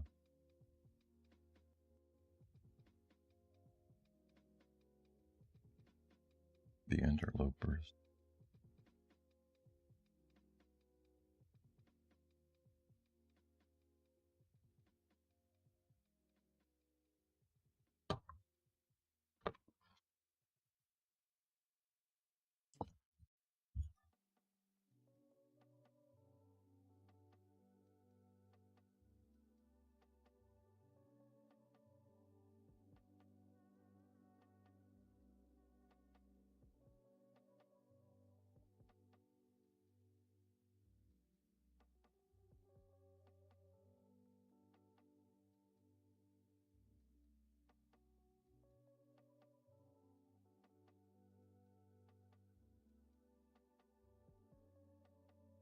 Let's see.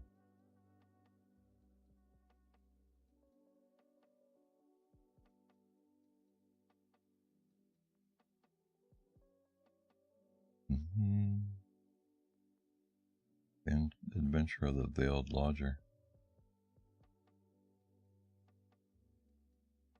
What's a good book that doesn't have too much dialogue? Anton Chekhov. What is this? Let's take a look at Agathia.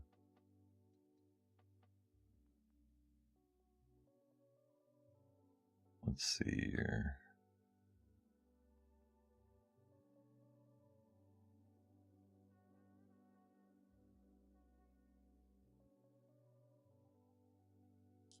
It's a lot of dialogue here. Yeah, I don't think I'm gonna read that one.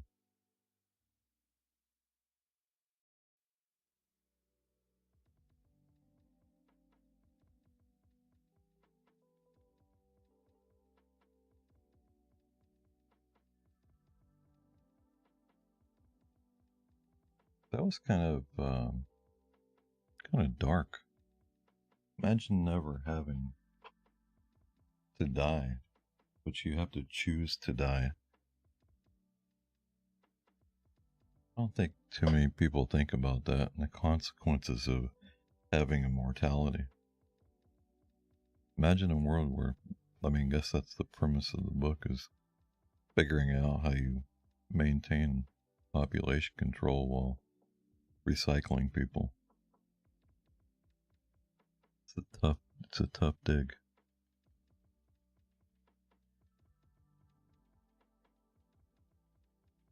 A Summer and a Day by Ray Bradbury. Let's do a Ray Bradbury.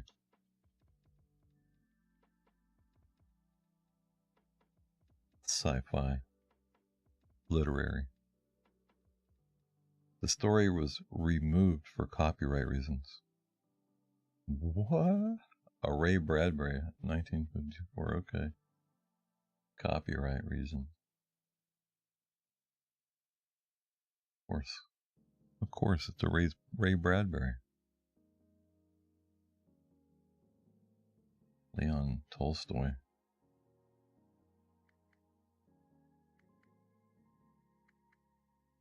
How do you say that name? Alyosha? Alyosha was the younger brother. It was called the Pot because his mother had once sent him with a pot of milk to the deacon's wife. He had stumbled against something and broken it. His mother had beaten him and the children had teased him. Since then he was nicknamed the Pot. Alyosha was a tiny, thin little fellow with ears like wings and a huge nose. Alyosha has a nose that looks like a dog on a hill, the children used to call after him. Alyosha went to the village school, but was not good at lessons. Besides, there was so little time to learn. His elder brother was in town, working for a merchant, so Alyosha had to help his father from a very early age. When he was no more than 6, he used to go out with the girls to watch the cows and sheep in the pasture, and a little later he looked after the horses by day and by night. And at 12 years of age, he had already begun to plow and to drive the cart. The skill was there, though the strength was not. He was always cheerful. Whenever the children made fun of him, he would either laugh or be silent. When his father scolded him, he would stand mute and listen attentively, and as soon as the scolding was over, would smile and go on with his work. Alyosha was 19 when his brother was taken as a soldier, so his father placed him with the merchant as a yard porter. He was given his brother's old boots, his father's old coat and cap, and was taken to town. Alyosha was delighted with his clothes, but the merchant was not impressed by his appearance. "I thought you would bring me a man in Simeon's place," he said, scanning Alyosha. "And you brought me this? What's the good of him?" "He can do everything, look after the horses and drive. He's a good one to work. He looks rather thin, but he's tough enough, and he's very willing. He looks it. All right. We'll see what we can do with him." So Alyosha remained at the merchant's. The family was not a large one. It consisted of the merchant's wife, her old mother, a married son poorly educated who was in his father's business, another son, a learned one who had finished school and entered the university, but having been expelled was living at home, and a daughter who still went to school. They did not take to Alyosha at first. He was uncouth, badly dressed, and had no manner, but they soon got used to him. Alyosha worked even better than his brother had done. He was really very willing. They sent him on all sorts of errands, but he did everything quickly and readily, going from one task to another without stopping. And so here, just as at home, all the work was put upon his shoulders. The more he did, the more he was given to do. His mistress, her old mother, the son, the daughter, the clerk, and the cook all ordered him about and sent him from one place to another. "Alyosha, do this. Alyosha, do that. What have you forgotten, Alyosha? Mind you, don't forget, Alyosha," was heard from morning till night. And Alyosha ran here, looking after this and that, forgot nothing, found time for everything, and was always cheerful. His brother's old boots were soon worn out, and his master scolded him for going about in tatters with his toes sticking out. He ordered another pair to be bought for him in the market. Alyosha was delighted with his new boots, but was angry with his feet when they ached at the end of the day after so much running about. And then he was afraid that his father would be annoyed when he came to town for his wages, to find that his master had deducted the cost of the boots. In the winter, Alyosha used to get up before daybreak.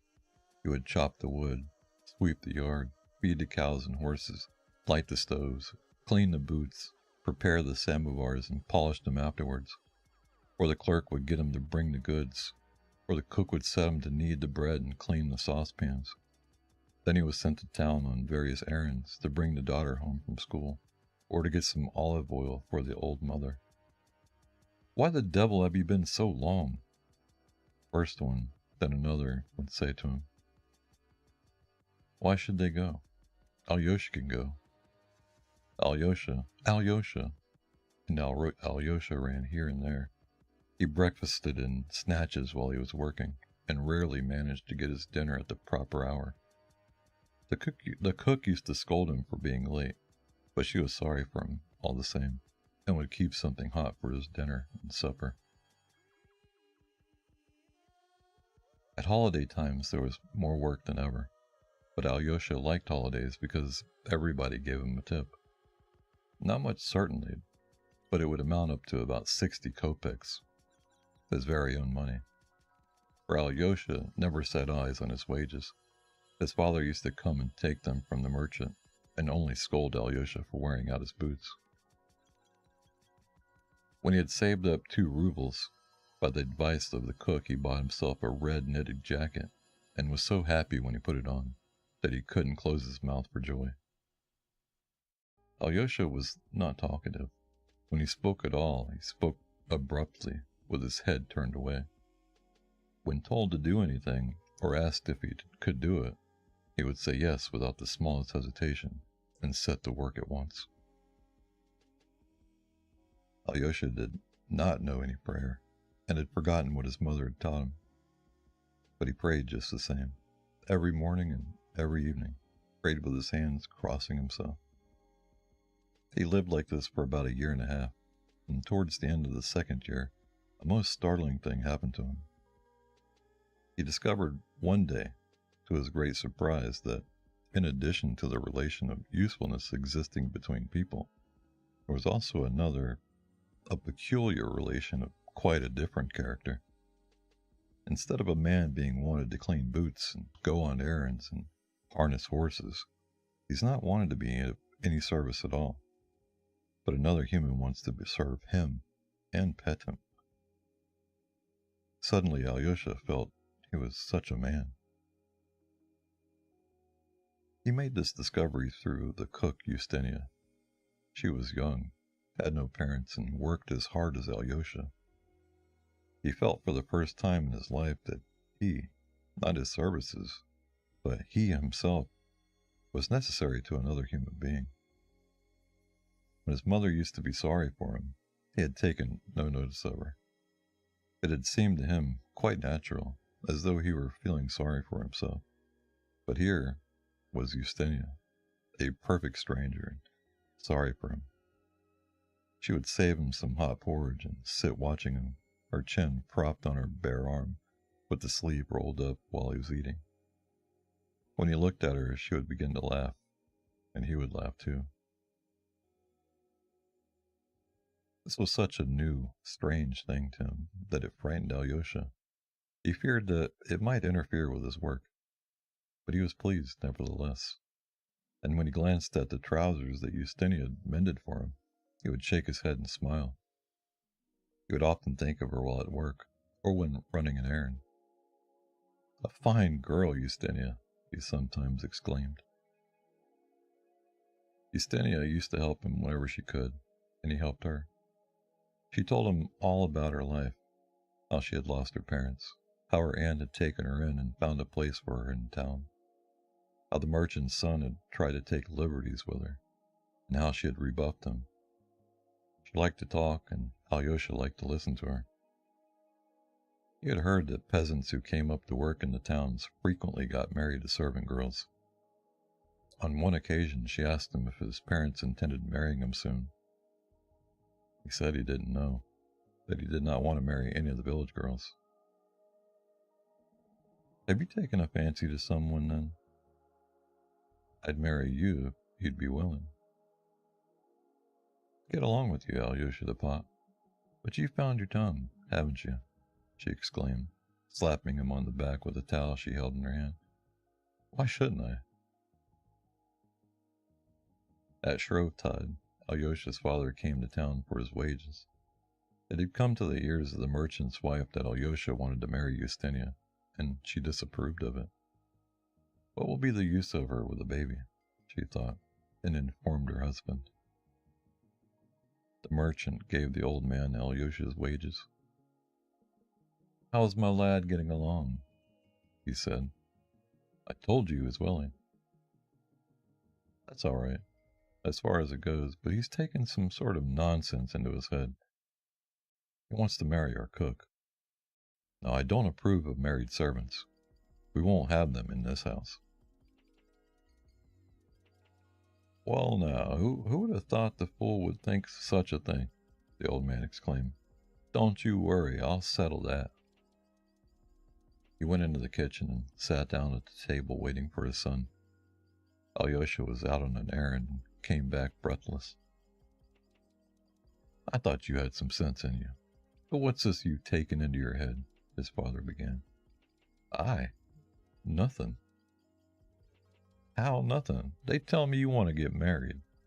You shall get married when the time comes. I'll find you a decent wife, not some town hussy."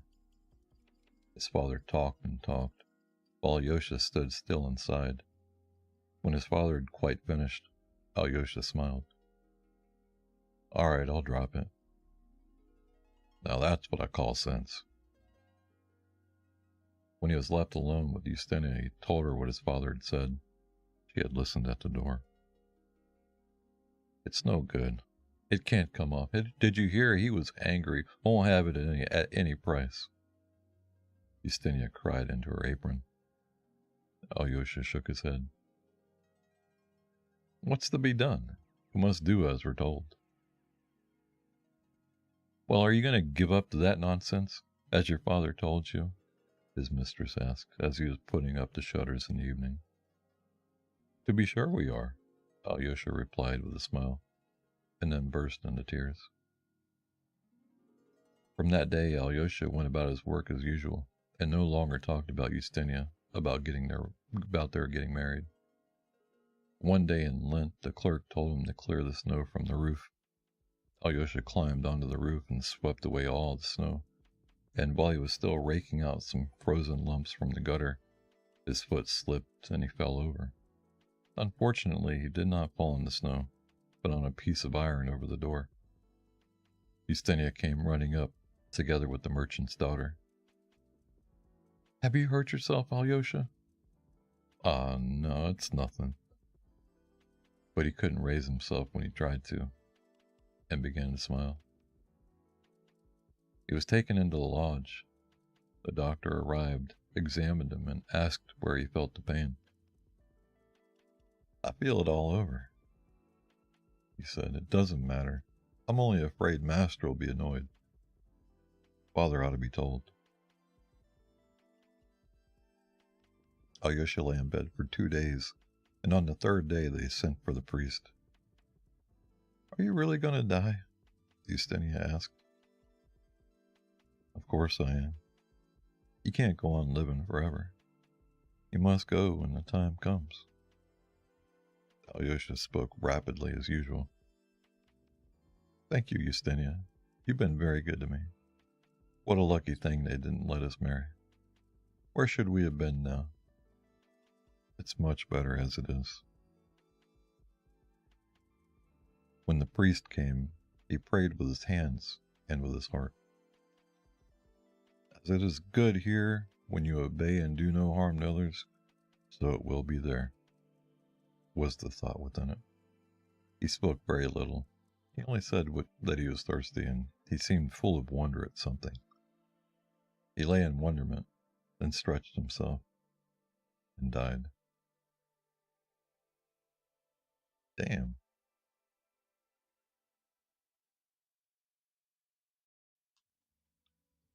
Man worked so hard, he tore up his boots and made him pay for another pair of boots. That should have been supplied to him, I swear. Taken out of his pay, his father took all his wages. And then they were telling me he couldn't have a girl. Oh my God, man. And then he died working, clearing the snow. That's crazy. Crazy work, crazy work.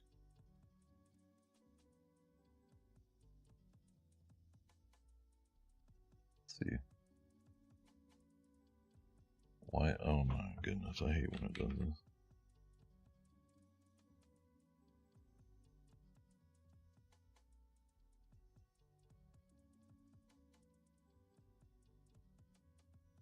That is crazy.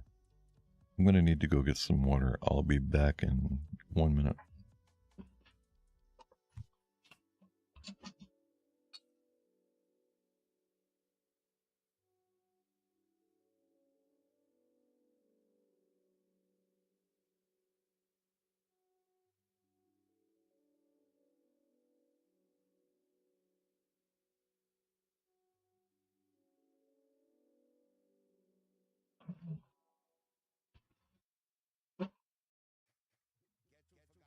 Okay, I'm back. That was faster than expected.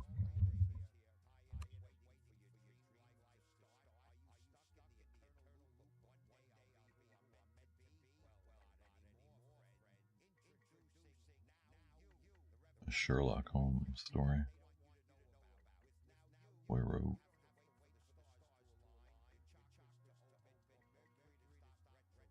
We don't read it Agatha Christie around here.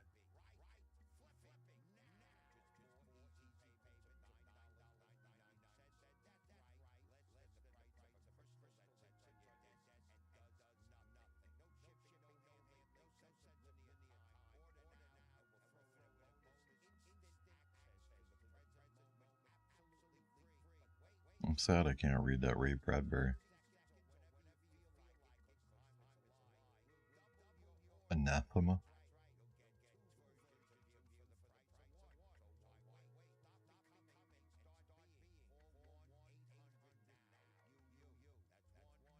Ancient Sorceries. 18,000 words. Yeah, no. Ancient Lights. Ooh, that sounds nice. Peeps over a gate into the small woods to investigate, but he soon finds himself inexplicably lost. That's our jam right there.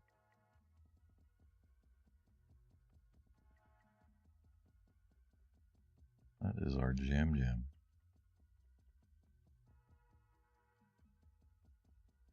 Try Acrobat Pro, but no thank you.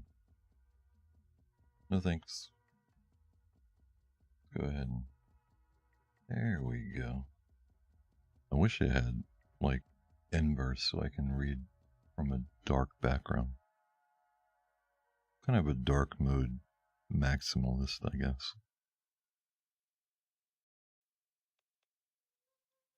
This is Ancient Lights by Algernon Blackwood. From Southwater, where he left the train, the road led due west.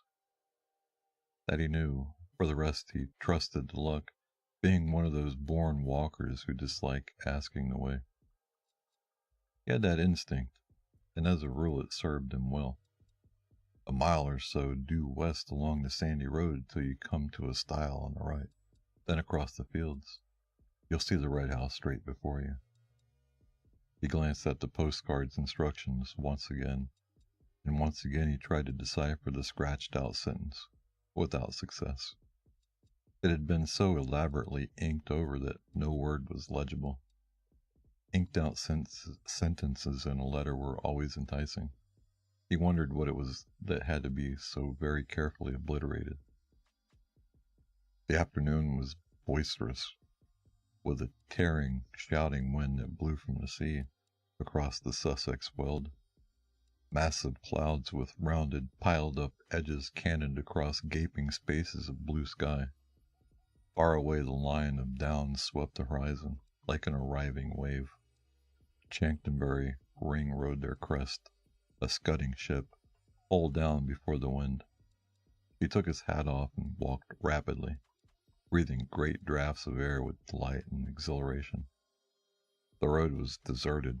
No horsemen, bicycles, or motors. Not even a tradesman's cart. No single walker. But anyhow, he would never have asked the way. Keeping a sharp eye for the stile, he pounded along, while the wind tossed the cloak against his face and made waves across the blue puddles in the yellow road. The trees showed their underleaves of white. The bracken and the high new grass bent all one way. Great life was in the day, high spirits and dancing everywhere. And for a Croydon surveyor's clerk just out of an office, this was like a holiday at the sea. It was a day for high adventure, and his heart rose up to meet the mood of nature. His umbrella with the silver ring ought to have been a sword, and his brown shoes should have been top boots with spurs upon the heels. Where hid the enchanted castle and the princess with the hair of sunny gold? His horse. The stile came suddenly into view and nipped adventure in the bud. Everyday clothes took him prisoner again. He was a surveyor's clerk, middle-aged, earning £3 a week, coming from Croydon to see about a client's proposed alterations in a wood, something to ensure a better view from the dining room window. Across the fields, perhaps a mile away, he saw the red house gleaming in the sunshine, and resting on the stile a moment to get his breath, he noticed a copse of oak and hornbeam on the right. Aha, he told himself. So that must be the wood he wants to cut down to improve the view. I'll have a look at it.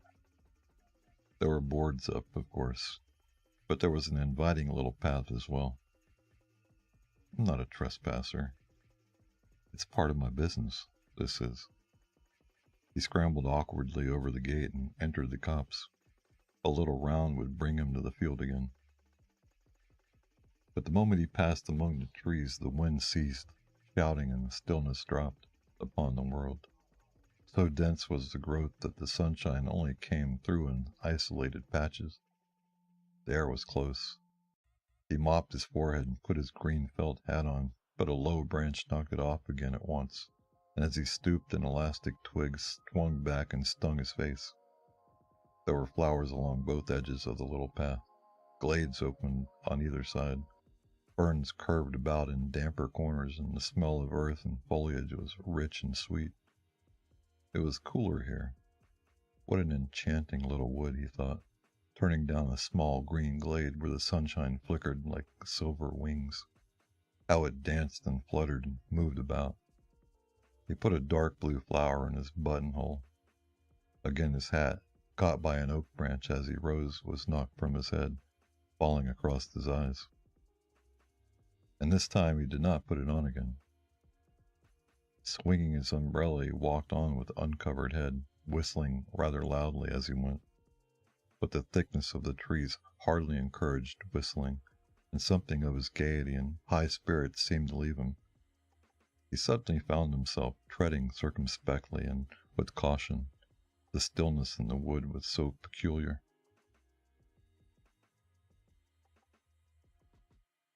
There was a rustle among the ferns and leaves, and something shot across the path 10 yards ahead, stopped abruptly an instant with head cocked sideways to stare, then dived again beneath the underbrush with the speed of a shadow. He started like a frightened child, laughing this next second that a mere pheasant could have made him jump. In the distance he heard wheels upon the road, and wondered why the sound was pleasant. Good old butcher's cart, he said to himself, then realized that he was going in the wrong direction and had somehow got turned around, for the road should be behind him, not in front. And he hurriedly took another narrow glade that lost itself in greenness to the right. That's my direction, of course, he said. The trees has mixed me up a bit, it seems. Then found himself abruptly by the gate he had first climbed over. He had merely made a circle. Surprise became almost discomfiture, and a man dressed like a gamekeeper in browny green leaned against the gate, hitting his legs with a switch.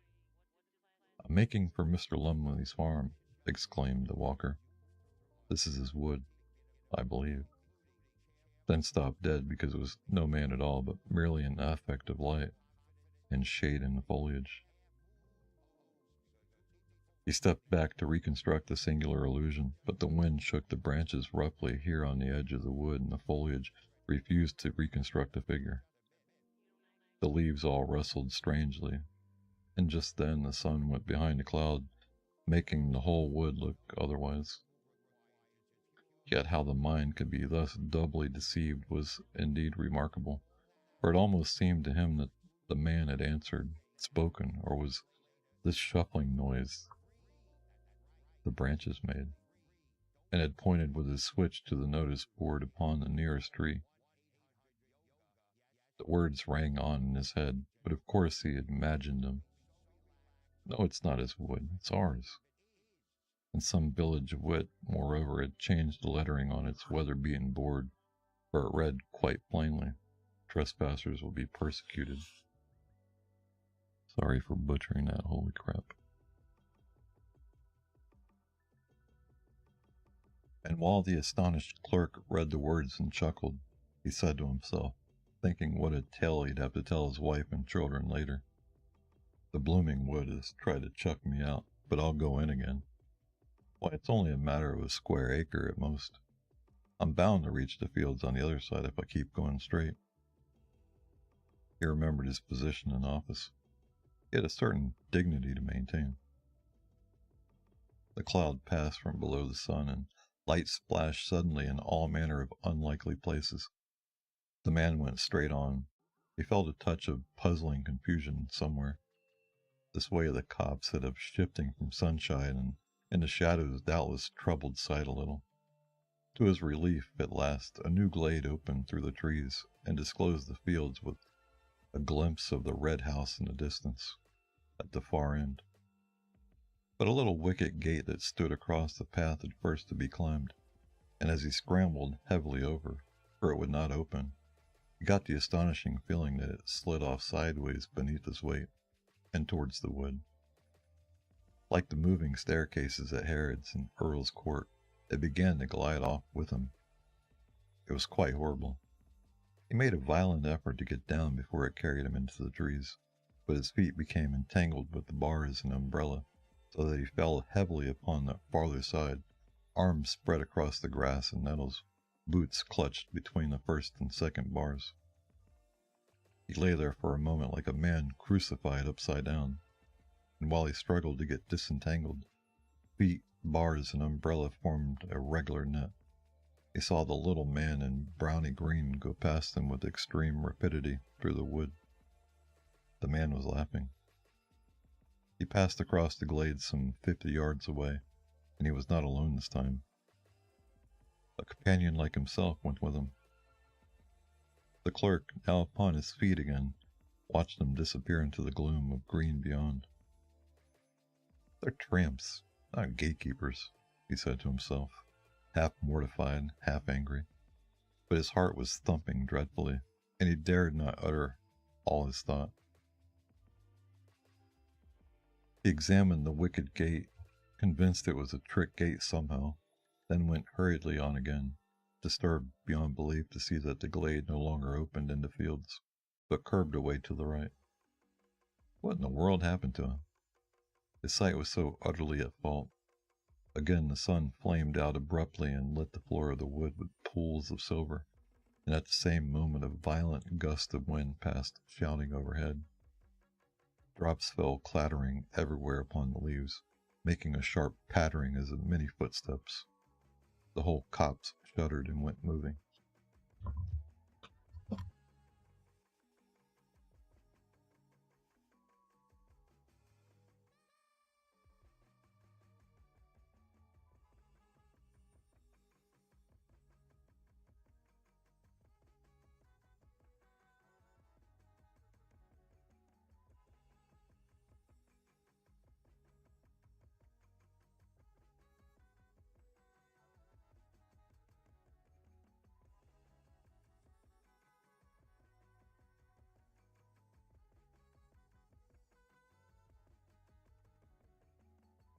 I don't know how long my mic's been on, I'm sorry.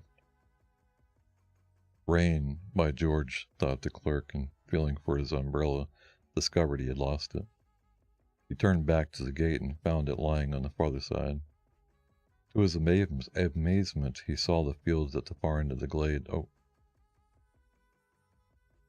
his amazement, did I keep reading the same thing? I am so sorry. He laughed then, for of course in his struggle with the gate he had somehow got turned around, had fallen back instead of forwards. Climbing over, this time quite easily, he retraced his steps. The silver band he saw had been torn from the umbrella. No doubt his foot, a nail or something had caught in it and ripped it off. The clerk had began to ran. He felt extraordinarily dismayed. But while he ran, the entire wood ran with him, round him, to and fro, trees shifting like living things, leaves folding and unfolding, trunks darting backwards and forwards, and branches disclosing enormous empty spaces, then closing up again before he could look into them. There were footsteps everywhere, and laughing, crying voices, and crowds of figures gathering just behind his back till the glade, he knew, was thick with moving life. The wind in his ears, of course, produced the voices and the laughter, while sun and clouds, plunging in the copse alternately in shadow and bright dazzling light, created the figures. But he did not like it, and he went as fast as ever his sturdy legs could take him. He was frightened now. This was no story for his wife and children. He ran like the wind, but his feet made no sound upon the soft, mossy turf. Then, to his horror, he saw the glade narrow. Nettles and weeds stood thick across it. It dwindled down into a tiny path, and 20 yards ahead it stopped finally and melted off among the trees. What the trick gate had failed to achieve, this twisting glade accomplished easily, carried him in bodily among the dense and crowding trees. There's only one thing to do: turn sharply and dash back again, run headlong into the life that followed at his back, followed so closely, too, that now it almost touched him, pushing him in. And with reckless courage, this was what he did. It seemed a fearful thing to do. He turned with a sort of violent spring, head down and shoulders forward, hands stretched before his face. He made the plunge. Like a hunted creature, he charged full tilt the other way, meeting the wind now in his face. Good Lord! The glade behind him had closed up as well. There was no longer any path at all. Turning round and round like an animal at bay, he searched for an opening, a way of escape. Searched frantically, breathlessly, terrified now in his bones. But foliage surrounded him, branches blocked the way. The trees stood close and still, unshaken by a breath of wind, and the sun dipped that moment behind a great black cloud. The entire wood turned dark and silent. It watched him. Perhaps it was this final touch of sudden blackness that made him act so foolishly, as though he had really lost his head. At any rate, without pausing to think, he dashed headlong among the trees. There was a sensation of being stifling, surrounded and entangled, and that he must break out at all costs, out and away into the open of the blessed fields and air. He did this ill-considered thing, and apparently charged straight into an oak that deliberately moved into his path to stop him. He saw it shift across a good full yard, and being a measuring man, accustomed to theodolite and chain, he ought to know.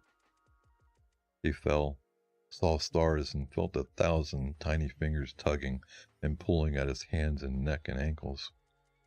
The stinging nettles, no doubt, were responsible for this. He thought of it later. At the moment it felt diabolically calculated. But another remarkable illusion was not so easily explained. For all in a moment, it seemed the entire wood went sliding past him with a thick, deep rustling of leaves and laughter, myriad footsteps and tiny little active, energetic shapes.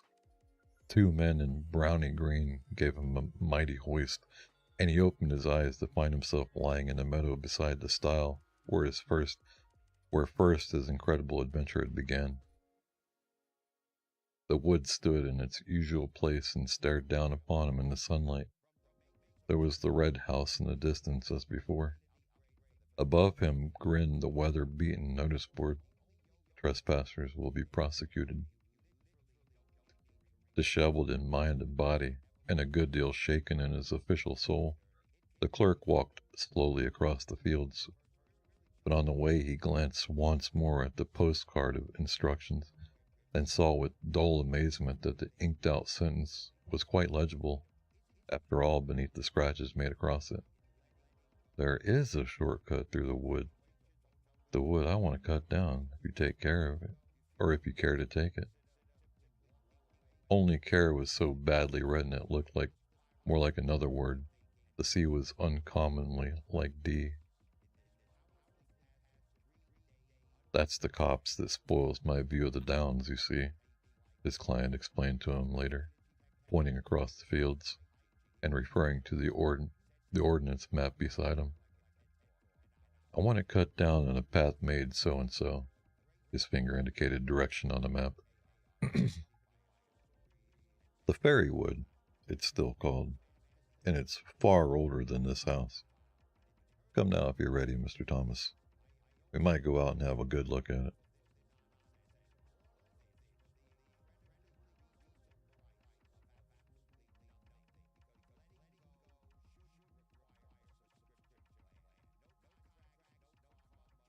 Magical woods.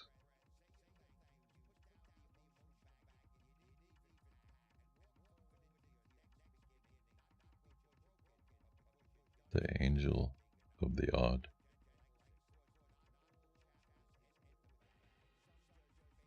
The apple.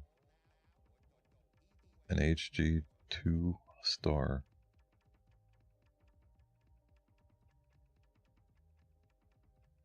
Telling the story how he came by it and why he wants it gone. A story about an apple.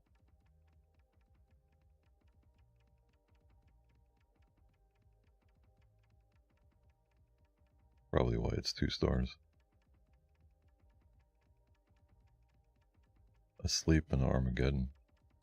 Can we read this? Let me see.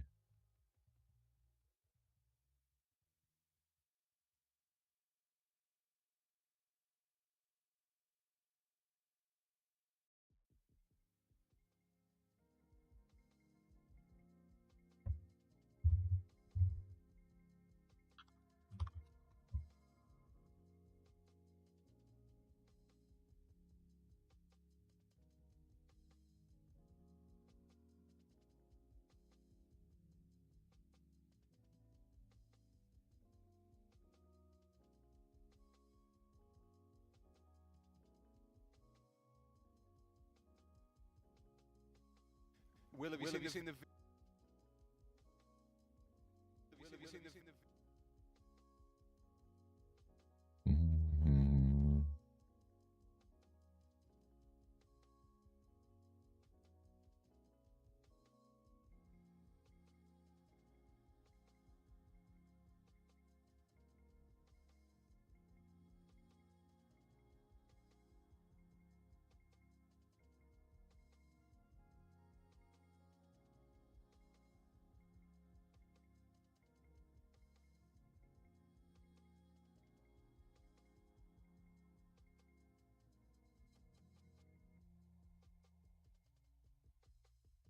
You don't want death and you don't expect death. Something goes wrong. Your rocket tilts in space. A planetoid jumps up. Blackness. Movement. Hands over the eyes, a violent pulling back of available power in the 4 jets. The crash. The darkness. In the darkness, the senseless pain. In the pain, the nightmare. It was not unconscious. Your name? Asked hidden voices. Sale, he replied in whirling nausea. Leonard Sale. Occupation, cried the voices. Spaceman, he cried, alone in the night. Welcome, said the voices. Welcome, welcome. They faded. He stood up in the wreckage of his ship. It lay like a folded, tattered garment around him. The sun rose and it was morning. Sel pried himself out the small airlock and stood breathing the atmosphere. Luck. Sheer luck.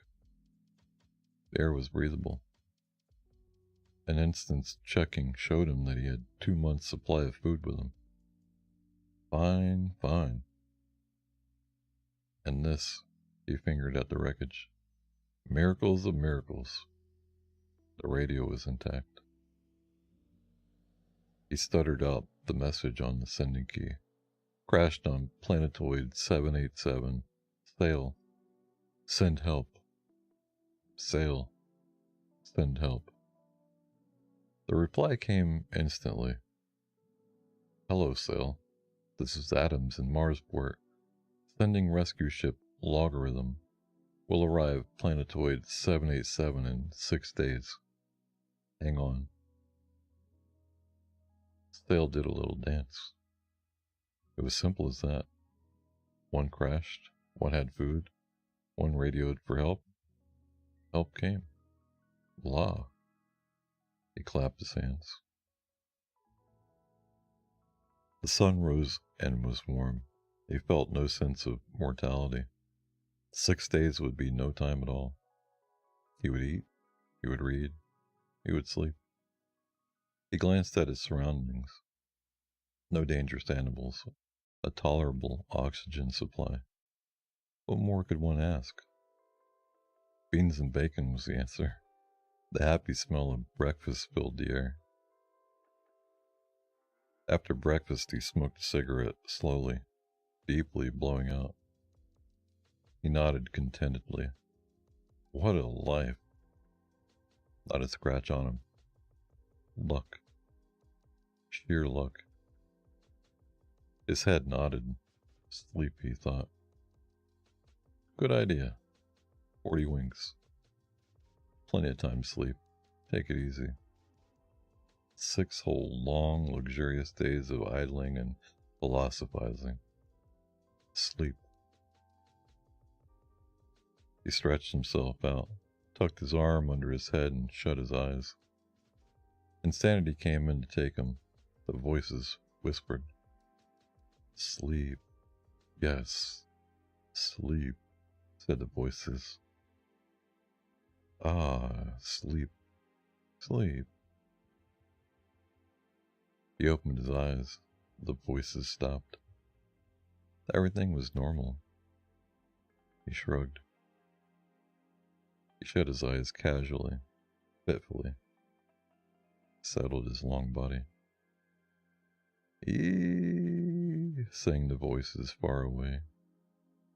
Ah, sang the voices. Sleep, sleep, sleep, sleep, sleep, sang the voices. Die, die, die, die, die, sang the voices. Ooh, cried the voices.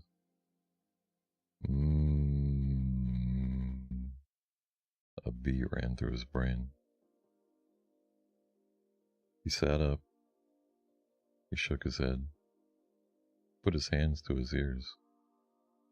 He blinked at the crashed ship. Hard metal. He felt the solid rock under his fingers. He saw the real sun warming the blue sky. Let's try sleeping on our back, he thought.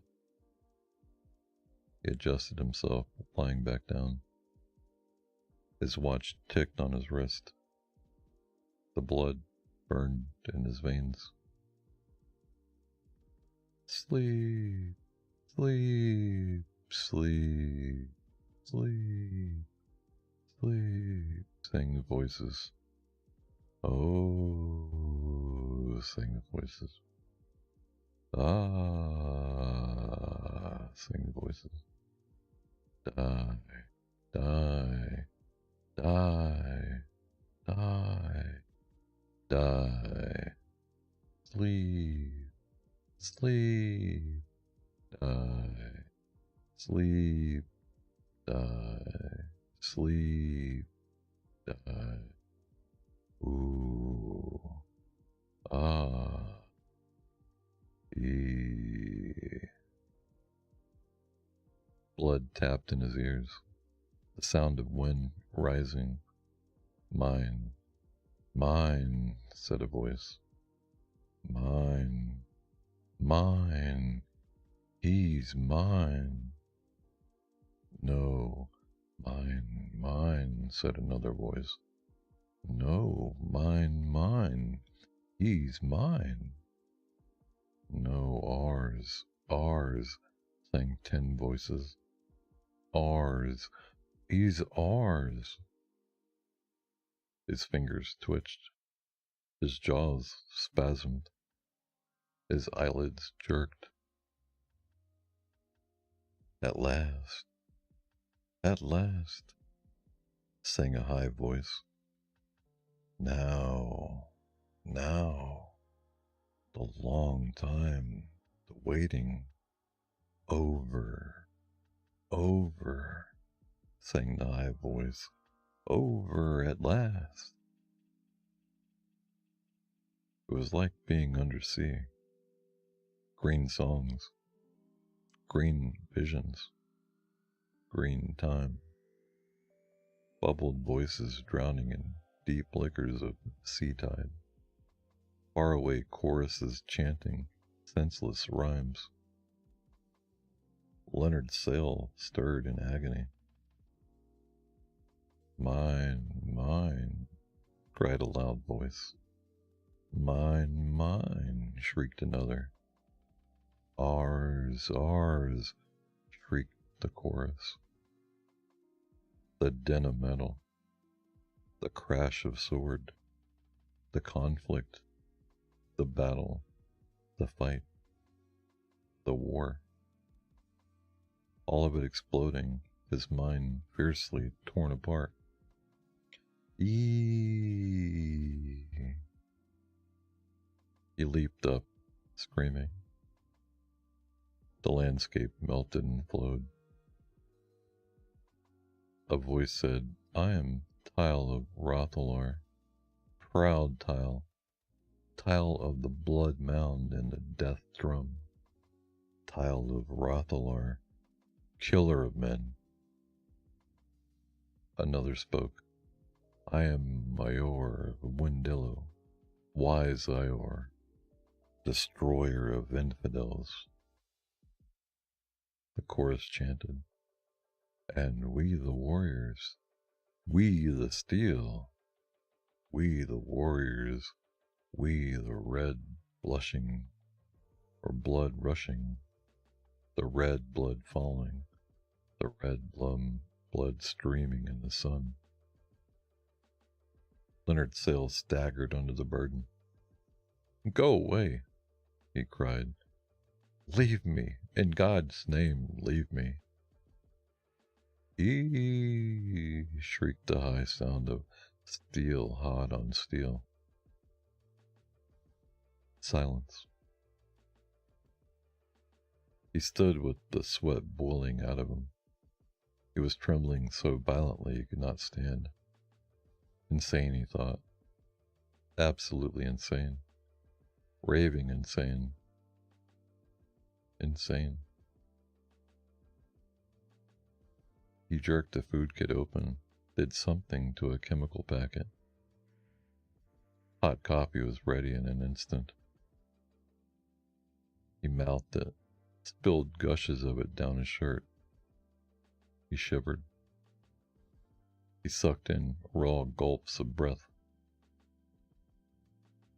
Let's be logical, he thought, sitting down heavily. The coffee seared his tongue. No record of insanity in the family for 200 years. All healthy, well balanced. No reason for insanity now. Shock? Silly.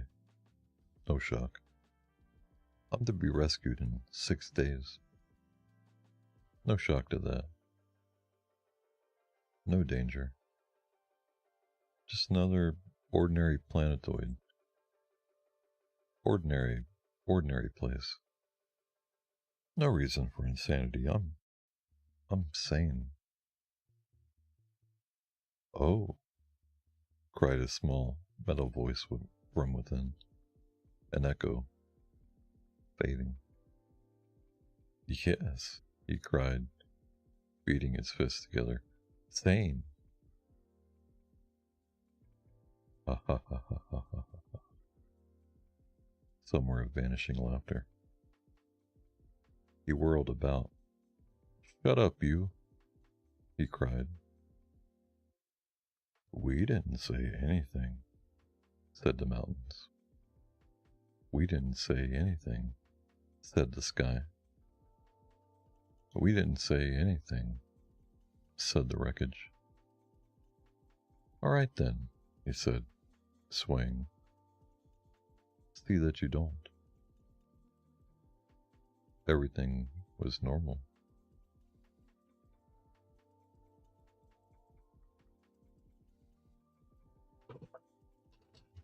The pebbles were getting hot. The sky was big and blue. He looked at his fingers and saw the way the sun burned on every black hair.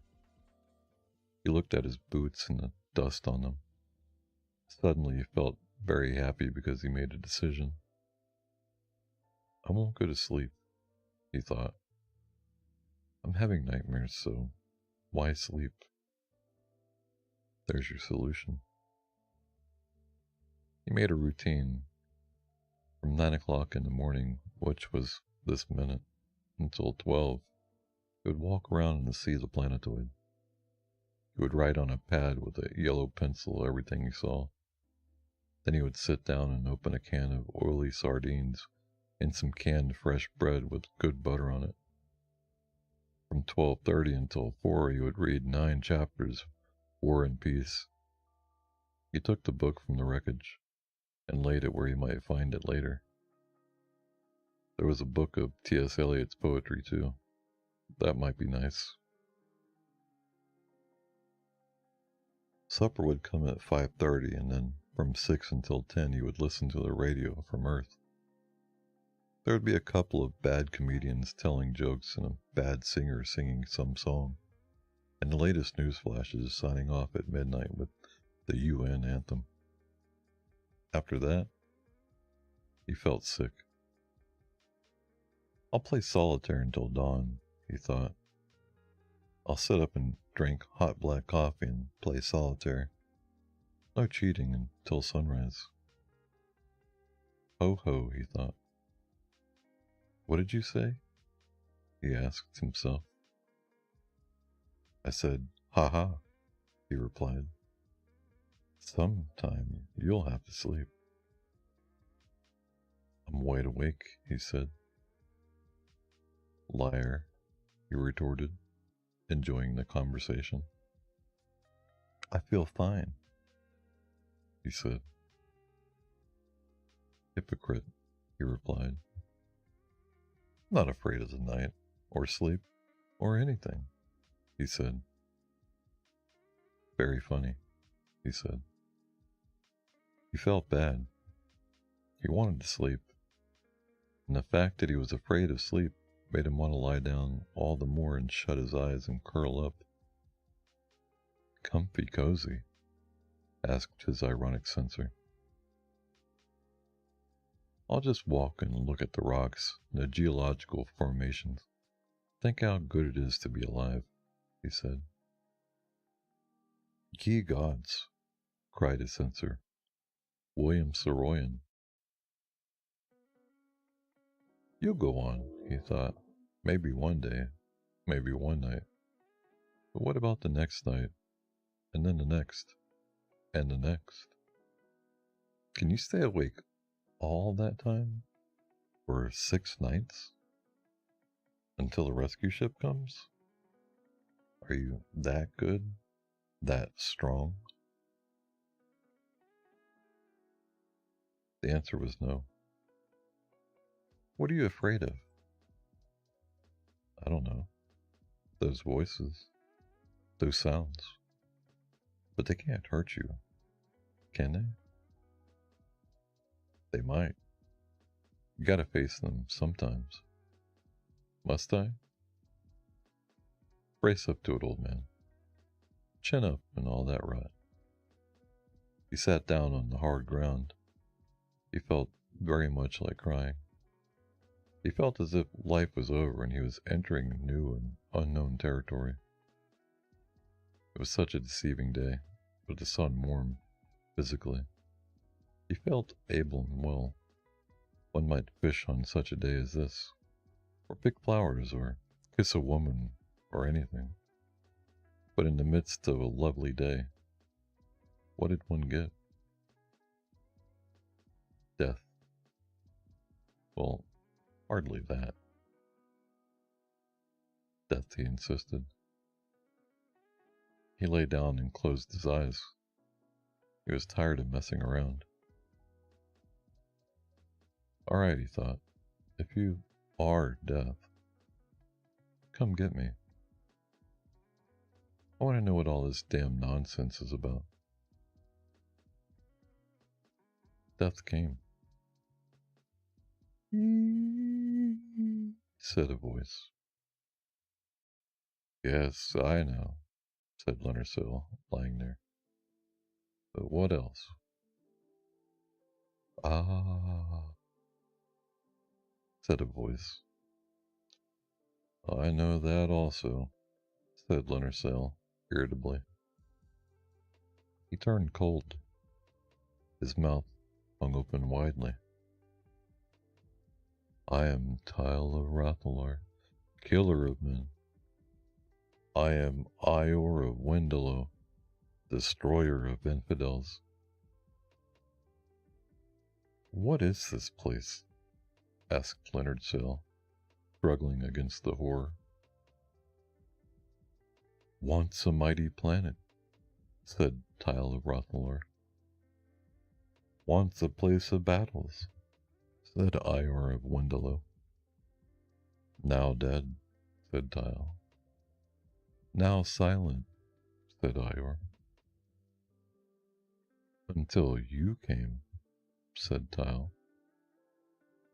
To give us life again, said Ior.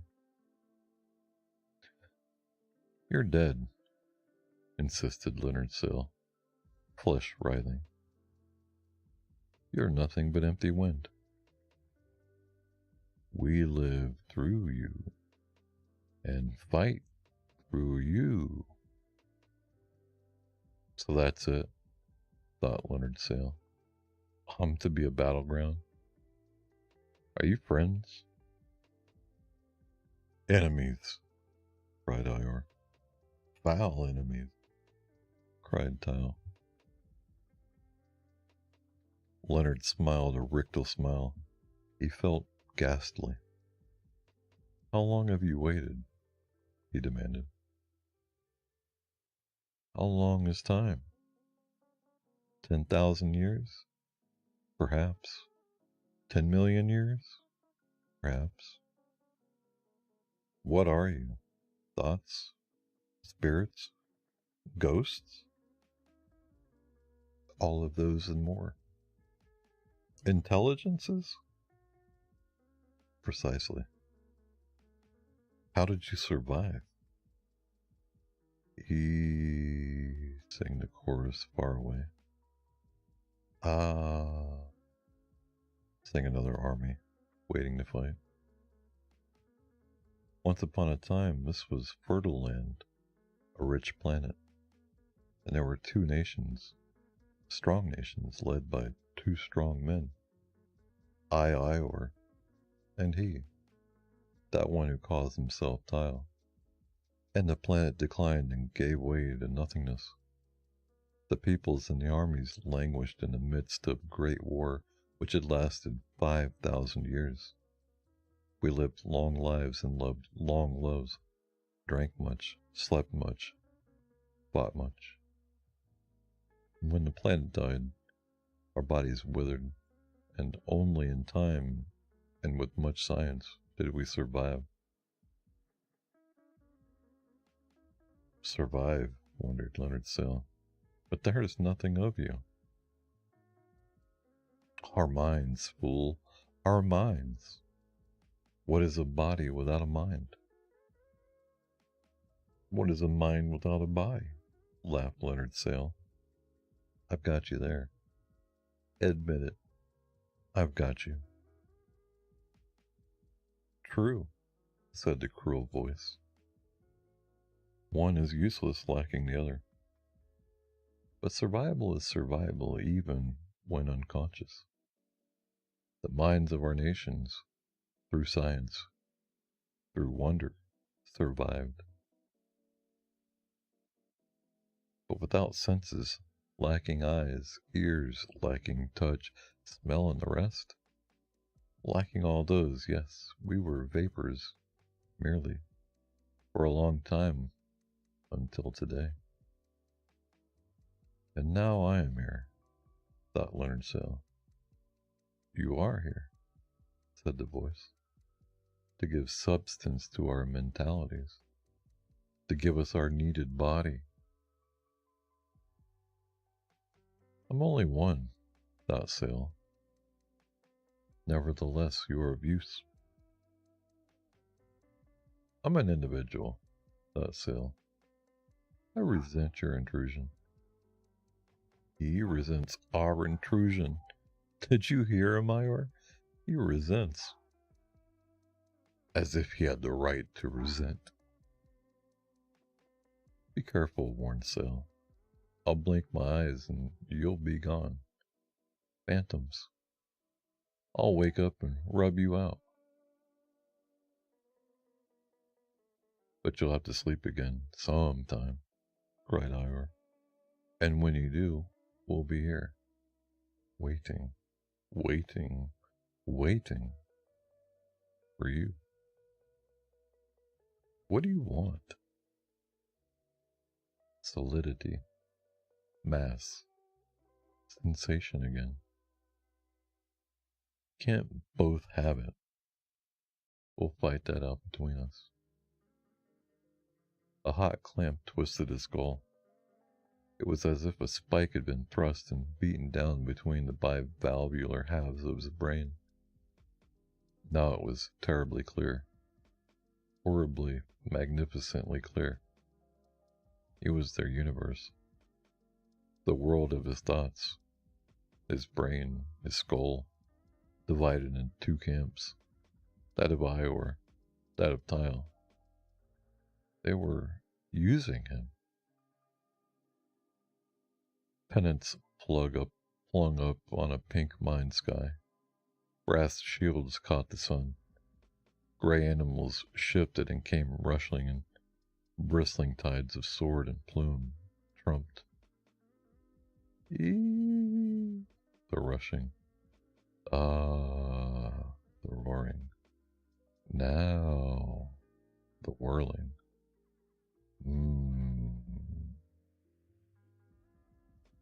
10,000 men hurtled across the small hidden stage. 10,000 men floated on the shellacked inner ball of his eye. 10,000 javelins hissed between the small bone holes of his head. 10,000 jeweled guns exploded. 10,000 voices chanted in his ears. Now his body was riven and extended, shaken and rolled. He was screaming, writhing. The plates of his skull threatened to burst asunder. The gabbling, the shrilling, as across bone plains of mind and continent of inner marrow, through gullies of vein, down hills of artery, over rivers of melancholy, came armies and armies, one army, two armies, swords flashed in the sun, bearing down upon each other, 50,000 minds snatching, scrabbling, cutting at him, demanding, using. In a moment, the hard collision, one army on another, the rush, the blood, the sound, the fury, the death, the insanity. Like cymbals, the armies struck. He leaped up, raving. He ran across the desert. He ran and did not stop running. He sat down and cried. He sobbed until his lungs ached. He cried very hard and long. Tears ran down his cheeks and into his upraised, trembling fingers. God, God, help me, oh God, help me, he said. All was normal again.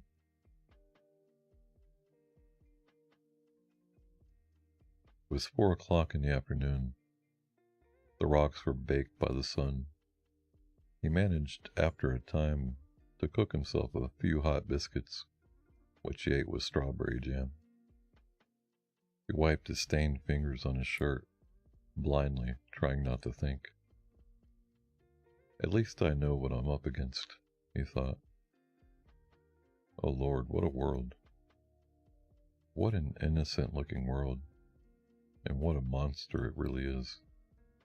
It's good no one ever explored it before. Or did they? He shook his aching head. Pity them, whoever crashed here before any ever did. Warm sun, hard rocks, not a sign of hostility. A lovely world. Until you shut your eyes and relaxed your mind. And night and the voices and the insanity and the death patted in on soft feet. I'm all right now, though, he said proudly. Look at that. He displayed his hand. By a supreme effort of will, it was no longer shaking. I'll show you who in hell's ruler is here, he announced to the innocent sky. I am. He tapped his chest. To think that thought could live here. Think that thought could live that long. 1,000,000 years, perhaps. All these thoughts of death and disorder and conquest, lingering in the innocent but poisonous air of the planet, waiting for a real man to give them a channel through which they might issue again in all their senseless virulence. Now that he was feeling better, it was all silly. All I have to do, he thought, is stay awake 6 nights. They won't bother me that way. When I'm awake, I'm dominant.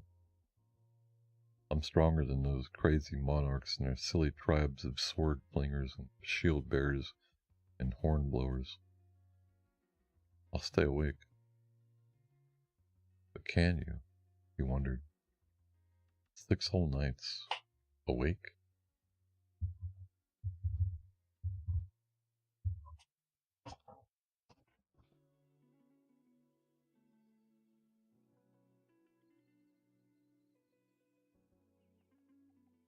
I've got to get off, but thank you for tuning in. I appreciate the follows. Have a wonderful day.